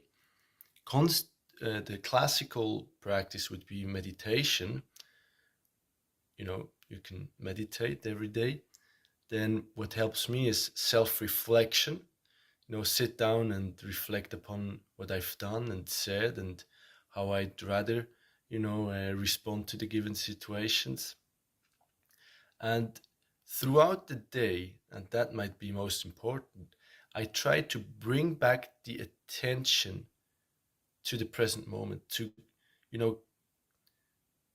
become this presence. It has to do with energy, to have the presence with you. And out of this presence, you can then respond. So I use reoccurring situations as cues, to say, okay, I use this now to bring my attention back. For example, I eat 2 meals every day. So before each meal, I take 3 conscious belly breaths through the nose into the belly. That helps me center myself and be present. Or also you can, if you leave home or if you get back home, when you go through the door, get the presence back. What's the condition you want to be in when you get back home and meet your family? So you are here with your attention, with your energy centered, and then you can, beautifully live out this being that you are. You can live true to yourself. That's it from me today. See you. Hello, I'm Alison McCone, and I'm here to talk about the Learning Stoic and tell you why I became so connected with the ancient Stoic writers who share their meaningful insights on how to live a virtuous life whilst coping with the human condition. Before I recorded this, as I prepared to gather my thoughts and express my ideas, I hurried around my house to find my Stoic friends and family. Marcus Aurelius, Seneca and Musonius Rufus were all together, neatly lined up on one shelf. But where, oh where, was Epictetus? My heart started to race a bit with worry for his safety, but deep down I knew he would turn up. So I turned in for the night and prepared to look for him again the next morning. Lo and behold, after another half-an-hour search, I found him, almost hiding in the dark, behind Foucault, de Beauvoir and Nietzsche. He wasn't in his usual place with the other Stoic writers, but then Epictetus is so brutally honest and inspiringly original, he deserves to be singled out from the others, even though I'm sure his humbleness would very firmly reject my offers of special praise. 10 years ago, Marcus Aurelius was my first Stoic companion, and I hoovered up the personal recriminations and observations he recorded in his meditations, as he kept trying to take a stand against himself, whilst at the same time reaching so far down into his own soul to find his self. In the opening line of Book 1 of the Meditations, he records that decency and mild temper were character traits of his grandfather Verus. I latched onto this immediately. One of my primary caregivers from birth was my maternal grandfather. He was one of the most decent and mild-tempered people I'm lucky enough to have ever known.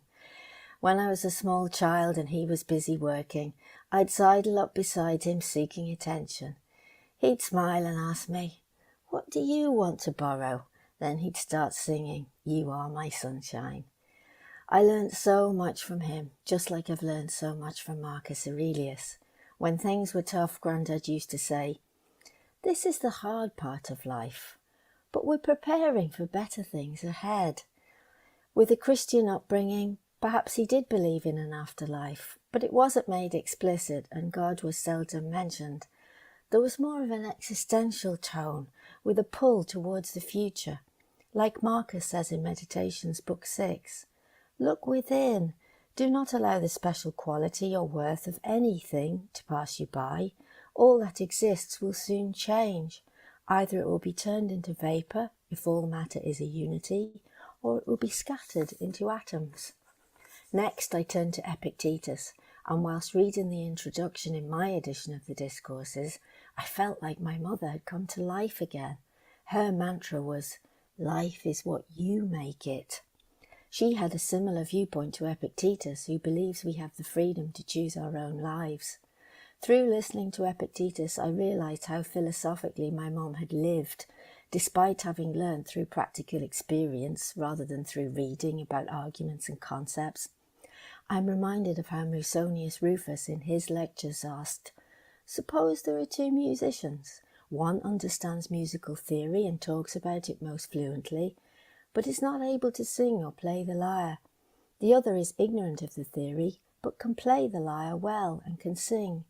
Which one would you want as a performer? Which one would you want as music teacher for a child ignorant of music?" The person replied, "The one who is able to perform." My mother learned through practice. and taught by example. One of her favourite sayings, "I've made my bed, so I'll lie on it," was not a cry of desperation or an affirmation of apathy. It was another way of saying Epictetus's words. Whoever chafes at the conditions dealt by fate is unskilled in the art of life. Whoever bears with them nobly and makes wise use of the results is a man who deserves to be considered good. From my mum, I learnt that tomorrow is always worth looking forward to, as we've so many things to do and so many people to love. She gave me the freedom to make my own choices, quietly supporting me, but never influencing me. Just like Epictetus says, if you decide to do something, don't shrink from being seen doing it, even if the majority of people disapprove. If you're wrong to do it, then you should shrink from doing it altogether. But if you're right, then why worry how people will judge you? After a lot of soul searching, something you get pretty used to when you're doing philosophy, I realised I haven't just learned from the ancient Stoics. It's been more like a homecoming and a reconnection with those I know so well. I can't replace my special granddad and mum who showed me how to love and care, laugh and cry, but I can keep learning from my ancient Stoic family. Now, with a bit of luck, whilst I've been wittering away here, hopefully Seneca will have been making me a cup of tea. I'd be lost without him. Good morning, good afternoon, good evening. I'm Leon Stander from Pretoria Stoics in South Africa. I'm a retired psychologist and special educator. Thank you for the honor of presenting this lightning talk at Stoicon 2022. This day, how Mandela, Ubuntu and Stoicism saved South Africa and may save it yet again. 3 decades ago, South Africa surprised the world when apartheid was scrapped and we embarked on a process of reconciliation and nation building. The success of this process was largely due to Nelson Mandela, who drove forgiveness and reconciliation through the ancient African philosophy of Ubuntu. Ubuntu became a foundational value in our country's constitution. It is characterized as a philosophy of humanness, in which, as described by Bishop Desmond Tutu, I am because you are. For Mandela and Tutu, Ubuntu's goodwill and charity went beyond their own tribe and extended to all people. It is now almost 30 years since Mandela took to power, and democratic South Africa, which was built on the promise of Ubuntu ethics, is on the verge of collapse. Rampant greed and corruption has hollowed out and bankrupted the state. Mandela is gone, and with him died the promise that Ubuntu would ensure a better future for all. Could there still be hope for us? Are there lessons to be learned from Mandela's heritage that could be applied not only to South Africa, but universally? What I am presenting here is somewhat utopian, but you must start somewhere, and the obstacle may turn out to be the way. Ubuntu developed and flourished in closely knitted agrarian societies across Africa. Was it ever suited, however, to be the main ethical driver of our urbanizing industrial society? If not, how did Mandela apply Ubuntu successfully to this society, and why did that project collapse when his influence waned and after his death? I believe that the answer lies in that Mandela's Ubuntu was informed and strengthened by Stoicism. He never directly credited Stoicism, but there's ample evidence for its influence. Mandela admired Marcus Aurelius, and he read Meditations while in prison. His book, Conversations with Myself, was explicitly modeled after Meditations. Mandela valued the Stoic poem Invictus by William Henley. Invictus was so central to his legacy that it became the title of a major award-winning film. Mandela frequently quoted the last 2 lines of Invictus, "I'm the master of my fate, I'm the captain of my soul." Mandela's positive relationship with communities other than his own reflected his Stoic cosmopolitanism, more so than Ubuntu. And at the risk of being accused of cherry-picking, I believe that many of his actions reflected the Stoic cardinal virtues. Following Mandela's example, which aspects of Stoicism can contribute to Ubuntu and save South Africa again? I believe that Stoic ethics in general should be taught alongside Ubuntu to the next generation of leaders. There should be a specific emphasis on Stoic cosmopolitanism in order to extend Ubuntu beyond the immediate tribe, in Stoic terms referred to as oikeiosis. Many of our leaders profess to be religious, but still display an utter lack of ethics. The 4 Stoic cardinal virtues as a moral compass could guide a new generation of leaders to exhibit moral virtue, or arete, in their actions. This could provide a standard by which others could hold them accountable. The next generation of leaders, steeped as suggested here in Ubuntu and Stoicism, can expect vicious opposition should they act against corruption and lawlessness. Practicing their Ubuntu through the lens of a Stoic philosophy of life should enable them to endure adversity and could become their inner citadel. I thank you. I'm Stoic Dan in Orlando, Florida, and today I'm proposing the 5th virtue. If you think back to Marcus Aurelius in Book 3 of the Meditations, there's a phrase where he writes about the 4 virtues: wisdom, justice, courage, temperance. And he says that if you know anything better, or in addition, please tell me about it. Please add it to your soul. Well, today I'd like to talk about the importance of focus in the modern age. We have so much information, we have distorted information, we have outright lies, and of course, also in social media, which gives us such an ability to be pro-social with other people. We also have the weakness that we can be put in a silo.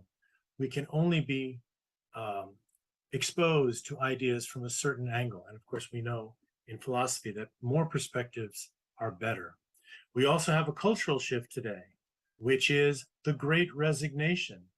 Think about one of the factors there is that people are searching for purpose in their lives. They're wondering, why am I still doing what I'm doing? Well, some additional focus would help there also. Think about the article that Massimo Pigliucci wrote in the last few years. He talked about busyness, that's B-U-S-Y-N-E-S-S, that we're so busy with our lives that we have no time for self anymore. Think back to Friedrich Nietzsche, the German philosopher and philologist, who talked about how society can have different groups with different realities and different moralities. Well, to gain a better grasp there, we need more focus as well. Henry David Thoreau in the 1800s gave us one of the keys to focus, which is solitude, walking in the forest and thinking about oneself, one's potential, and one's character. Also think back to Epictetus in the Enchiridion, the first verse. He talks about what we can and can't control in the world. This is like the first branch on the tree of our focus on reality, what we can and can't control. Boy, is that a good one. And think about our friends in Buddhism who talk about the cloudiness and the illusion of life. Once again, focus will help there. Well, let's turn for a moment and think about Donald Robertson's book, How to Think Like a Roman Emperor. He gives a great example in the first chapter, the first paragraph. He's showing us a picture of Marcus Aurelius at the end of his life. He's in bed, he's dying. He has all of these large issues swirling around him, war and plague and other problems of an emperor. And yet the last part of that paragraph says we must unlearn how to be a slave. Think of how that's such a great contribution to the modern Stoicism thinking, is we do need to unlearn a lot of the things that society has presented to us, has drilled into us. Now, let's briefly think about Stoicism as a philosophy. Think of how all the concepts are interconnected and they support each other, kind of like a carpentry construction project. If we had I'm going to talk about focus now, in addition to the 4 virtues. Think about if you can focus better. If someone is insulting you, you can choose not to be upset. Focus on if you are under peer pressure, you can choose justice better. Focus in a situation where you are being bullied. You can choose courage and the appropriate action. I think for all these reasons, focus is a good contender for a new virtue in the modern age. I'm going to leave you with a brief quote by Tennyson, who said that a lie that is a half-truth is the blackest of all lies. Think of how much we need that understanding today, and therefore we need more critical thinking, we need more common ground issues, and we need more compassion towards others. So with all of these things, remember Heraclitus, that ancient Greek philosopher who talked about the river flowing by us and how we can't step twice in it. Well, that river is flowing ever faster today. And so for all these reasons, I suggest an addition to the 4 virtues. Focus is number 5.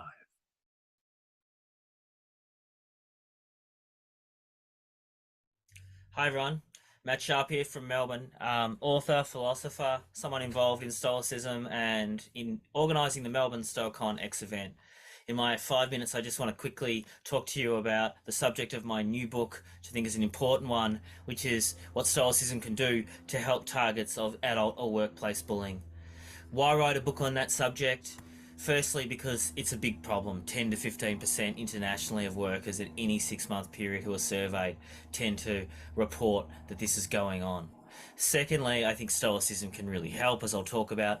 Thirdly, I think we're at a time now where there's a lot of stuff on Stoicism out in the community, but Stoicism's application to particular problems, particularly damaging phenomena, I think, is something that can be really productive.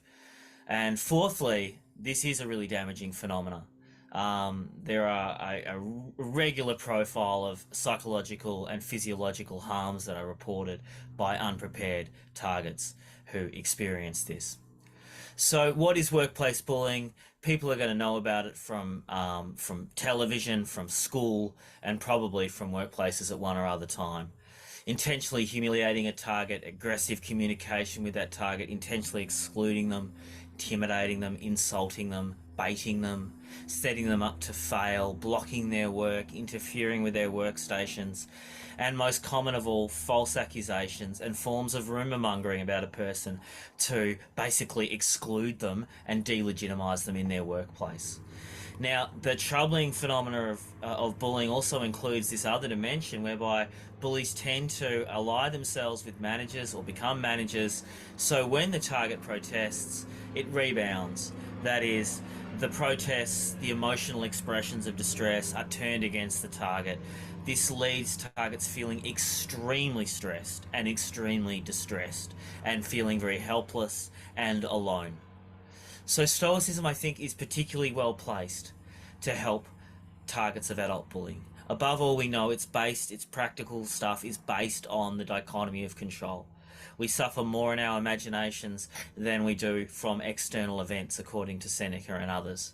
Bullies want to get into targets' heads. They want targets thinking certain things about themselves, so they act in ways that the targets wish.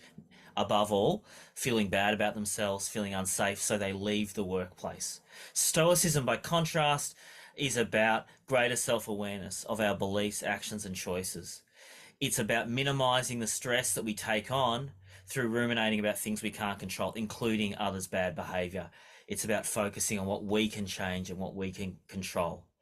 So the book contains strategies. I think Stoicism contains strategies that are extremely helpful for people who find themselves in these situations, to sit and analyze emotions, choosing considered responses rather than instantaneous responses when being baited. Strategies to note, record, observe, and never assert things that aren't certain, and to acknowledge uncertainty about some of the things that might be happening. Strategies to premeditate difficulties with colleagues, difficult meetings that might come. Strategies for keeping cool under fire. Strategies, above all, and not simply strategies, but a deep philosophy that affirms that a person is not reducible to what others say about them or their work identity. For Stoicism, as people here know, our character, our choices, our beliefs are primary. And we have many relationships, many roles. We're not reducible to what one mob or clique is saying about us. This is so important for bullying targets who often morbidly identify with this negative image, and that's when bad outcomes kind of come to be. Bullies can only defeat targets if Stoicism says the targets are sent in a certain way to respond in a certain kind of way. And they don't have to. They can rebel. They can resist. They can choose other ways of thinking, other ways of responding. So that's what I wanted to talk to you about. It's been fantastic to be a small part of Stoicon. I hope you have a great conference. There's my details. There's who I am. I hope to see you at future events. Bye.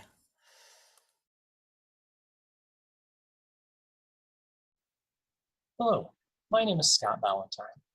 I was raised in a very conservative Christian church. I attended a Christian university and earned a bachelor's degree in biblical philosophy. I preached for a small congregation for a couple of years, but left the ministry because it didn't feel like a good fit for me. For 6 years, I was responsible for the adult education curriculum for a congregation of about 1,000 people. All of our adult classes would study the same material, and the sermons were planned to integrate with these discussions. I felt as though I was helping a lot of people grow their faith, but for me, something was missing. During the summer of 2010, I began to have a crisis of faith. Over several months, I reached out to a very diverse group of religious leaders to try to find my way, but still found myself struggling with who I was and what I needed to do to live the kind of life for which I longed. In the spring of 2017, I discovered the Practical Stoic podcast. I had previously stumbled across Stoicism, but was having trouble finding ways to apply it to my life. In this podcast, Simon Drew was addressing some of the very issues with which I was struggling. I continued to listen to podcasts on Stoicism, read the writings of Marcus Aurelius, Seneca, and Epictetus, and found many modern writings on Stoicism. I felt as if I found a framework to help get my life back on track. I found the basic principles of objectivity, self-discipline, and understanding what is in our power to influence and what is not to be very influential. I continued to struggle with my faith until 2020. At this point, I decided that I couldn't make my crisis of faith go away and decided to just let go and accept whatever happened. While Stoicism can definitely add depth to a religious life, it can also stand alone as a firm foundation upon which to build a rewarding life. In Stoicism and the global Stoic community, I have found a way to fill a void in my life. I have found a new sense of meaning, a community, and a sense of belonging that has helped me to redefine how I view the world and my place in it. I am very happily married to my high school sweetheart and have 2 teenage sons of whom I'm very proud. The values of wisdom, justice, courage, and moderation have helped me to be a better husband and father by helping me to accept responsibility for my life and better control how I respond to life's constantly changing landscape. The focus on self-control and the realization that most things are out of my control has helped me in my journey toward a flourishing life by giving me the proper perspective on life's highs and lows.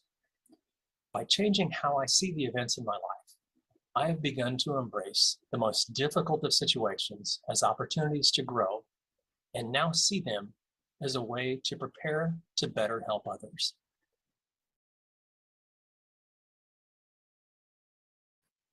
Hi there. My name is Andy Shaka, and I am a member of the Modern Stoicism organizing team and one of the co-hosts for this year's Stoicon 2022. I'm excited to talk a little bit today about one of the benefits that using modern Stoicism as a practice has brought to my life, and that is in my role as an educator, but also in my role as a PhD candidate writing their dissertation. So oftentimes we think about the ways in which the student, teacher, or learner-mentor relationship can be influenced by feedback, assessment, that sort of cycle of open dialogue and engagement.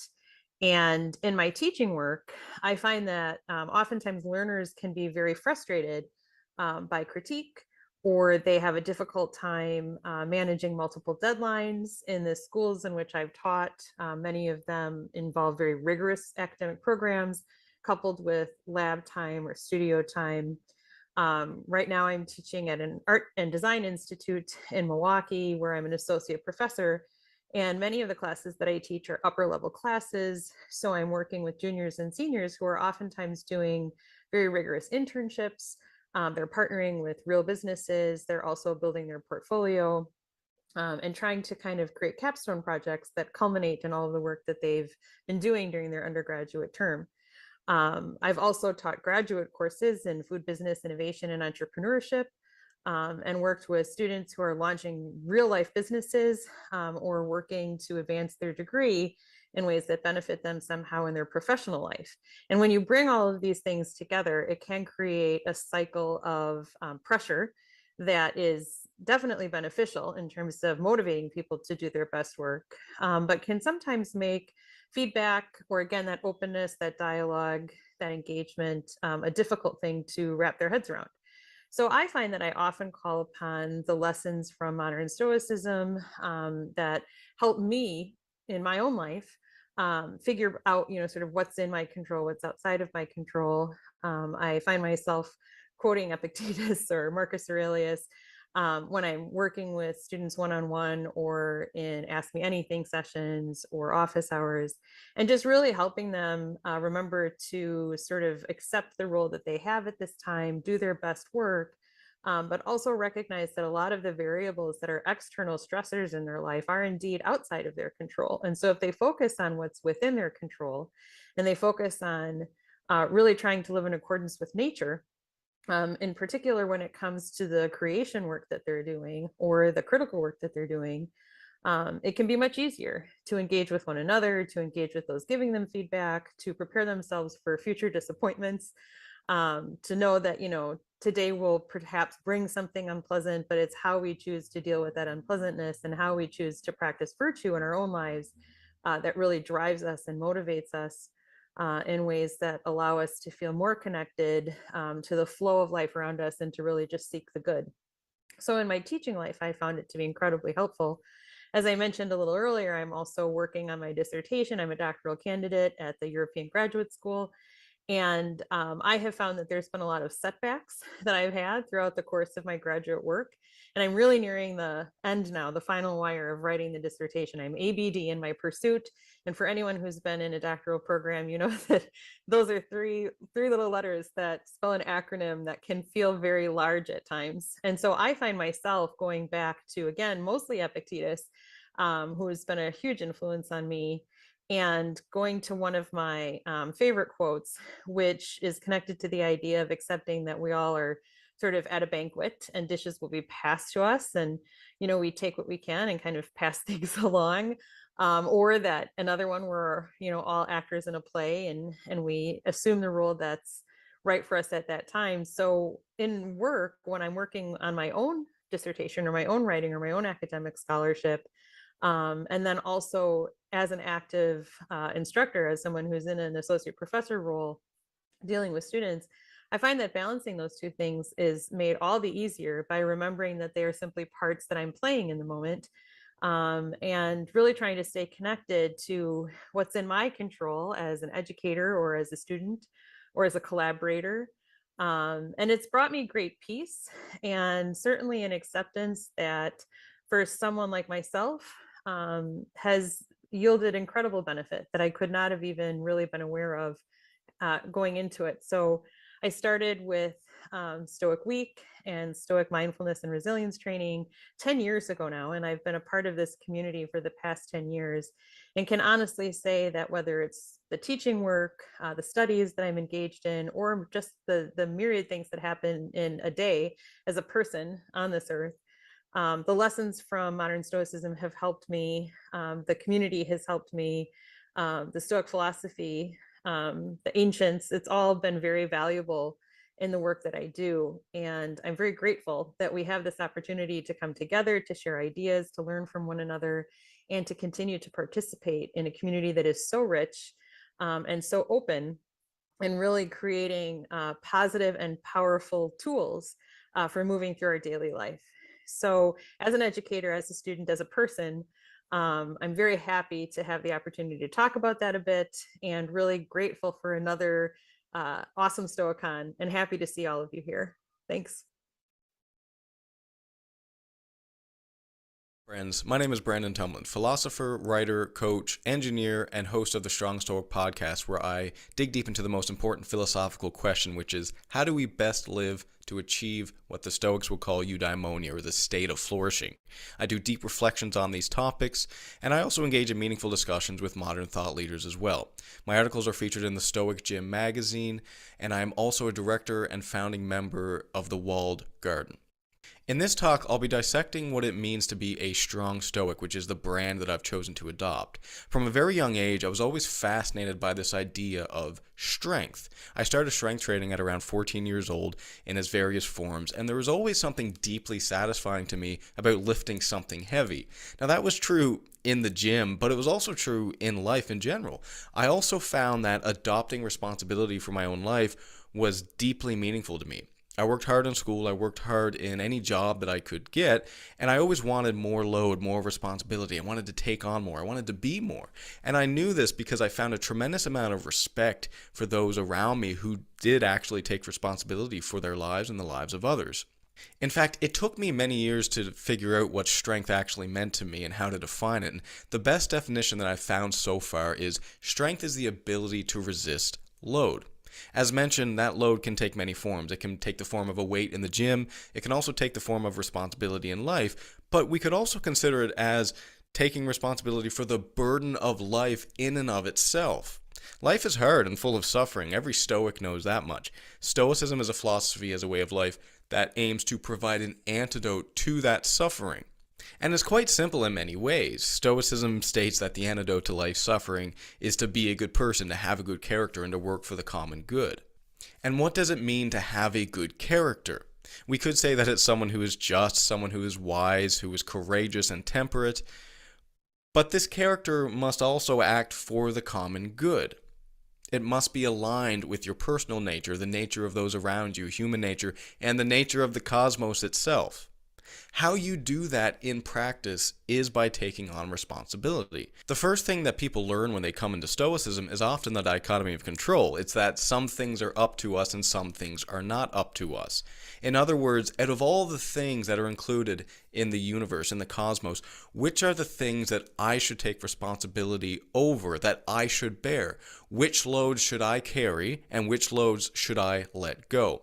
But the word in that definition of strength, the ability to resist load, that I must highlight is resist. It implies that there's a struggle there, that you are adequately taking on enough load and enough responsibility, but it also speaks to the nature of Stoicism. We resist our bodily desires, we resist the pull to conform to the crowd, we resist the temptations to resentment, to the fear within us that's pushing us into cowardice. The list goes on, but we could probably sum it up as Stoics resist the pull to a bad character despite the existential load of our tragic existence. There's a misconception that you'll hear sometimes that Stoics are docile, Stoics are weak, but that could be further from the truth. Stoics are strong, Stoics are formidable, Stoics have fortitude. But it's not just enough to have fortitude, it must also, as Marcus Aurelius points out, work for the common good. There are two purposes of strength as far as I can tell. The first is to lift yourself up. The second is to lift others up. And that's what a strong Stoic is. Thank you so much for listening to my talk. If you'd like to learn more about me, consider checking out my website, brandontumlin.com. You can also find me on the Walled Garden and anywhere on the social medias by searching Strong Stoic. Thanks again, and until next time. Hello, my name's Tim LeBon, and I want to give you a sneak preview of my new book, 365 Ways to Be More Stoic.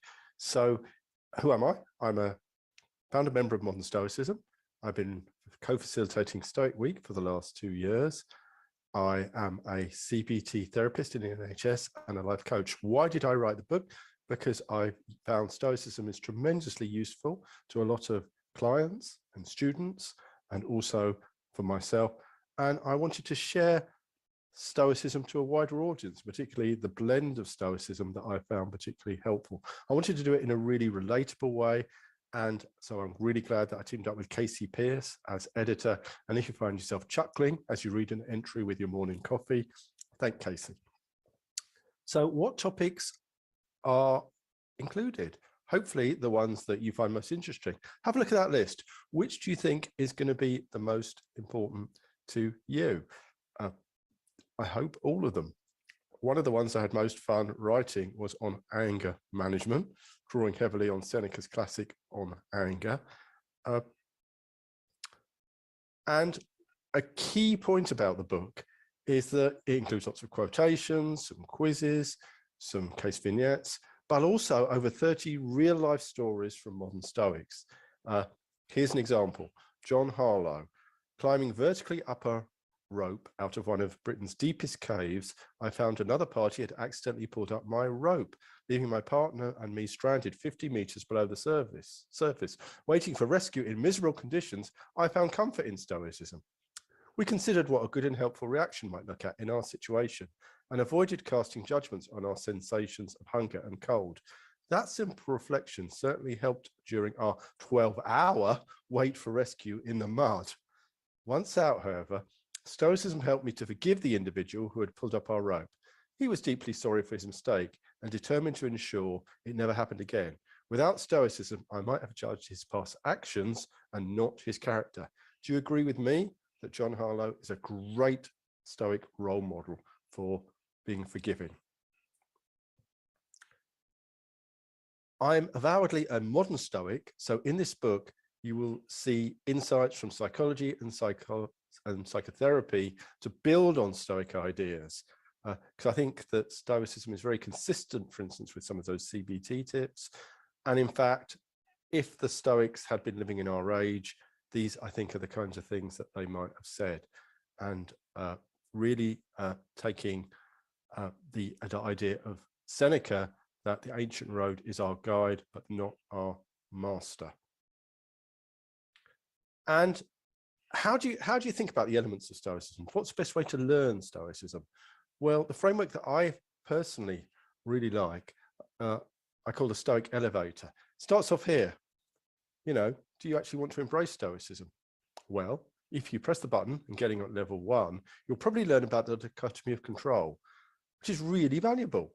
You learn to focus on what you can control and let go on everything else.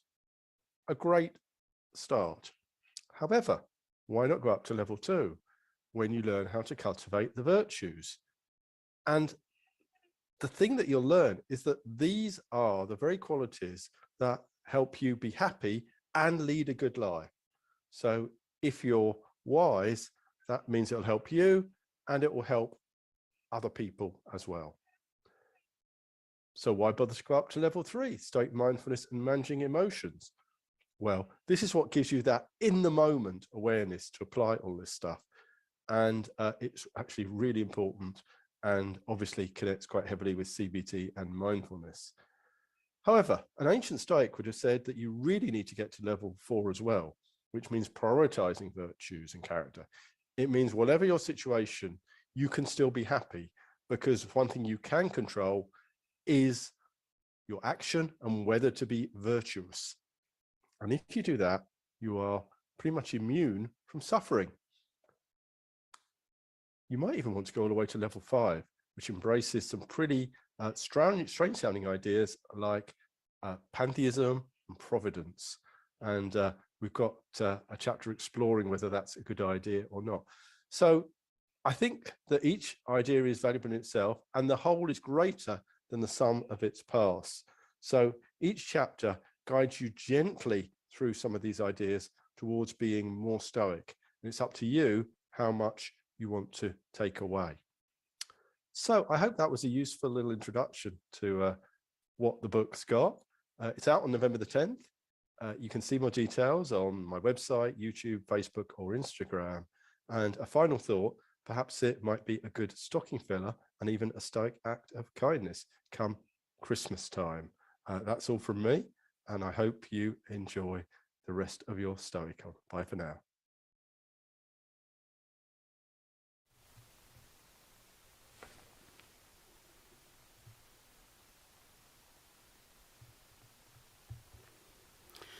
All right, nice people. You get an exactly 5-minute break, and we're going to come back to Rob Coulter. So get a drink or do what you need to do, whatever Stoics do while they're on break, and we will see you back here at the top of the hour.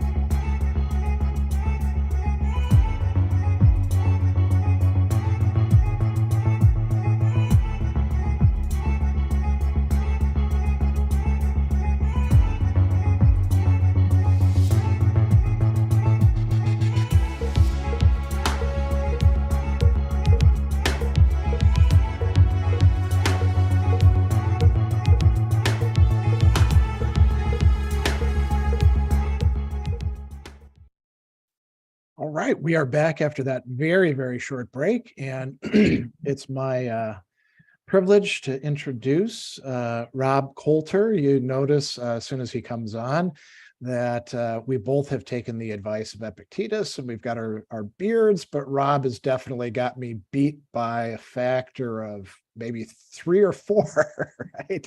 Men should, according to Epictetus, men should have beards, if you know that passage.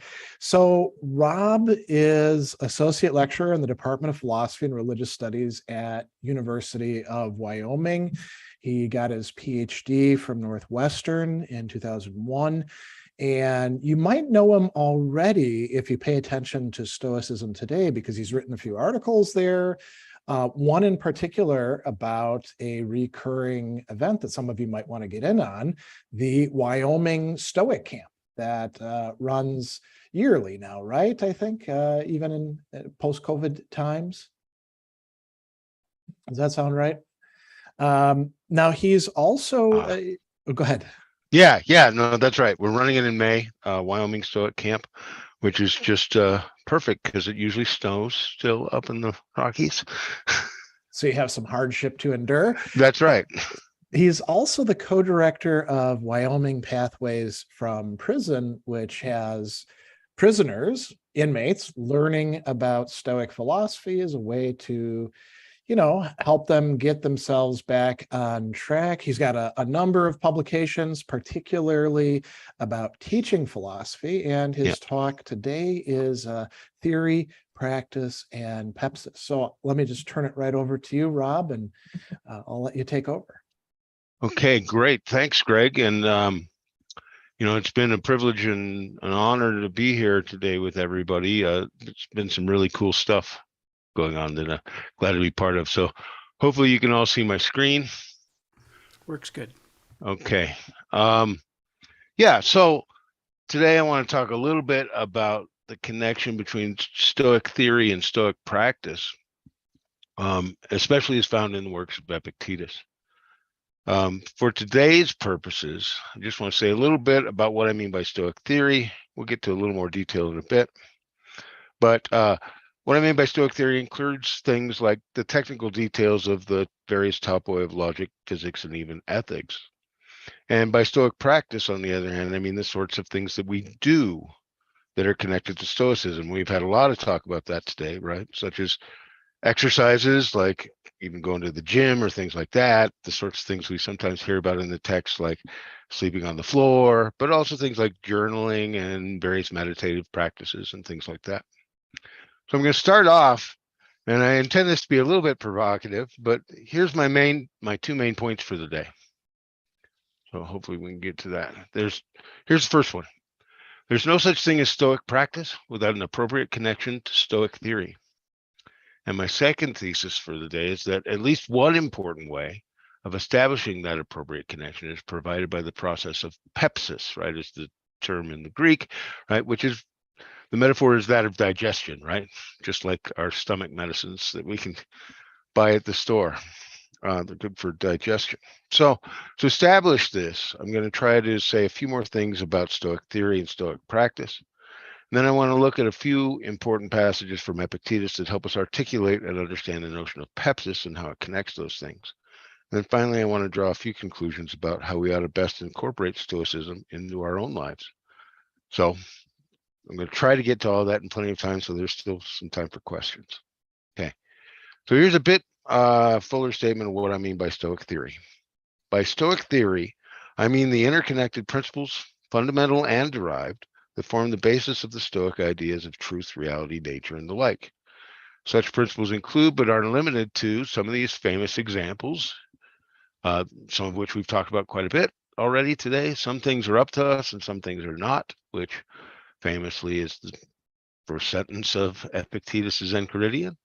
And other ones you can find in some of the older Stoics, like virtue is the only good, and that the goal is living in agreement with nature or living consistently, I think, as Chris Gill talked about. In addition to these familiar ones, I'd also include things like principles about the underlying deterministic structure of the causal world, stuff about the nature of possibility and necessity that we can find in places like the Fragments of Chrysippus, the theory of emotion articulated by Seneca in works like On Anger and so on. Now, these sorts of theoretical principles usually don't by themselves articulate the sort of actionable advice we find in so many of the Roman Stoic texts that we're also familiar with, right? Like Marcus's advice to treat even those who irritate you as your brothers and sisters, like he does in Meditations 2:1, or Musonius Rufus's advice about eating like a philosopher in his lecture 13. Now, I think theory and the understanding of it are absolutely essential to living as a Stoic. One must understand fully principles such as these ones on the screen. Some things are up to us and some are not. But not only do we have to understand them as true things, but we also have to sort of understand why they're truth. That is, how they fit into the whole theoretical structure, right? So the idea that some things are up to us and some things are not, the so-called dichotomy of control, that's true in the Stoic theory, but it's also true in part, well, it's mostly true because of its relationship to the physics and the physical theory that the Stoics had. That is, the way the world works. The way the world is causally structured makes it such that some of those things can be up to me and some aren't. And it's not a mere statement that stands on its own as some sort of obvious self-evident truth, but it's rather a piece of an entire theory of nature and of our place in it.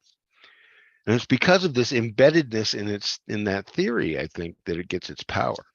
And this is just one example. We could do similar things for the other cases as well. Now, on the other hand, by Stoic practice, I mean more or less what French scholar Pierre Hadot meant by spiritual exercises.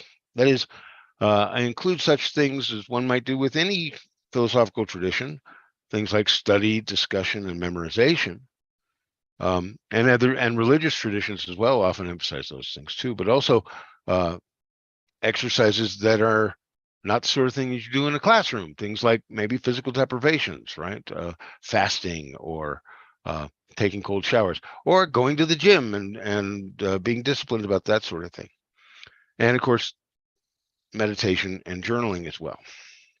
Now, all of these have references in the Stoic texts as we have them in the ancient Stoic texts, so it's easy to see why we might think of them as fundamentally Stoic.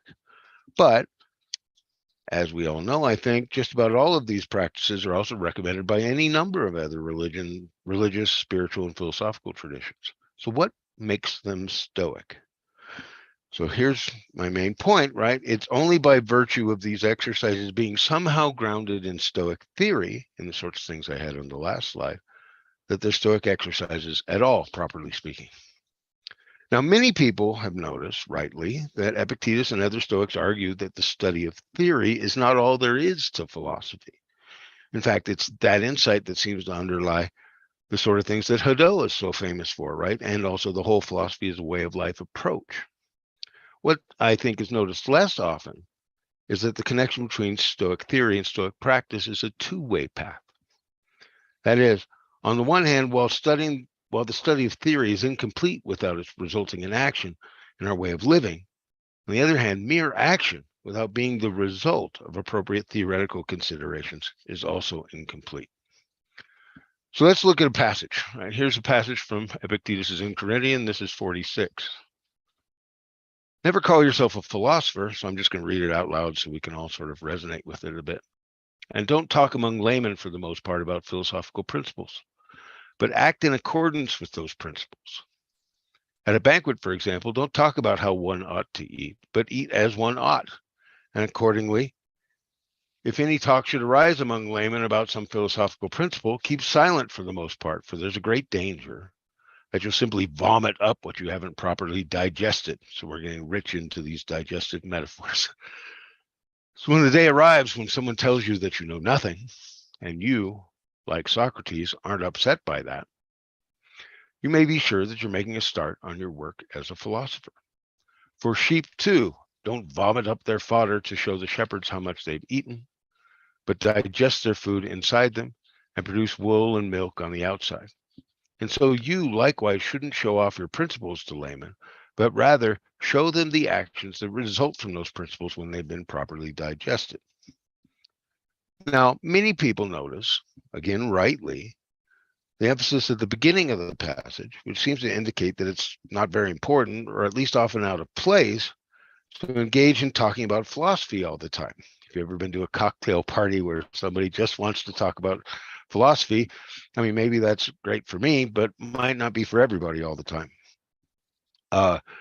After all, talk is just talk, right? What matters for Stoics is that you do the things that Stoicism tells you to, right? As it says in this passage here, don't talk about how one ought to eat, but eat as one ought. Stoicism is, of course, a philosophy of action. Do it, and don't waste time talking about it, to sort of refer to a well-known passage of Marcus.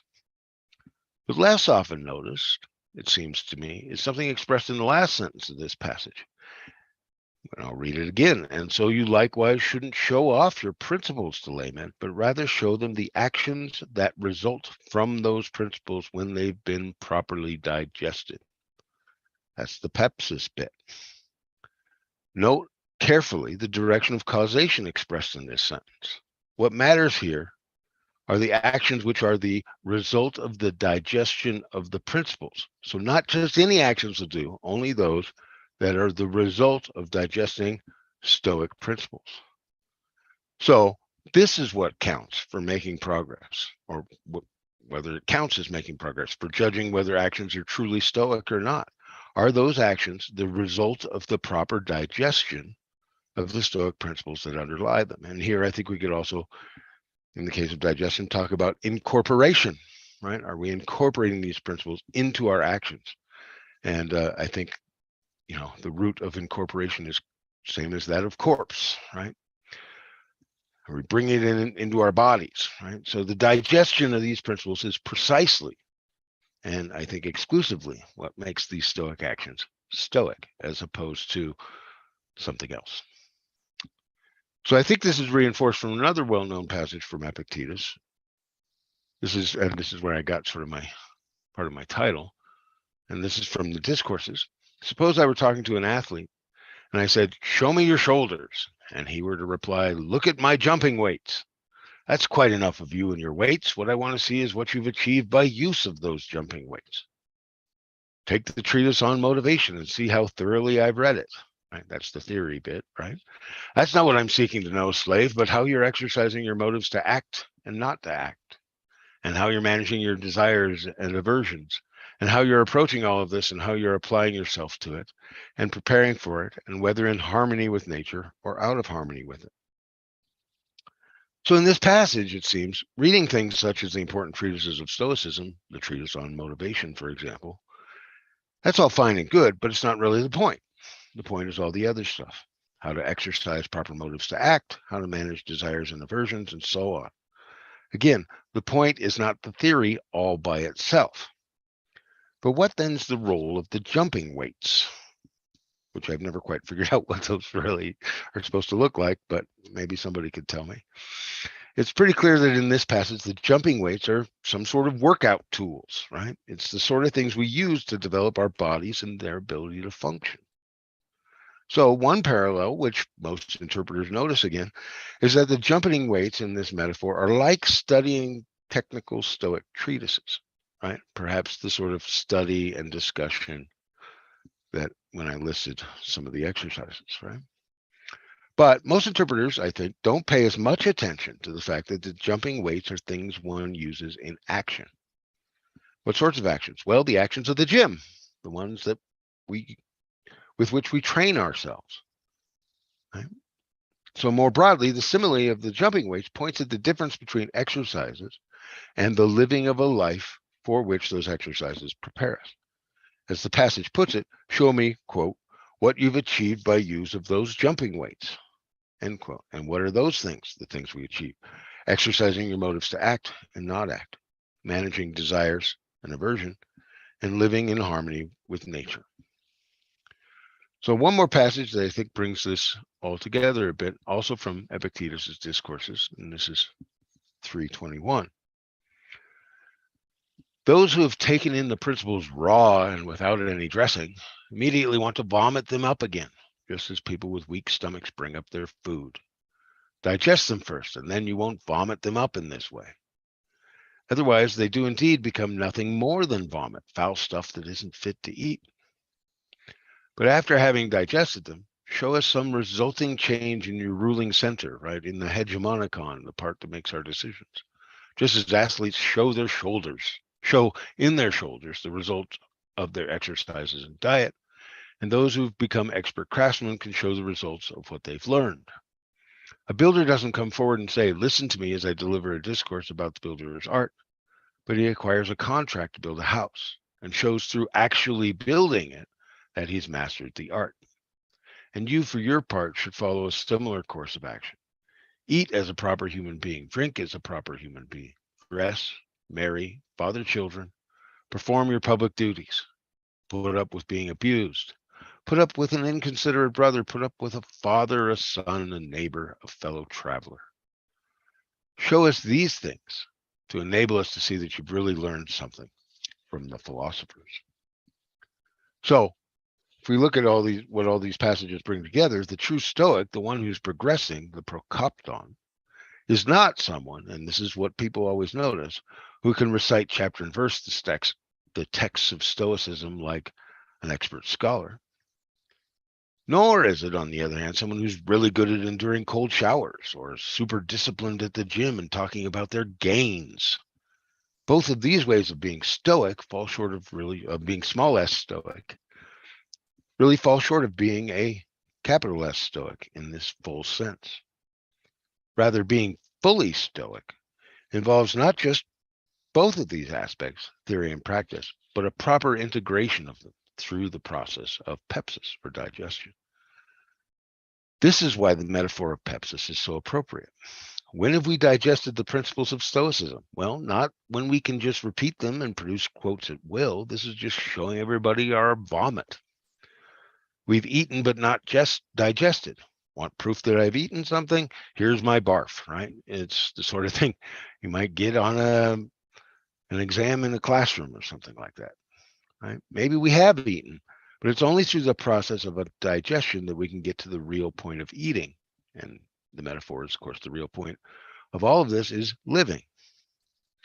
So when do our practices become Stoic? When do things like journaling or taking cold showers or sleeping on a reed mat become Stoic exercises? Well, when they're part of the process of pepsis itself. That is, when doing the particular exercises done precisely for the point of incorporating the Stoic principles into our lives in a fully lived way. That is, when the exercises are part of the process of pepsis, or of producing the wool, to go back to the sheep example, right? Or when it's about developing our ability to choose how to act and how not to act, how to develop our consideration about what we desire and what we're averse to, and so on. So, look, journaling is great. Lots of traditions recommend it. But what makes journaling, for example, a properly Stoic exercise, or what makes a case of journaling a case of Stoic journaling? Well, is the journaling about developing the discipline of assent? That is, do I journal to practice the skills that allow me to discern what things are up to me and what things are not? Do they help me to recognize and apply principles such as virtue is the only good? Well, then this sort of journaling is properly Stoic, and fully so. On the other hand, do I take cold showers just to develop my mental toughness and prove how much I can endure? Well, that's probably not Stoic, at least not by itself. We might have a further story to tell that might show that it is, but maybe not too, right? Or do I sleep on a reed mat so that other people can see how awesome I am at being Stoic? If that's what's really motivating me to do this sort of thing, and it's again not connected in some way to those more fundamental Stoic principles, then it's definitely not Stoic.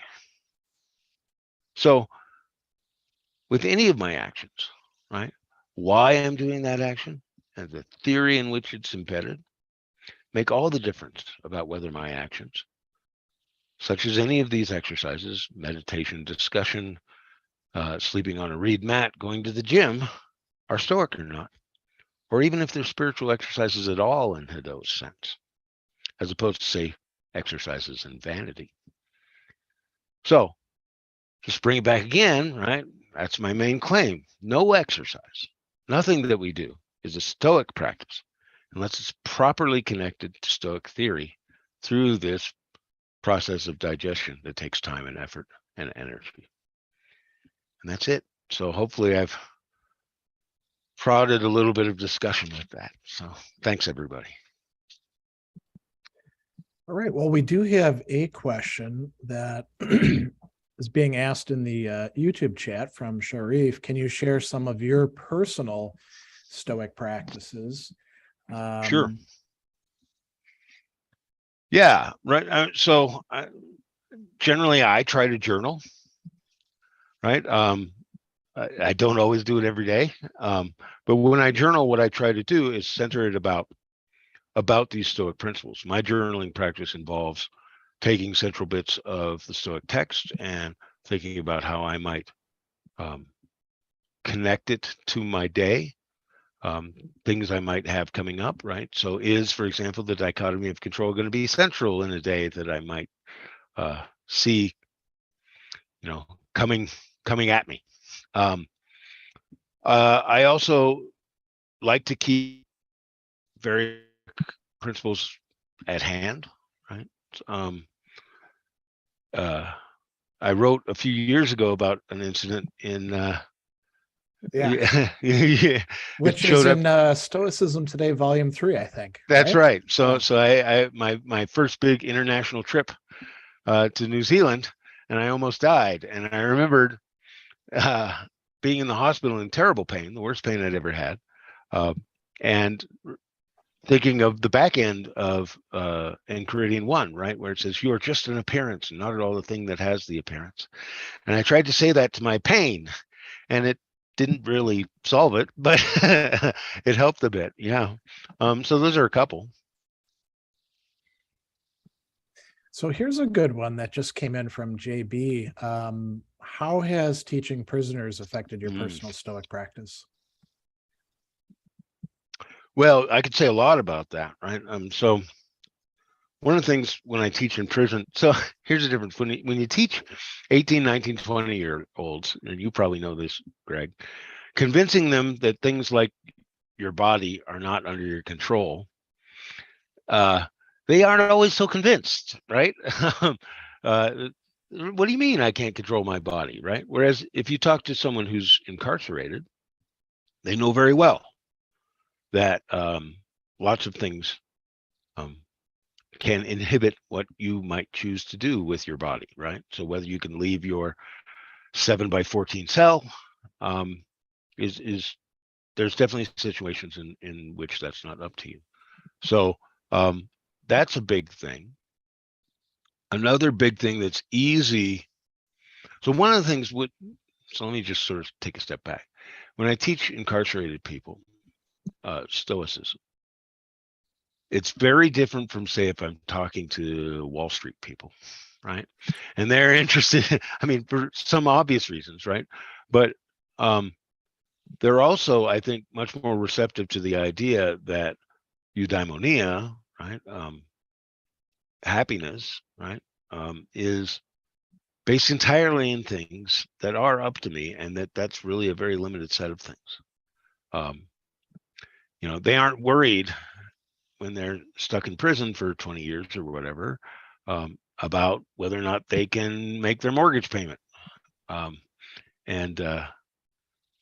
Whereas, for most of the rest of us who get to, well, should I buy a new car this year or not? Right? It's a whole different set of concerns, I think. But I think that also brings home to me the general applicability of the Stoic principles, is that the same questions come up. They might sort of appear in different contexts, but the same things are really important. So here's another question that just came in, and a bit of a challenge here. Okay. From Alexander. Why do you think it makes sense to reflect on a theory that's outdated in several aspects when practicing Stoic exercises? Alexander.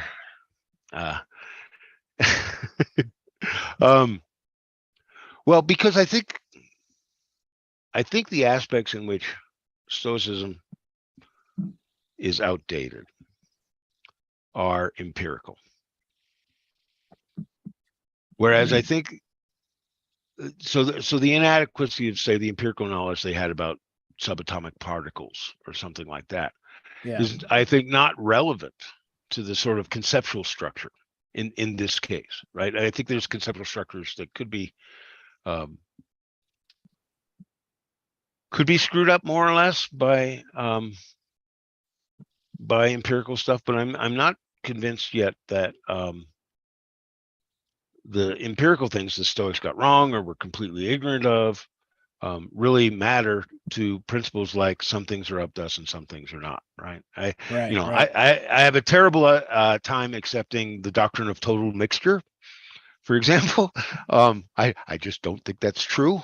But I don't think that matters to the question of what my causal role is in the world as an agent with a with a ruling center that says that assents or doesn't, right? I think that still makes sense within the context of modern science. So that's my short answer, I guess. But there was another one, and I'm not quite sure who's asking this because I'm getting it through the back channel from Phil. People who are coming to your workshops are obviously more interested than most in Stoicism. So what themes show up and what they're particularly looking for? Oof. Okay. Yeah. Oh, it's from Phil. Oh, it's from Phil. Okay.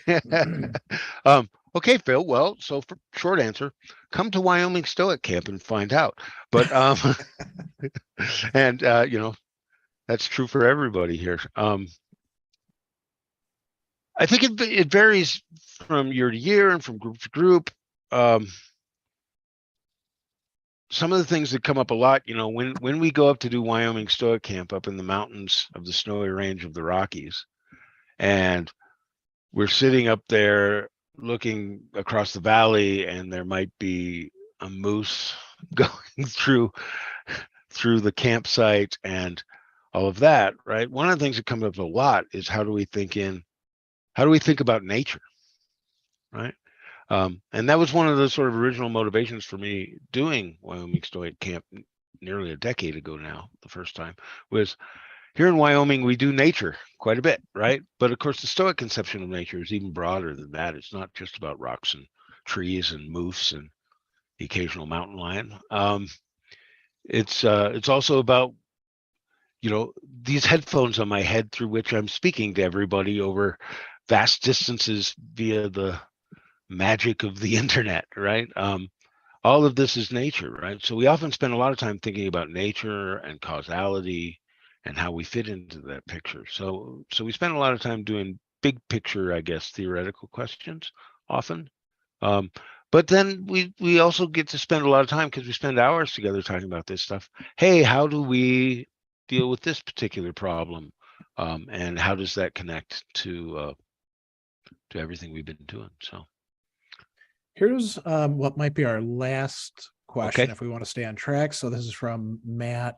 If wisdom is indeed as rare as a phoenix, do we ever end up digesting the Stoic principles, or is that a never-ending process? As far as I can tell, it's never ending, right? Because I keep growing new hair through my digestion and producing wool, I guess.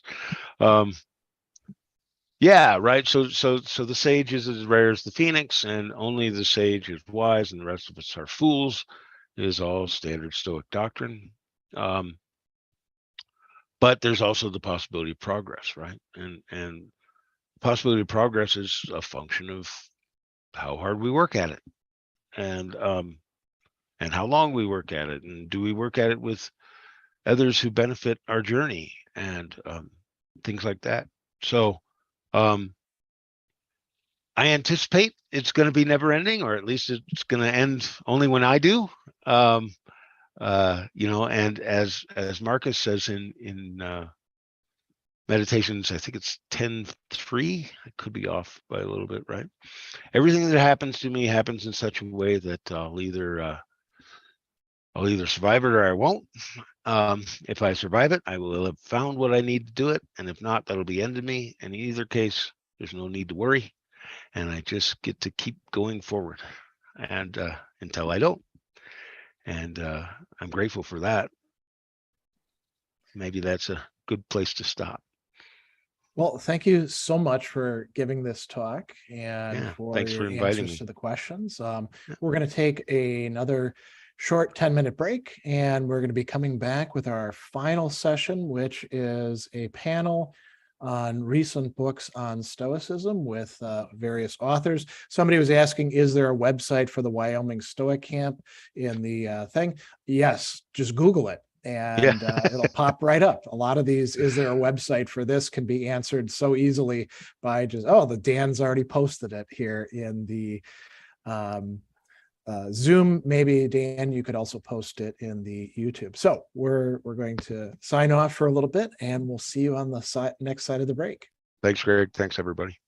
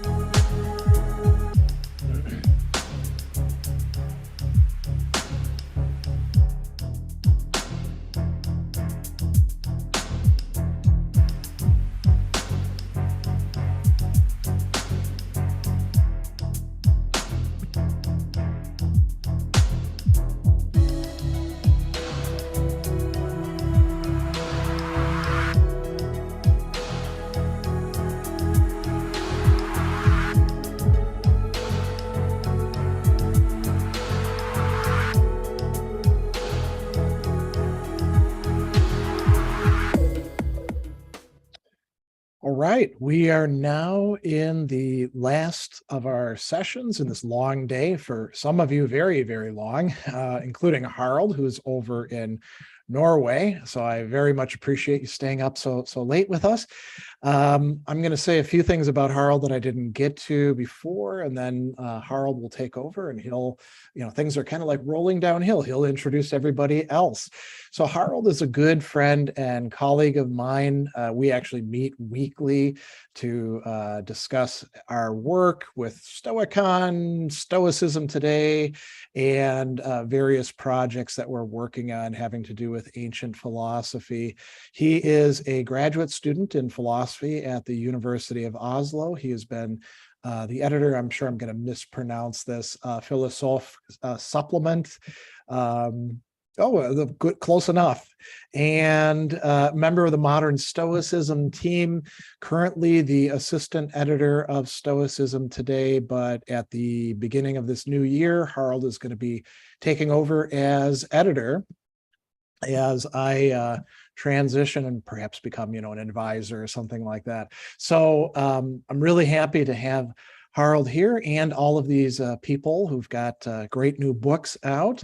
I will say too that we didn't come up with the idea of doing this book panel on our own. We basically stole it from the Australians, who have been doing this for a little while with their own Stoicon X's, and I hope that it turns out to be a great discussion of some recent literature. We also have my co-editor of Stoicism Today, Volume 3 and 4 here, Leah Goldrick, to discuss it. So I'm going to turn this over to Harold, and he will be handling this. The one other thing I want to bring up before we get into it, we've had a great day so far with little rancor and conflict within the chat. Let's try to keep it that way, and go out on a great note. Thank you, Greg, for that very generous introduction. So I have prepared a few questions, but if anybody in the audience have any questions, feel free to send them into the chat, and I'll try to forward them to the authors. I'd like to introduce Karen Duffy. She's a New York Times bestselling author, and her most recent book is Wise Up. We have Nancy Sherman here, and she's a professor of philosophy at Georgetown University. Her most recent book is Stoic Wisdom, Ancient Lessons for Modern Resilience.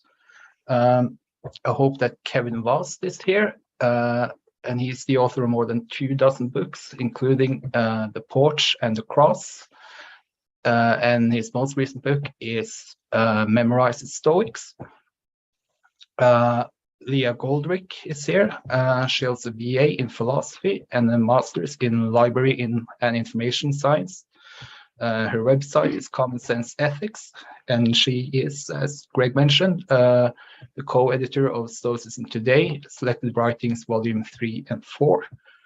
David Feider is a writer and a philosopher. He's the editor of the Stoics Insights website, and his most recent book is Breakfast with Seneca. And finally, we have Donald Robertson. He's a cognitive behavioral psychotherapist, and he has written a lot of books about Stoicism, most recently the graphic novel Verissimus. So welcome to all of you. Thank you. Is there anything I forgot to mention in the introduction that you'd like to add? I have one thing, and that is a thank you to the hosts and the organizers. So a great thank you to Greg, of course, Phil, Andy, Donald, I'm sure you're there somewhere. All of you, thank you. Thank you all, and thank you too for being here. It's great. So I think we can begin by asking each and everybody of you to say something about your most recent book, maybe take a few minutes to talk about it. So Karen, would you like to begin? My new book is called Wise Up, and what was interesting, it's published by one of America's oldest feminist press. And it's a book about Stoicism, and they wouldn't allow me to use the word Stoicism, classic wisdom in any way. And I found it interesting that as a woman writing about Stoic philosophy in an epistolary form, I really was bumping up against a lot of obstacles. But then again, when are Stoics not faced with obstacles? And it's a great thrill, because when you think about it, we only get 26 measly shapes in the English alphabet. But then when you line them up on a page, you create words, which just can be more powerful than grenades. And so this puny allotment of symbols allows us to just dig deep and into our heart. So I believe that books are not just lifeless lumps of paper, they're minds alive on the shelf. And I work collaboratively with my amazing partner, Francis Gasparini. This is our 5th book together. And we were writing a book of essays. And after rereading Seneca's letters to a young Stoic, his letters to Lucilius and Nicomachean and Ethics, we just really felt that this would work so much better and a lot more fun as a series of letters. So it was a great joy to write this. What I love about writing about classical wisdom is that essentially we have to read ancient books to kind of find new ideas, because in popular culture, ideas are just being recycled. So it's been a great joy to write this, and it is an honor to be here with these esteemed colleagues. Thank you. Leah, would you like to go next? Sure. As Greg mentioned, I am the co-editor of Stoicism Today's Selected Writings, Volume 3 and 4. And Volume 4 just launched on Friday. I have the proof here, the paperback proof. We'll be bringing the ebook out probably next week or the week after. And these projects have just been really great because, you know, books of essays really have something for everybody. And I give these books to my family and friends who are not Stoic, because there's so many diverse topics in them that they can skip around and read what interests them. And I just think it's really great for people who are new to Stoicism, not that familiar with Stoicism, to learn that this is not just abstract hand waving, you know, that this philosophy can be applied to diverse topics in life and is very interesting. So, but I've been really grateful to be a part of the Stoicism Today project. Thank you. Nancy, would you like to go next? Sure. Thanks so much, Harold. Let's see. Stoic wisdom just wrote itself in many ways. And it, as Duff said about her work, it was a joy to write. Part of it was that I was pent up in a cocoon during the pandemic, and so feeling the isolation, but that's a sort of a mandate for writing without distraction. And I also felt that it, you know, at heart, I'm an Aristotelian, so the truth will come out. But that said, I found the Stoics had so much to say with regard to psychological mechanisms.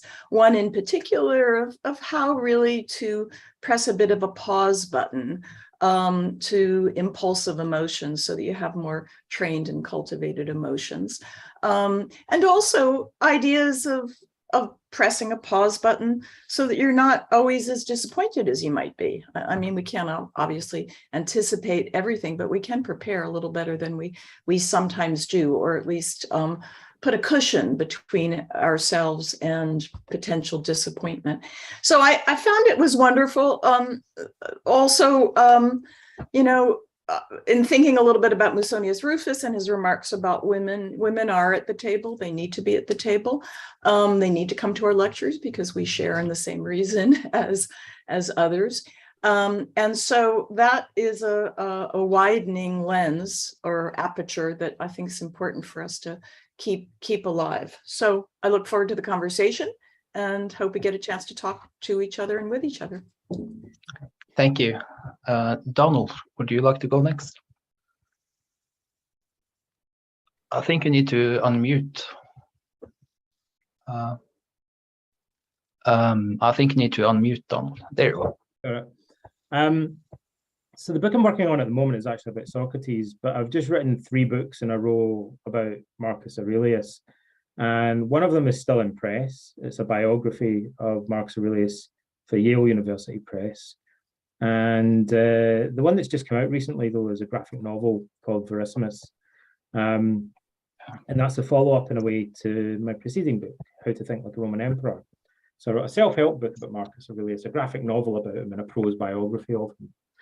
And the graphic novel, the one that came out recently, I guess like part of my motivation for doing that was over the years, I've met a lot of academics and psychotherapists, classicists and philosophers that are into Stoicism, and a lot of ordinary people that have just kind of stumbled across it.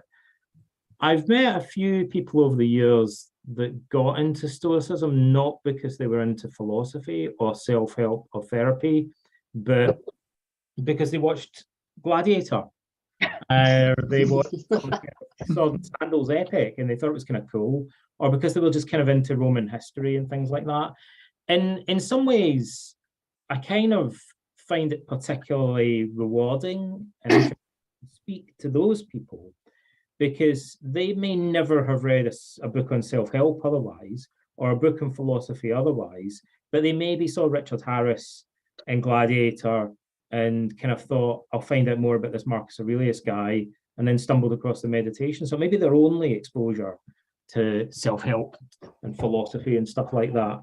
And so I wanted to write a kind of cinematic. I didn't realize this when I was doing Christmas, but about halfway through, I realized that I was basically writing something that looks like a prequel to Gladiator. So it's the story of Marcus Aurelius's life and death in graphic novel form, and we decided to make it pretty cinematic in appearance and to put as much action in it as we could.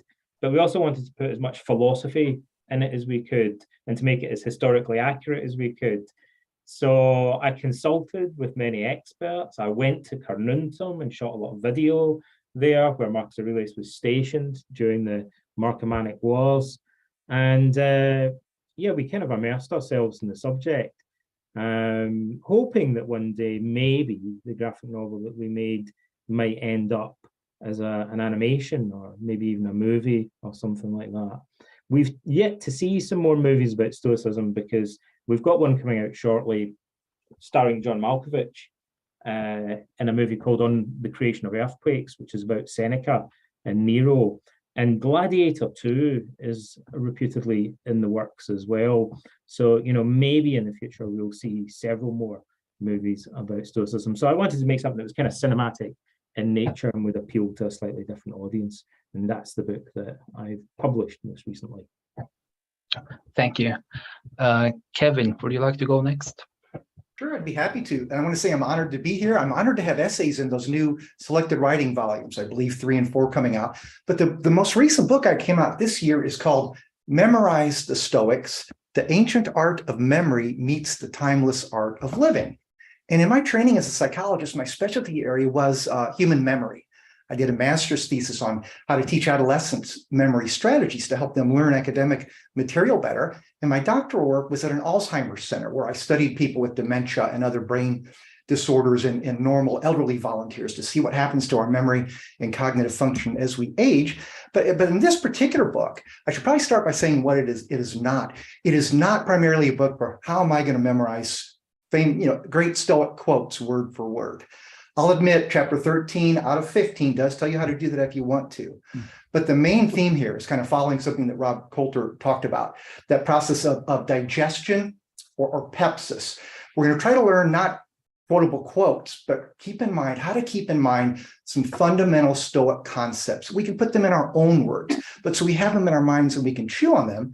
So I do that in the first part of the book by using this specialized memory technique, the art of memory, the method of loci or locations, to go through all the 53 chapters of Epictetus's Enchiridion handbook and show us how to place a mental image of each one of those in a particular place. So if we come up to the 9th place, this little cushioned bench in our memory tour, and we think, oh, here's where Yoda from Star Wars said to a hairy athlete next to him, pro Harry he is. We're going to remember, okay, in the 9th, Epictetus comes out and starts to drill into proheresis a bit. So basically, the book uses these ancient memory techniques that, like Stoicism, they have Greek and Roman origins. They come from Simonides in Greece, passed along by Cicero in Rome. But we're applying those techniques to the Stoic concepts themselves. And before I end, I'll say that some people have written that Seneca himself may have written a treatise on memory methods that we no longer have. We don't know if that's true or not. But we do know that his own father was a rhetorician and was himself a memory master. He wrote that he could repeat like 2,000 names of people and so forth. But anyway, this book, Memorize the Stoics, is kind of a spiritual exercise that encourages us and trains ourselves to try to really, learn some of the fundamental Stoic concepts kind of backwards and forwards and possibly even having a fun along the way, as we see that this is another way that our cognitive powers work. We can use this power of imagination to lock in important ideas. That's great. Thank you. David, would you like to tell us about your book? Yes, I suppose this is the moment where I'm supposed to hold up the cover so everyone can see it. So there it is, Breakfast with Seneca, Stoic Guide to the Art of Living. But the background to the book is that ever since I was quite young, in my early 20s, which was a very long time ago, I've studied ancient philosophy. And I studied Pythagoreanism and Platonism and Neoplatonism and things like that. And of course, I did read about the Stoics as well. But it was only about 15 years ago that I started reading Seneca, and it developed into a daily habit, which is where the title of the book comes from, because I developed this little ritual of reading one of Seneca's letters every morning at breakfast. And I wanted to write this book because Seneca, as a writer or as a Stoic philosopher, had been pretty much ignored by contemporary writers. And this is the first book that actually gives a synoptic overview of Seneca's main ideas that, the general reader would find to be interesting. And I like Seneca quite a lot, so I was very careful in doing the research. In fact, I took all of the chapter topics for the book, and I spent 4 months going through every single one of Seneca's writings and putting into a database everything that he said about all of these topics. So this huge database of quotations. Of course, the person who reads the book would never notice this at all because it's just like a smooth read, but there's a tremendous amount of research behind it. And then I went through Marcus Aurelius and Epictetus as well to see what they had to say about the same topics. And there's some really incredible overlaps between what they said. And that was how I basically organized all the material for the book, because I like Seneca and I can psychologically bear the fact of misrepresenting his ideas. And so what I wanted to do is to produce a book that really explained Seneca's ideas, that was truly faithful to what he thought. And then in the end, of course, I had to explain what all of the Stoic ideas were about as well. So in retrospect, I think the book came out to be a very good general introduction to Stoicism too. Great, thank you. Now I have a question for whoever who wants to weigh in. What did you learn about Stoicism in the process of working on your books? Karen, please go ahead. Well, one of the things is a couple of my friends were like, how can you find like all the amusing things in Stoicism. I was like, because that's what I look for.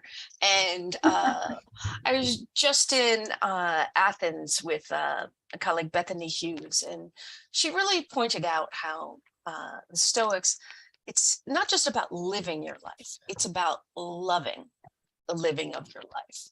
And I would say Epictetus, where to simplify, if you make beautiful choices, you will make a beautiful life. That just reverberated through me like a cherry bomb in a cymbal factory. And that's the beauty of Stoicism, is that there's always something to illuminate and crack open your mind and think of it in a different way. That's excellent. Thank you. I guess, yeah, thanks so much. I have a sort of a reverse challenge, and that is I find it very hard in some classes to get people to take Stoicism seriously. That is graduate students. Hate to say it, Donald, but they don't typically like Marcus Aurelius. They find Epictetus, too comic at times, tough. There's too many epigrams. They want systematic Germanic philosophy. It's that audience. And so, I had a harder time convincing them that there was actually something really interesting in the idea of indifference that built on Aristotle's idea of external goods without necessarily taking away from it. Or that there were, as Chris said earlier in the day in his wonderful talk, that virtue and wisdom just is navigating in the world of indifference. It is trafficking in the mess out there. So the challenge of speaking to sometimes a little snooty graduate students who want analytic philosophy at all costs, or system building, it is a challenge. And I think it's good. The scholarship is so terrific out there, some of the deep scholarship, but also some of the scholarship that helps us make it more palatable when it isn't. So it was actually a challenge in a different way. Yeah, that seems to have changed at my old university, or my university. So when I'm again, it seemed like if you want to specialize in ancient philosophy, you had to read Plato or Aristotle, and they didn't really take the Stoics all that seriously, it seemed. But that seems to change now, and so that's great. Anybody else?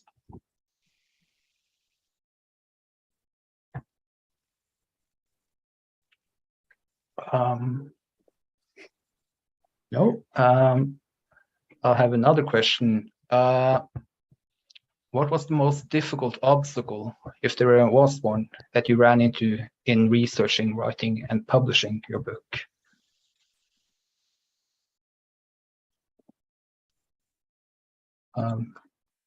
David, perhaps you would like to begin? Yes, let me talk about something else, which, because really, there weren't really any major obstacles, except for ones that I can't even tell you about, because they would be too political. I think it was something sort of like what Karen was talking about. But anyways, the most interesting thing that I discovered when undertaking this work is really how close Seneca, Epictetus, and Marcus Aurelius were. Now, Marcus Aurelius actually read Seneca when he was young, and he seemed to be quite enthusiastic about Seneca.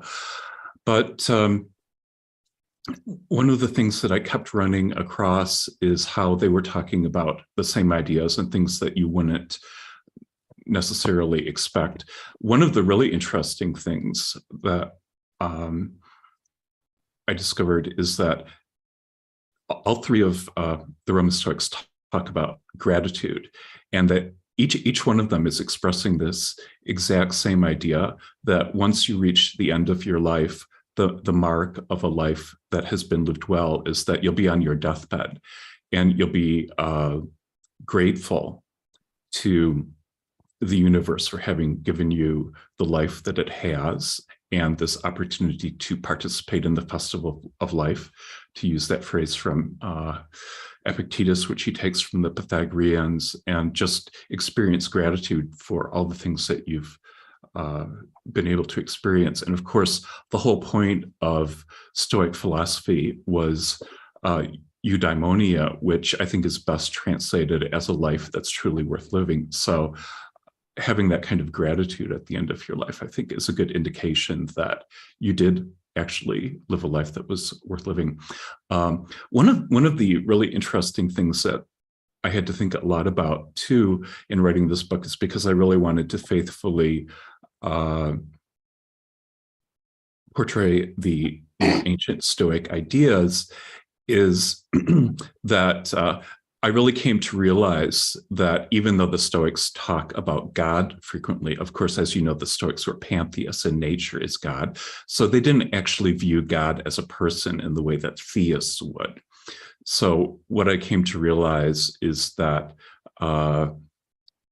there's quite a big difference between pantheism and theism. So I tried to explore that concept in the book as well.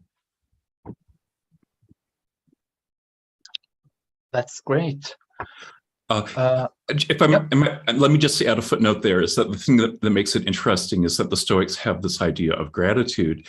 And if you're a theist, theists believe that God created the universe and stands outside of the universe, and basically drew up a plan and brought the universe into being. So, and that God is a person. So that's the traditional view of the Abrahamic traditions, or the Judeo-Christian tradition. But Stoics can be grateful just to the universe itself, or have this gratitude for being. And so I found that to be a very fascinating topic to explore. And I really felt that that did expand my knowledge of Stoicism, being able to really look into that and think about that further. Yeah, that's great. I really liked your section on gratitude in your book, where you quote Cicero said that gratitude is not only the greatest virtue, it is the mother of all the rest. So yes. Perhaps we can open up a general question for everybody on gratitude and how it fits in with the Stoic system. Yeah, if I might just add a footnote, it's very strange actually that Stoic scholars have totally overlooked this topic, because Aldo Danucci, who's a friend of mine who was speaking earlier today from Brazil, he's the only person I was able to find who wrote an article on gratitude and Stoicism. But it's somewhat shocking to realize that it was so important to all of the Roman Stoics and no one has written about it. I have something to add there. So I think Seneca on benefactions does talk quite a lot about gratitude and benefiting, or he does. Yes, he does. And all of them do. And he's fabulous because he brings to mind the reciprocation. It's like a game of catch. She says you gotta give the gift that's appropriate. A coat in the summer, is off. Books to a country bumpkin is the wrong thing. And you have to also show the gratitude, not with a furrowed brow, et cetera. So there's a lot of what I find probably the most exciting part of Stoicism is they're really prescient regarding the emotions. They get a bad rap about being emotionless or in denial about emotions. And, some of their prescriptions are like that, but their descriptive or theoretical account of emotions is well beyond most anything we have until we get to, contemporary periods. So absolutely. I think they're great, but others, we should open the conversation. Yeah. Kevin. Yes, if I can make a comment also about the theme of gratitude that David brought up and Nancy has added to. Some of my writing is about the work of Thomas Aquinas, a philosopher who is known for borrowing heavily from Aristotle, and then of course the church figures, Saint Augustine and others who came before him. And in his Summa Theologica, he spends over 500 pages on what we call the four cardinal virtues. And he also addresses all these, what he called the parts of the virtues, what various philosophers have said tie into each one of those cardinal virtues. And I just recall that when Thomas does his question and articles on gratitude, he cites Seneca more than Aristotle, more than Augustine, more than anyone. So yeah, Seneca has absolutely beautiful writings on gratitude that some people through the ages have picked up on and recognized. I think Cooper and Procope in their translations for Cambridge University Press a long time ago do a great job on in their notes and the rest. Yeah. Here's another interesting question. It's from Scott Bennett, and it's for David, but you can all chip in. Do you have any thoughts on why Seneca is not mentioned in any of the Roman Stoics writings who came after him, who surely knew of him? Yes,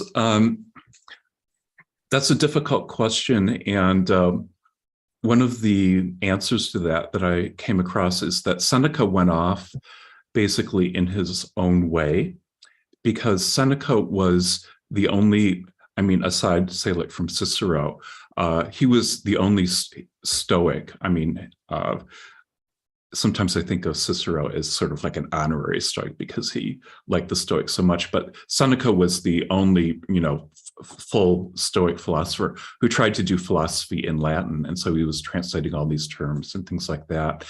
And that never caught on, actually. Now, it was very important for the Renaissance because in the early Renaissance, which was a revival of Greek virtue ethics, the only philosophers they really had were Cicero and Seneca. So Seneca was extremely influential because they could read Latin. They couldn't read Greek until like the 1500s or the 1400s rather. But I think that Seneca was sort of like an outsider in the eyes of Marcus Aurelius and Epictetus, even though Marcus Aurelius liked him, because they were sort of purists who wanted to keep doing philosophy in by writing in Greek. And similarly, they don't mention Cicero either. So it just might be because they didn't think that you should do philosophy in Latin. I'd like to add some comments to that. I've written a short biography of Seneca as an introduction to the capstone edition of Seneca's Letters a while back. And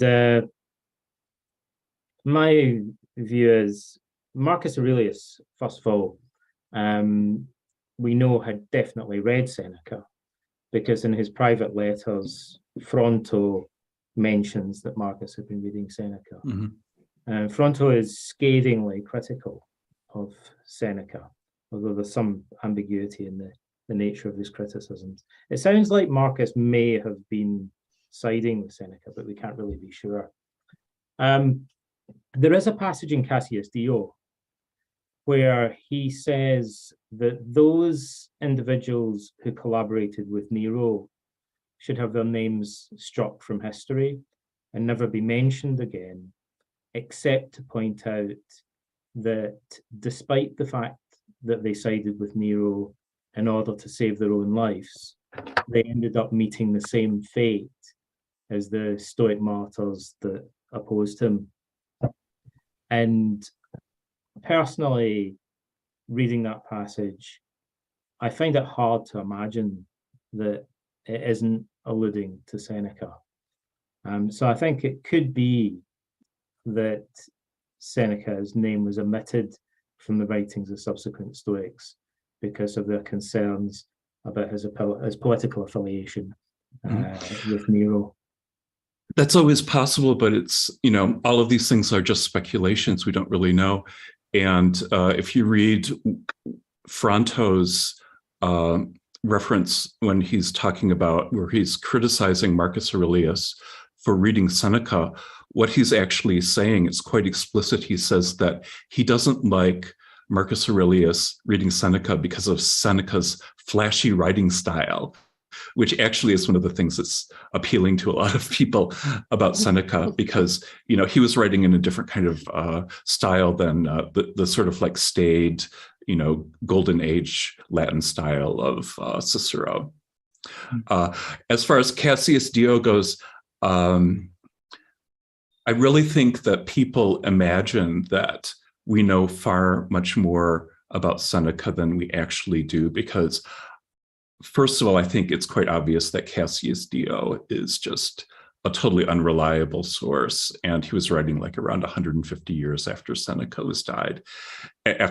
died, and we don't really have any firsthand accounts of Seneca. So there were obviously some people that didn't like Seneca and tried to demonize him, but I think that we have to withhold judgment on that. But the most accurate source for Seneca's life is Seneca himself. And it's really funny too, because we know hardly anything about his life.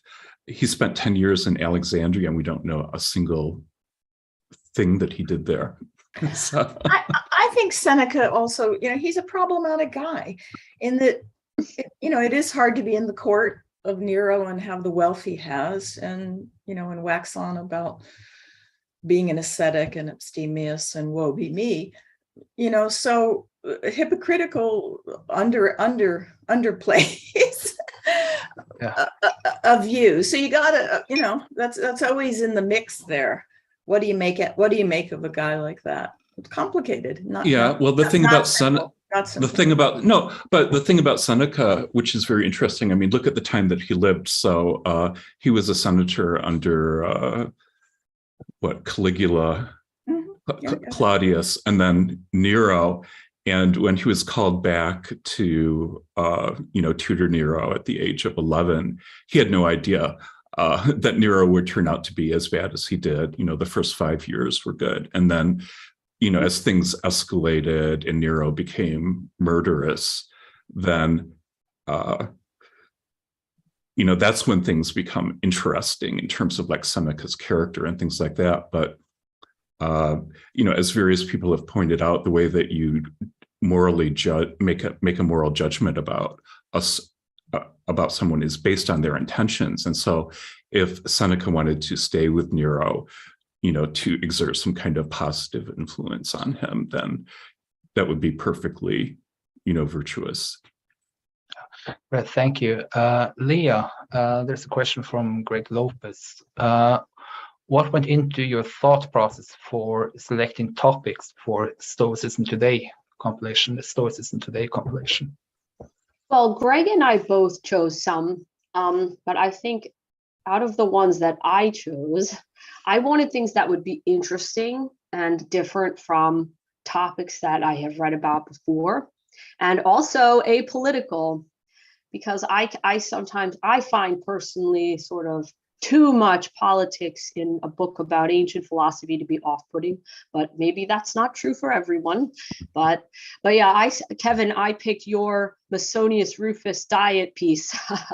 I was picturing that it was going to be about eating lentils and things of that nature, but really it's about, moderation with food and with, selecting what to eat. And it's a really interesting piece. And I also picked John Baptiste Roncarnai, Is It Possible to Escape Time? I thought that was such an interesting topic. How can Stoicism, take us out of our normal mode of being, can take us outside of time. So yeah, that was just what went into my thought process for this most recent volume, that I wanted things that would be pretty different from topics that I read about before. Great, thank you. And a question for all of you, and this is from Phil. What do you consider a success for a book? Karen, would you like to begin? Yes, I think books, they don't get finished, they get published. You're always, changing and editing. And my partner, Francis Gasparini, and I, we really don't connect it to numeracy or being on lists. We really feel like, how have we done as writers, and also, can we influence our readers? How do we move our readers? We often write about chronic pain. 80 million Americans live with chronic pain. That's an obstacle we have to face. So I feel success is absolutely small victories. And being on this panel. Great to hear. Anybody want to jump in? Yeah, I have 3 criteria for the success of the books that I write. That are interrelated, and one of them is writing's my full-time job now, that I earn enough money from it that I can afford to pay my rent. That's the first thing. Otherwise, I'd probably quit and do something else instead. And the second one is that I learn something from the process of doing it. And the third one is that at least one person tells me that the book had a really big impact on their life and they got a lot of benefit from it. And I have those three criteria instead of a target regarding the number of books that are sold and things like that. It doesn't really matter to me how many people read my book or how many copies are sold.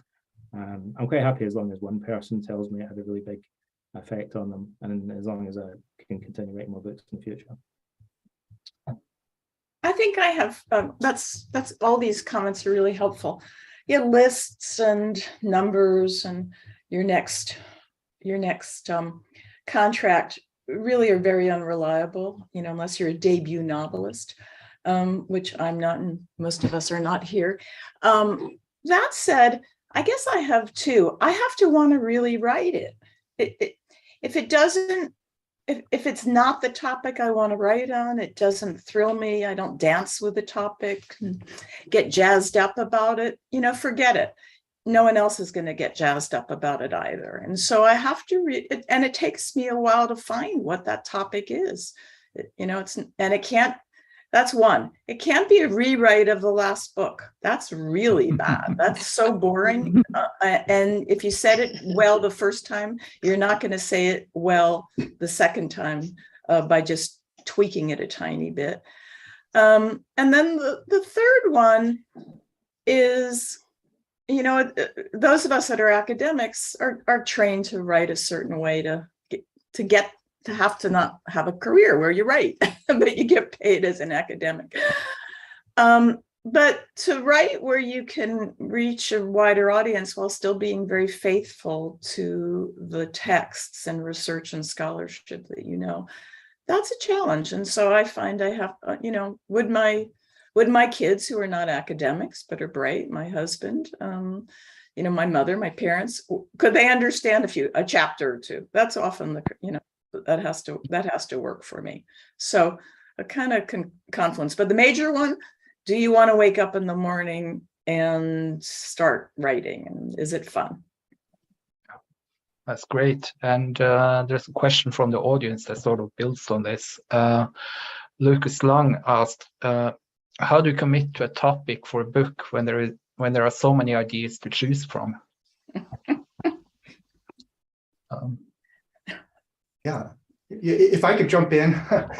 I've written a lot of books over the years. My first one came out in 2006, which was another memory book called Memorize the Faith. And I remember right when I was finished, I'm like, okay, up next is Memorize Epictetus. I had this idea, I want to put this down on the page, but many other ideas popped up in between. So 20 some books, interfered, but there it was. But I know just one thing, maybe other authors can chime in. Sometimes if I'm actually seeking out an idea, nothing's coming, then all of a sudden I get an idea. It's like, well, of course, why hadn't I thought of this long ago? So I'm not sure exactly what muses are involved, but I always just enjoy it when that just what seems like the right idea comes out of wherever it comes out of.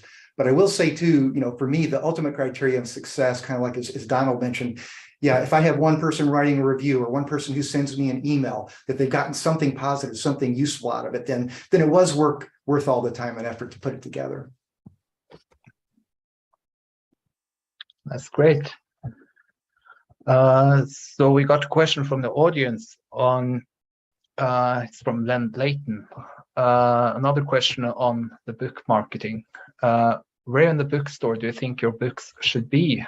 Are Stoics books stuck in self-help department with Dale Carnegie? I'm not sure who Dale Carnegie is. Dale Carnegie. He wrote How to Win Friends and Influence People. There's an amazing book called The Oracle at the Supermarket, and it was a doctorate from the author who noted that the reason why self-help doesn't work is because the reward center of your brain lights up just for buying the book, not for actually adapting any of the practices or taking in any of the wisdom. So I think self-help and diet books should actually be in the entertainment section. And it guts me when I see my book in self-help, and I do bring mustaches and googly eyes and put it because I hate the cover so much. So that's how I had to overcome that obstacle. Is I go to bookstores with, I've got thousands of googly eyes and mustaches in my bag, and maybe I'll do it to yours too, Donald, if you'd like. Yeah, that's great. So we're about to end now, and we have 5 more minutes. There's an after party afterwards, and if any of you want to stay on for longer, you're more than welcome to do so. But I think I'll end with another question for all of you. Do you think that there's some aspect of Stoicism that isn't talked about enough, both in academia and in the more popular books and blogs about Stoicism? Yes, that's something I've been thinking about a lot recently. And I recently did a discussion with the Stoa app about what I call deep Stoicism. And I think that there has been a tendency to reduce Stoic philosophy to a series of life hacks and things like that. And I'm not being critical about those things because, you know, they can be incredibly useful. I mean, I use those techniques as well, but they have to be grounded in something deeper. And so what I consider to be deep Stoicism is like the idea of the cosmopolis, that we're one, you know, human family, and that we're also part of the cosmos itself. And also the importance of love in Stoicism, which Donald Robertson was actually the first person to talk about, and this idea of gratitude.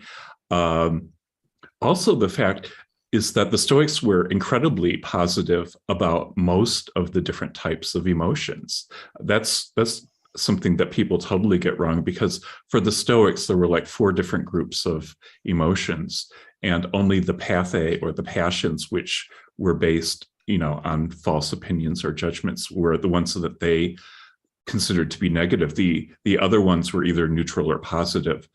So I just think that it's important for modern people not to lose sight of the deeper aspects of Stoicism. And I think that that's something that I enjoy writing about. And I know Donald Robertson does as well. And also Brittany Pollitt, I think she does a very good job with that.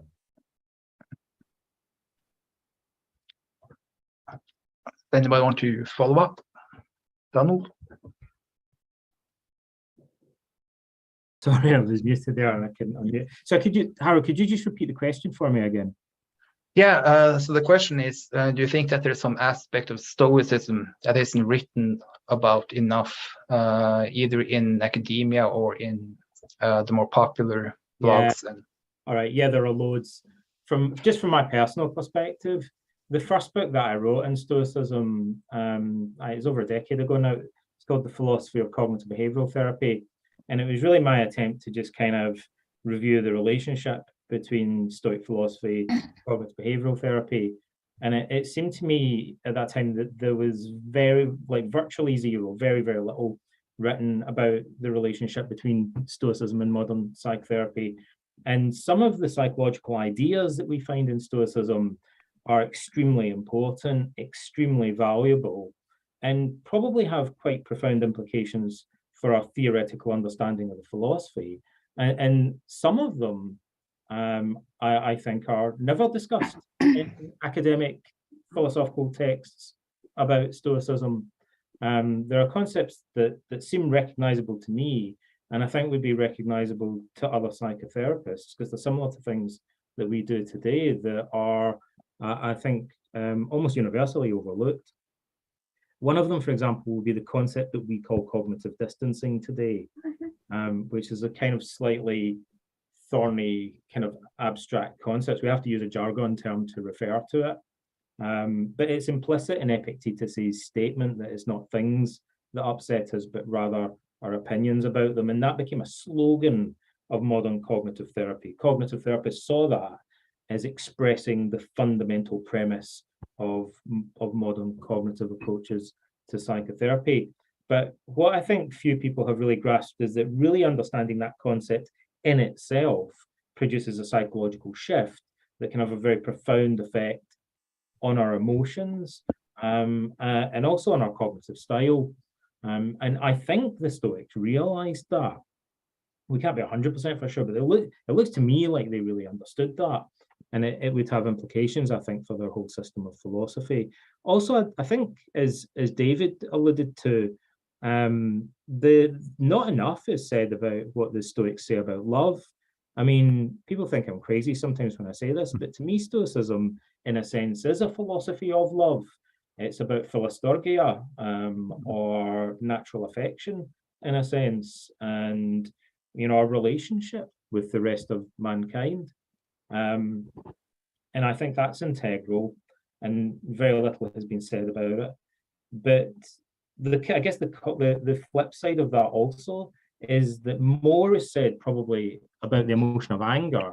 But I think in modern texts and Stoicism, there are a lot more could be said specifically about the dangers of anger from a Stoic perspective and the remedies for anger that we find particularly in Seneca, but also there's a list of 10 distinct remedies for anger that are listed by Marcus Aurelius in the Meditations, and they're not really explored in that much detail in many of the modern self-help books on the subject. I think there's, I agree with exploration of positive emotions as well as the role of negative emotions. I think the Stoics are brilliant on emotions, frankly. And actually, I think Martha Nussbaum did a lot early on in talking about these in the academic sphere. I don't quite know where to go with this, but the Stoics wanted us to be able to use wisdom wisely, use knowledge and cognition wisely. We globally are failing in that dismally. We accept lies. We accept lies as inside jokes. We accept lies in order to promote power. And if the Stoics have any political currency right now, or at least help us not only save our world environmentally, as Chris was saying early, but save our world as humans who need to live in political arrangements, then we need to turn to ancient philosophy in part to value knowledge and value fidelity to the best ways in which we can use our senses to gather information, delight in our senses, as Aristotle would say, to gather information and to know and to actually be knowers in truthful ways. So I don't have a text to point to you. It's not, or a verse. That's not the idea, but that certainly is the tradition of ancient philosophy. And so I think we need to return to that. All right, thank you all. I think that will be the last word on this section. And we're going to bring in Greg and Phil now. Thank you so much for all your time and entry and for being here. And yeah, Greg, I think we're opening up the floor now. Yeah, so what we had planned is an unstructured after party, we're calling it. So anybody who wants to can hang out, and we'll maybe answer questions that come in through the Zoom, or if you're watching the live chat in the YouTube. Anybody who was previously presenting, you're welcome. Just shoot Phil a thing and he'll bring you on up. I don't want to hold anybody. I know that some of you, Harold in particular, David, I think you're probably, I saw that you're in Sarajevo, right? So yes, pretty late yes. for you as well. So I don't want to like insist that anybody stick around, but if anybody wants to, from our panelists, from our presenters, come in and we'll look at some of the questions that are there. Go ahead, Phil. Yeah. So, I mean, obviously, this pointer is, thank you to all. Oh my gosh, that's Greg's thing. And I think, by the way, it would be entirely appropriate for all of you who are in the chat to thank Greg and Andy and Harold for all of the work that they And did to Phil. put this thing together. And Phil. And Phil. But remember, I'm much shorter than I look. Zoom makes me look taller, right? So, not a big thing. But a big thank you to all of them for putting this stuff together, because we wouldn't have all these smart people to talk to and do this thing. So, thank you for that. The next thing I want to say is that if you were previously a speaker and you'd like to come up, the thing I need you to do is to turn your camera on, and that lets me know that I can come grab you. Then questions from the audience, we want those questions to come in via the chat to begin with, and we'll see where we go from there. All right, so like I see Greg, I'm about to add Greg and Rob and all that, and I will unmute you and bring you up.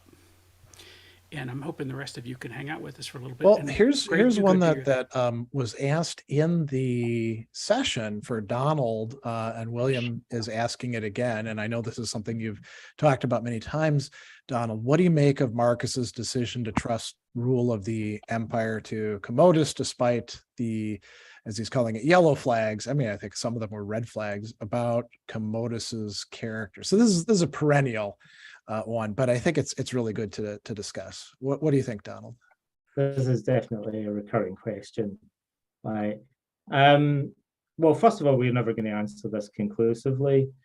And I've written about this, and as I was writing about it, I realized how complicated a historical question it is and how many factors are involved in it. So the first and shortest thing to say is, I think one way of answering this is to say, what's the alternative to Commodus?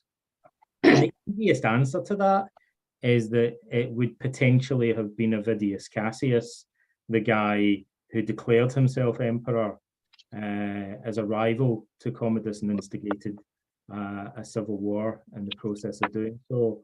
So it may have been that, and obviously the landscape changed repeatedly throughout the reign of Marcus Aurelius. For a number of reasons.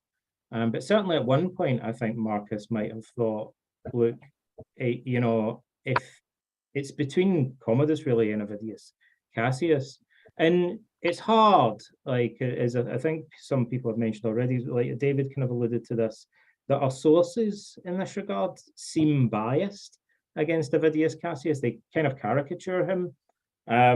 So it may be that we're reading propaganda to some extent, but he's certainly portrayed as a bloodthirsty warmonger. And although Commodus may have been a bad emperor, like, it's possible that the alternative might have been much worse.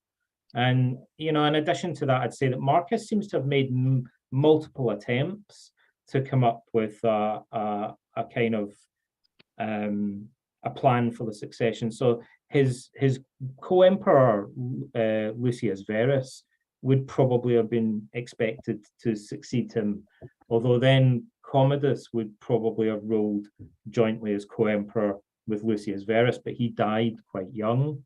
And then Marcus made Commodus Caesar alongside one of his other son, Marcus Annius Verus, who also died very young.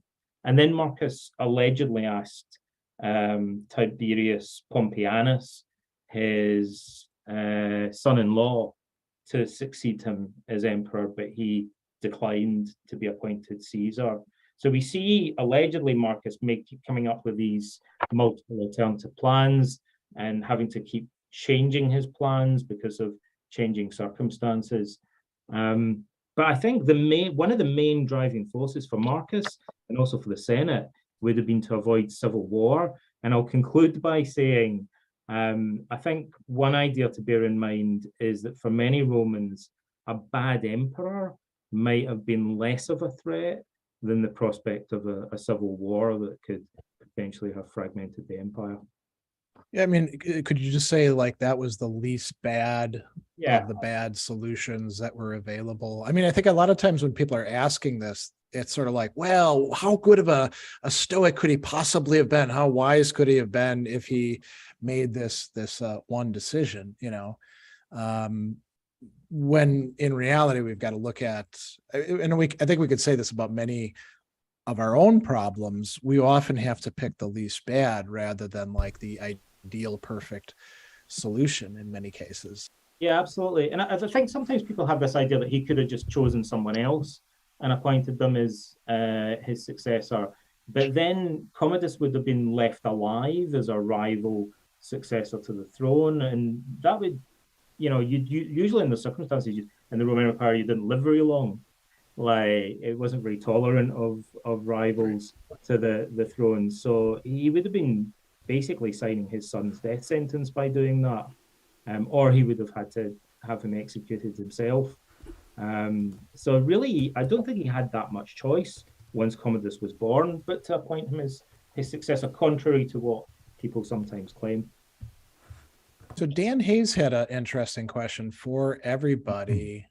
Is there any ought to share the ideas of Stoicism in our society or general education? I'm assuming the ought to means like some sort of moral imperative to share Stoic ideas. I mean, we've talked about this a little bit. It would be very nice to have more of these ideas making their way into, K through 12, right? I have a response to that, and that is that I just don't think you could go into a school and teach people Stoicism because it would be too ideological.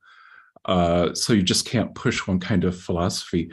But I think that what you could do, which would be extremely valuable, would be to teach a course on practical ethics or practical ethics from the ancient world and cover Plato, Aristotle, and the Stoics. Of course, the four cardinal virtues, come from Plato.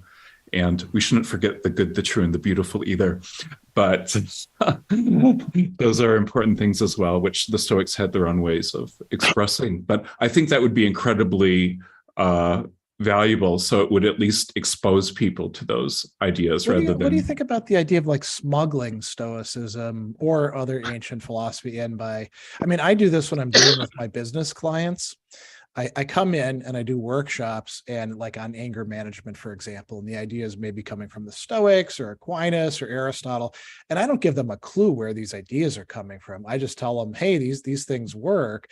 And then once, because if I tell them, they're coming from a philosopher, their eyes glaze over and they're no longer interested, most of them. But then if yes, Anthony says stealth Stoicism. Something that I like about that, Greg, just from your point of view, right, is nobody woke up this morning. I'm sorry, some of us did. We're all on this call, but nobody wakes up and says, I really want to study ancient philosophy.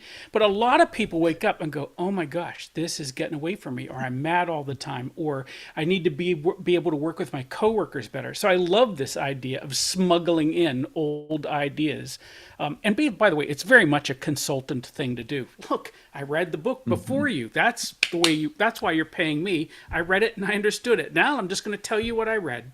Well, you can get them to read it afterwards. They'll be like, "Oh, this is a great idea," and then you'd be like, "Well, once the check comes clears. from so and so." Yeah, exactly. Yeah, I'm curious what Rob thinks of this, though, because I'm curious how this kind of comports into digesting a full philosophical system. If you sneak in tiny little bits that people will it may make their lives better and improve people's lives around them. But is it really full philosophy, and can you really give it that title? Well, it's interesting you bring that up because I've got two things I'd like to say about that. One is, I teach a course to college freshmen called Philosophy is a Way of Life that I do every semester, and we do sort of a handbag, a grab bag of a variety of different stuff. I start with Socrates, and we do the Stoics, we do some existentialism.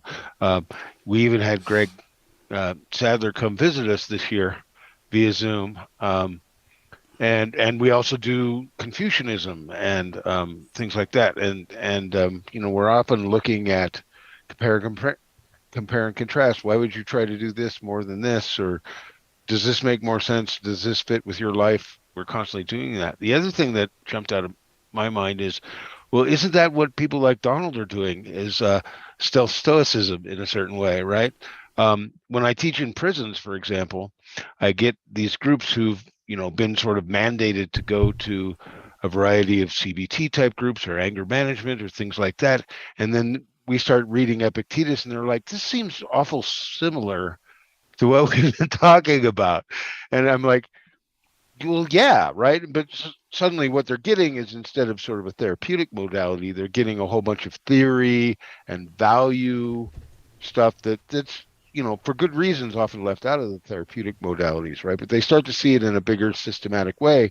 And I think the sort of anecdotal stuff I get back from these students I have in that setting is that it becomes more meaningful and valuable to them when they have it embedded in the theoretical and value-laden context. There was something that Donald said to me in a conversation a number of years ago that really stuck with me. And I think it was when you were thinking about writing the How to Think Like a Roman Emperor book. And you said, when it comes to CBT, there's like a standard literature. You can also read Ellis for REBT, but not too many people actually read these books more than once, but they'll go back to Epictetus or Seneca or Marcus Aurelius, and they'll keep on reading it over and over and over again, right? So at that time, and maybe you figured out the answer to this, the question that you were like putting to me, kind of like musing, was, well, why do they keep going back to the Stoic literature? What is it that it's offering them that let's call it, extracted the stuff out of psychological literature doesn't provide them with? Do you want to say anything about that, Donald? Have you figured it out, or? I mean, it seems to be what Rob is talking about. Donald, are you unmuted? Yeah. No, now you're muted. Now let's unmute you. I'm back, sorry. My best answer to that is twofold. One, that the surviving Stoic literature that we have is better written. So Seneca was a master rhetorician, but so in a sense was Marcus Aurelius. And Epictetus is also a very powerful writer, but in a different sort of way. So we have this kind of curated version of Stoicism where maybe less than 1% of the texts survive, but maybe it's the best 1%, right? Like maybe we've got the creme de la creme of Stoicism to some extent, or at least some of the better, more engaging Stoic texts. So that's not to disparage modern CBT and self-help writers, but these books have survived for 2,000 years because they're beautifully written, as well as containing some very profound concepts. So that's one reason, like the quality of writing.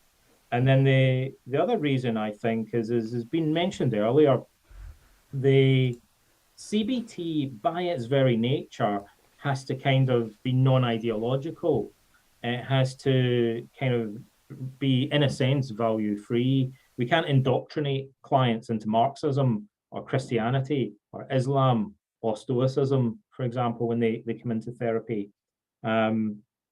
But maybe one of the most important things about Stoicism is that it can change us at this deeper level of our worldview and our core values and go beyond what we're kind of allowed or expected to do within the confines of a clinical setting. I think perhaps that's the case. I wanted to add something to this. I mean, you're kind of skating around one thing that I think might be important is that it actually works. And that's one of the reasons they keep going back and doing this again and again. And I think of this very charming thing, this last event we did, we had Scott Waltman on as one of the presenters, and he did this throwaway sentence in there while he was answering a question. And he said, before I came to this CBT and thinking about it this way, he said, I used to be a trained Jungian psychotherapist. He said, I loved it. My patients never got better, but I loved it. And I was like, that's it. That is the difference right there, right? Is making that switch. I think it's something that works. And I can't add any erudition to that, but I just loved his clarity in that moment. That raises a question, Phil, which is like, in what sense, in some sense, does Stoicism work better, though, than CBT? Like, because people seem to feel that Stoicism gives them something that CBT doesn't give them.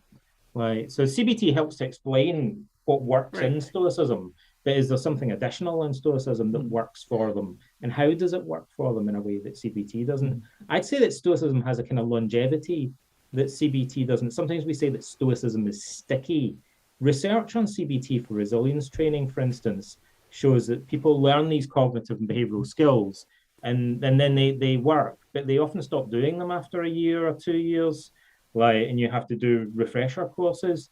Whereas, I've met very few people who have told me that they used to be into Stoicism but aren't anymore. Like almost everyone that I've met that's told me that they got into Stoicism tells me that they're still into Stoicism. So it has this kind of stickiness or staying power that I think some of the books on CBT don't seem to have. Do you think that part of that, I mean, you can practice Stoicism on your own, but very often people are doing it in connection with like a community, right? I mean, you can have CBT, like group therapy and things like that, but then you're done and you move on, right? And if you see the person that you were in therapy with on the street, you probably don't pay attention to them.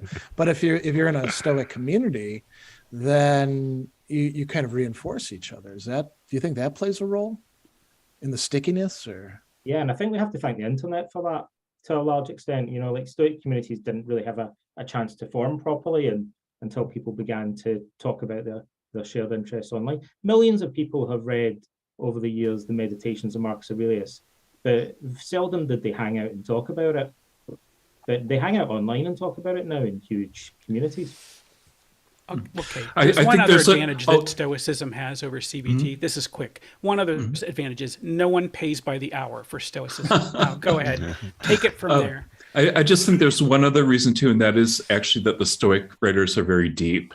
And so say like the first time you read Seneca, there's no way that you're going to get everything out of Seneca's text that you possibly could. And it takes actually multiple readings to unpack all of that material and to use Rob Coulter's term, digest it.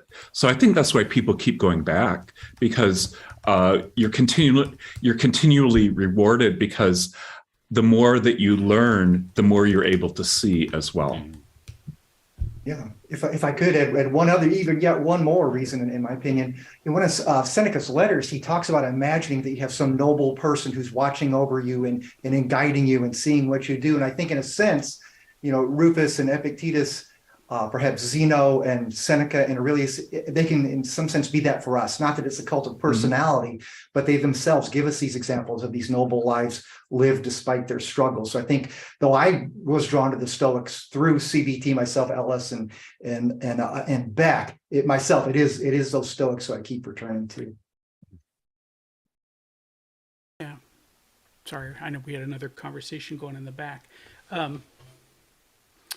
Well, there's an interesting question here that I think might be fun to go out on. I'm going to have to go probably at the top of the hour because dinner's here, and I know some of you are hanging on. But here's a nice short one from Christian Madsen.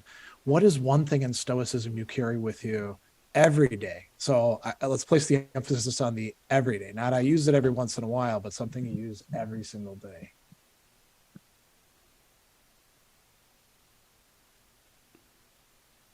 Don't make assumptions unless they're warranted. That's one of my mantras. Don't make assumptions. I have one that's very similar, like taking a pause, which I think is almost the same thing, right? Yeah. An impression, wait a second, because I have to do that every single day. Or I like to say, take a step back. Yeah. My inmate students actually came up with a phrase a number of years ago. They call it the Stoic step back, right? When they'd run into some sort of conflict, they sort of digested this idea of just taking a quick step back, even if not physically. I would say to the general idea of at-hand phrases, I can't say I do something every day, sometimes because I forget, but also because circumstances change and different things are useful in different time periods of my life. But at-hand phrases is an almost everyday, if not everyday thing, just saying something quick to myself that I've rehearsed and digested in the past. I wish... I was just... Go ahead. Yeah, go ahead. Okay.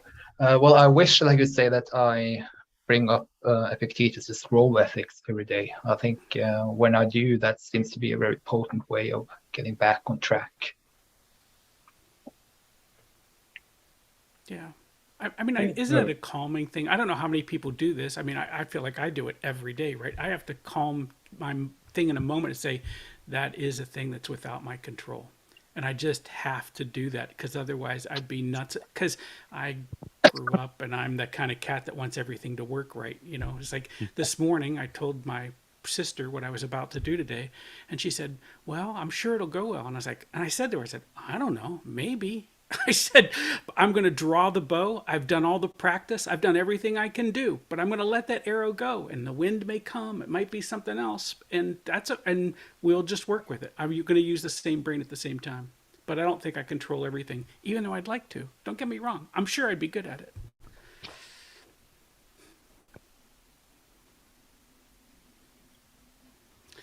Someone asked in the thing, what brought to Stoicism? I'm just going to say before Donald answers this question, he wrote a really nice Medium post on how his path to Stoicism in the last week. And I think it was Medium. It could have been Substack. He's everywhere. But he wrote a really nice post on it.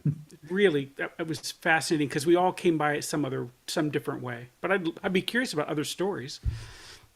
Not that I don't like Donald's, but I just read it. I'll say too, I read that and I was kind of inspired. I was like, oh, I should write something like that, you know, when I've got the time. I don't know how, I mean, Donald, do you have like some portal or something that gets you 48 hours a day? Yeah, I've got because I used to treat clients with clinical depression. One of the things we do is activity scheduling. So we have like literally a little form with blocks for each hour of the day. I use one that's divided into half-hour blocks. And so, like one of the things I realized when I mapped out my day like that was that often what I was trying to achieve in a day wasn't achievable. My goals weren't realistic. But in other ways also I noticed how much time I was wasting, kind of procrastinating or just kind of like, surfing the internet or things like that. So, I only refer back to that periodically, but I'll use activity scheduling in half-hour blocks sometimes to try and kind of get more work squeezed in each day. But I'd love to hear people's stories about how they got into Stoicism, I wrote it because people were asking me about it, and some people were talking about me on the internet and saying stuff that was not accurate. So I thought I better kind of like try and set the record straight. But I wish I could hear more about, how other people got into it. Who's it going to be? Rob, you want to do this? Sure. Right. Yeah. So how much the origin story, right? I'm an academic, right? So I've been studying Greek philosophy since, the 1980s. But for me, it was always like the technical stuff in Aristotle and Plato and metaphysics and epistemology, and that was all great. And I would teach some Stoicism here and there. But I was like one of Nancy's students she was referring to, right? I didn't take it seriously. I thought it was kind of, Dr. Phil in Greek. Watch it. There's some good Phils out there. But for me, I was going through a really rough time in my own life about a decade ago. And I was literally teaching class and teaching the Enchiridion, teaching Epictetus. And for dramatic effect, I was standing up in front of the room and reading it aloud to the classroom. And like halfway through the first paragraph, I was like, oh, wait, this could actually help. Real pepsis. You decided to eat your own dog food. Apparently, right? And so literally I finished that class and I'm like, oh, wait, we could, this is when it just like a flood of stuff started happening. And I was like, I wonder if anybody's doing that.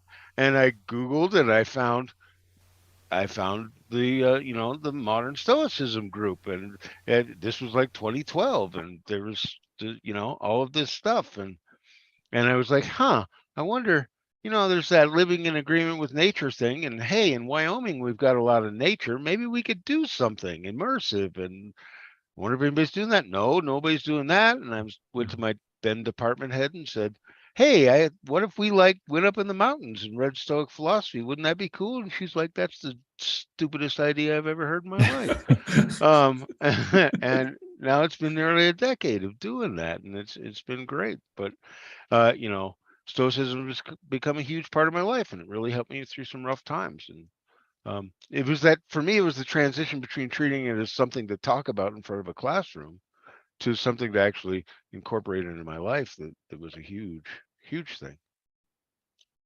That's the short version, I guess. Oh, I got it. Kevin, did you have a similar story? I just thought it seemed like I was reading something that maybe you wanted to tell us your tale. Oh, well, well, just in brief, I remember I was an undergraduate in psychology, and in one semester I did a paper for clinical psychology on Albert Ellis's rational emotive therapy, while I did a paper in the abnormal psychology on Aaron Beck's cognitive therapy for depression. So it was by reading them that led me to read the Stoics firsthand. That really got me into Epictetus and all, because they had referenced him. And I must say, I remember the first lesson I learned that they talked about was, from the handbook or Enchiridion, chapter 5, people are disturbed not by things, but by the views they take of things. That was the first lesson I ever learned. And I think that's the one that probably comes back the most to me today. But yeah, I've been involved in one way or another, dipping back in for several decades now, but I just find them never get tired of them. And there's always new insights to mine. Yeah.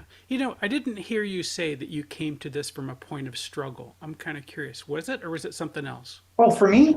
Yeah. Well, the particular struggle for me, the most apparent one, was I was horrendously shy and had a dreadful fear of public speaking. If I had to give a talk in a course at school, I thought, I wonder what the odds this teacher's going to get sick and then I'm not going to have to do this. It was really bad. But then I read about the, premeditatio malorum, and the cognitive therapists, and the Stoics talk about shame attacking exercises, things like that. So I basically said, imagine I'm giving a talk and it's the worst talk ever. I spit on people by accident. I tell a joke and nobody laughs. I realize my zipper's down and so on and so forth. I think as Alice said, well, maybe I'd be the worst public speaker in the world. Well, somebody's got to be, so might as well, be me. And then for the shame attacking exercise, it was like when Zeno's teacher made him walk around carrying the big bowl of lentil soup to embarrass him. For me, the way I did that was when I had to give one particular talk. And I just said, I'm sorry, everyone, if you can see my heart pounding within my chest. And I did that Arnold Schwarzenegger thing where you bounce your pectoral to make it bounce, or if you can see me turning red, and my voice trembles, I'm sorry, I'm just scared, but I need to get on with this talk. So seriously, that was in my early 20s. And since about that time, I never had fear with public speaking. I was later to do college teaching and things like this. But for one particular incident, the cognitive therapist and the Stoics got me over my fear of, what is it, Donald? Glossophobia, that fear of public speaking. Yeah, that's great. I know I don't want to get between Greg and his dinner, and so that we might be done here. And if that's the case, Greg, let's say thank you to all, both the audience and our speakers who hung around for us. You have been a fabulous day. I'm glad I was here. Yeah, and this one went with no technical hitches. Phil, you're the guy to thank for that. Thanks to everybody who showed up, and all you speakers and panelists for giving of your time so generously. It's really quite wonderful. I think this is it provides a nice model. So I'll just say thanks to everybody. I'm glad we could hang out for a little while. I'm gonna head off. Andy and I have a decompression dinner planned, so nice. I'll say goodbye to everybody. I'll tell you what I'm gonna do right before you go off. Okay. I'm gonna hold on right a second here. I'm gonna remove me, then I'm gonna come up here. I'm going to replace Spotlight with just me, and not that anybody cares about me. But what I've given is everybody on the call has the power now to unmute themselves and say thank you to Greg and Harold and all of that. So if you have the power to unmute yourselves, and I'm going to count you down, and we're all just going to say thank you to Greg for doing this thing, right? And this is the way we end this show. So it's 3, 2, 1, go. Thank you. Thank you, everybody. Thank you. So welcome. I love it. Thank you all. And with a press of a button, we will all be gone. But don't forget this, you will get a copy.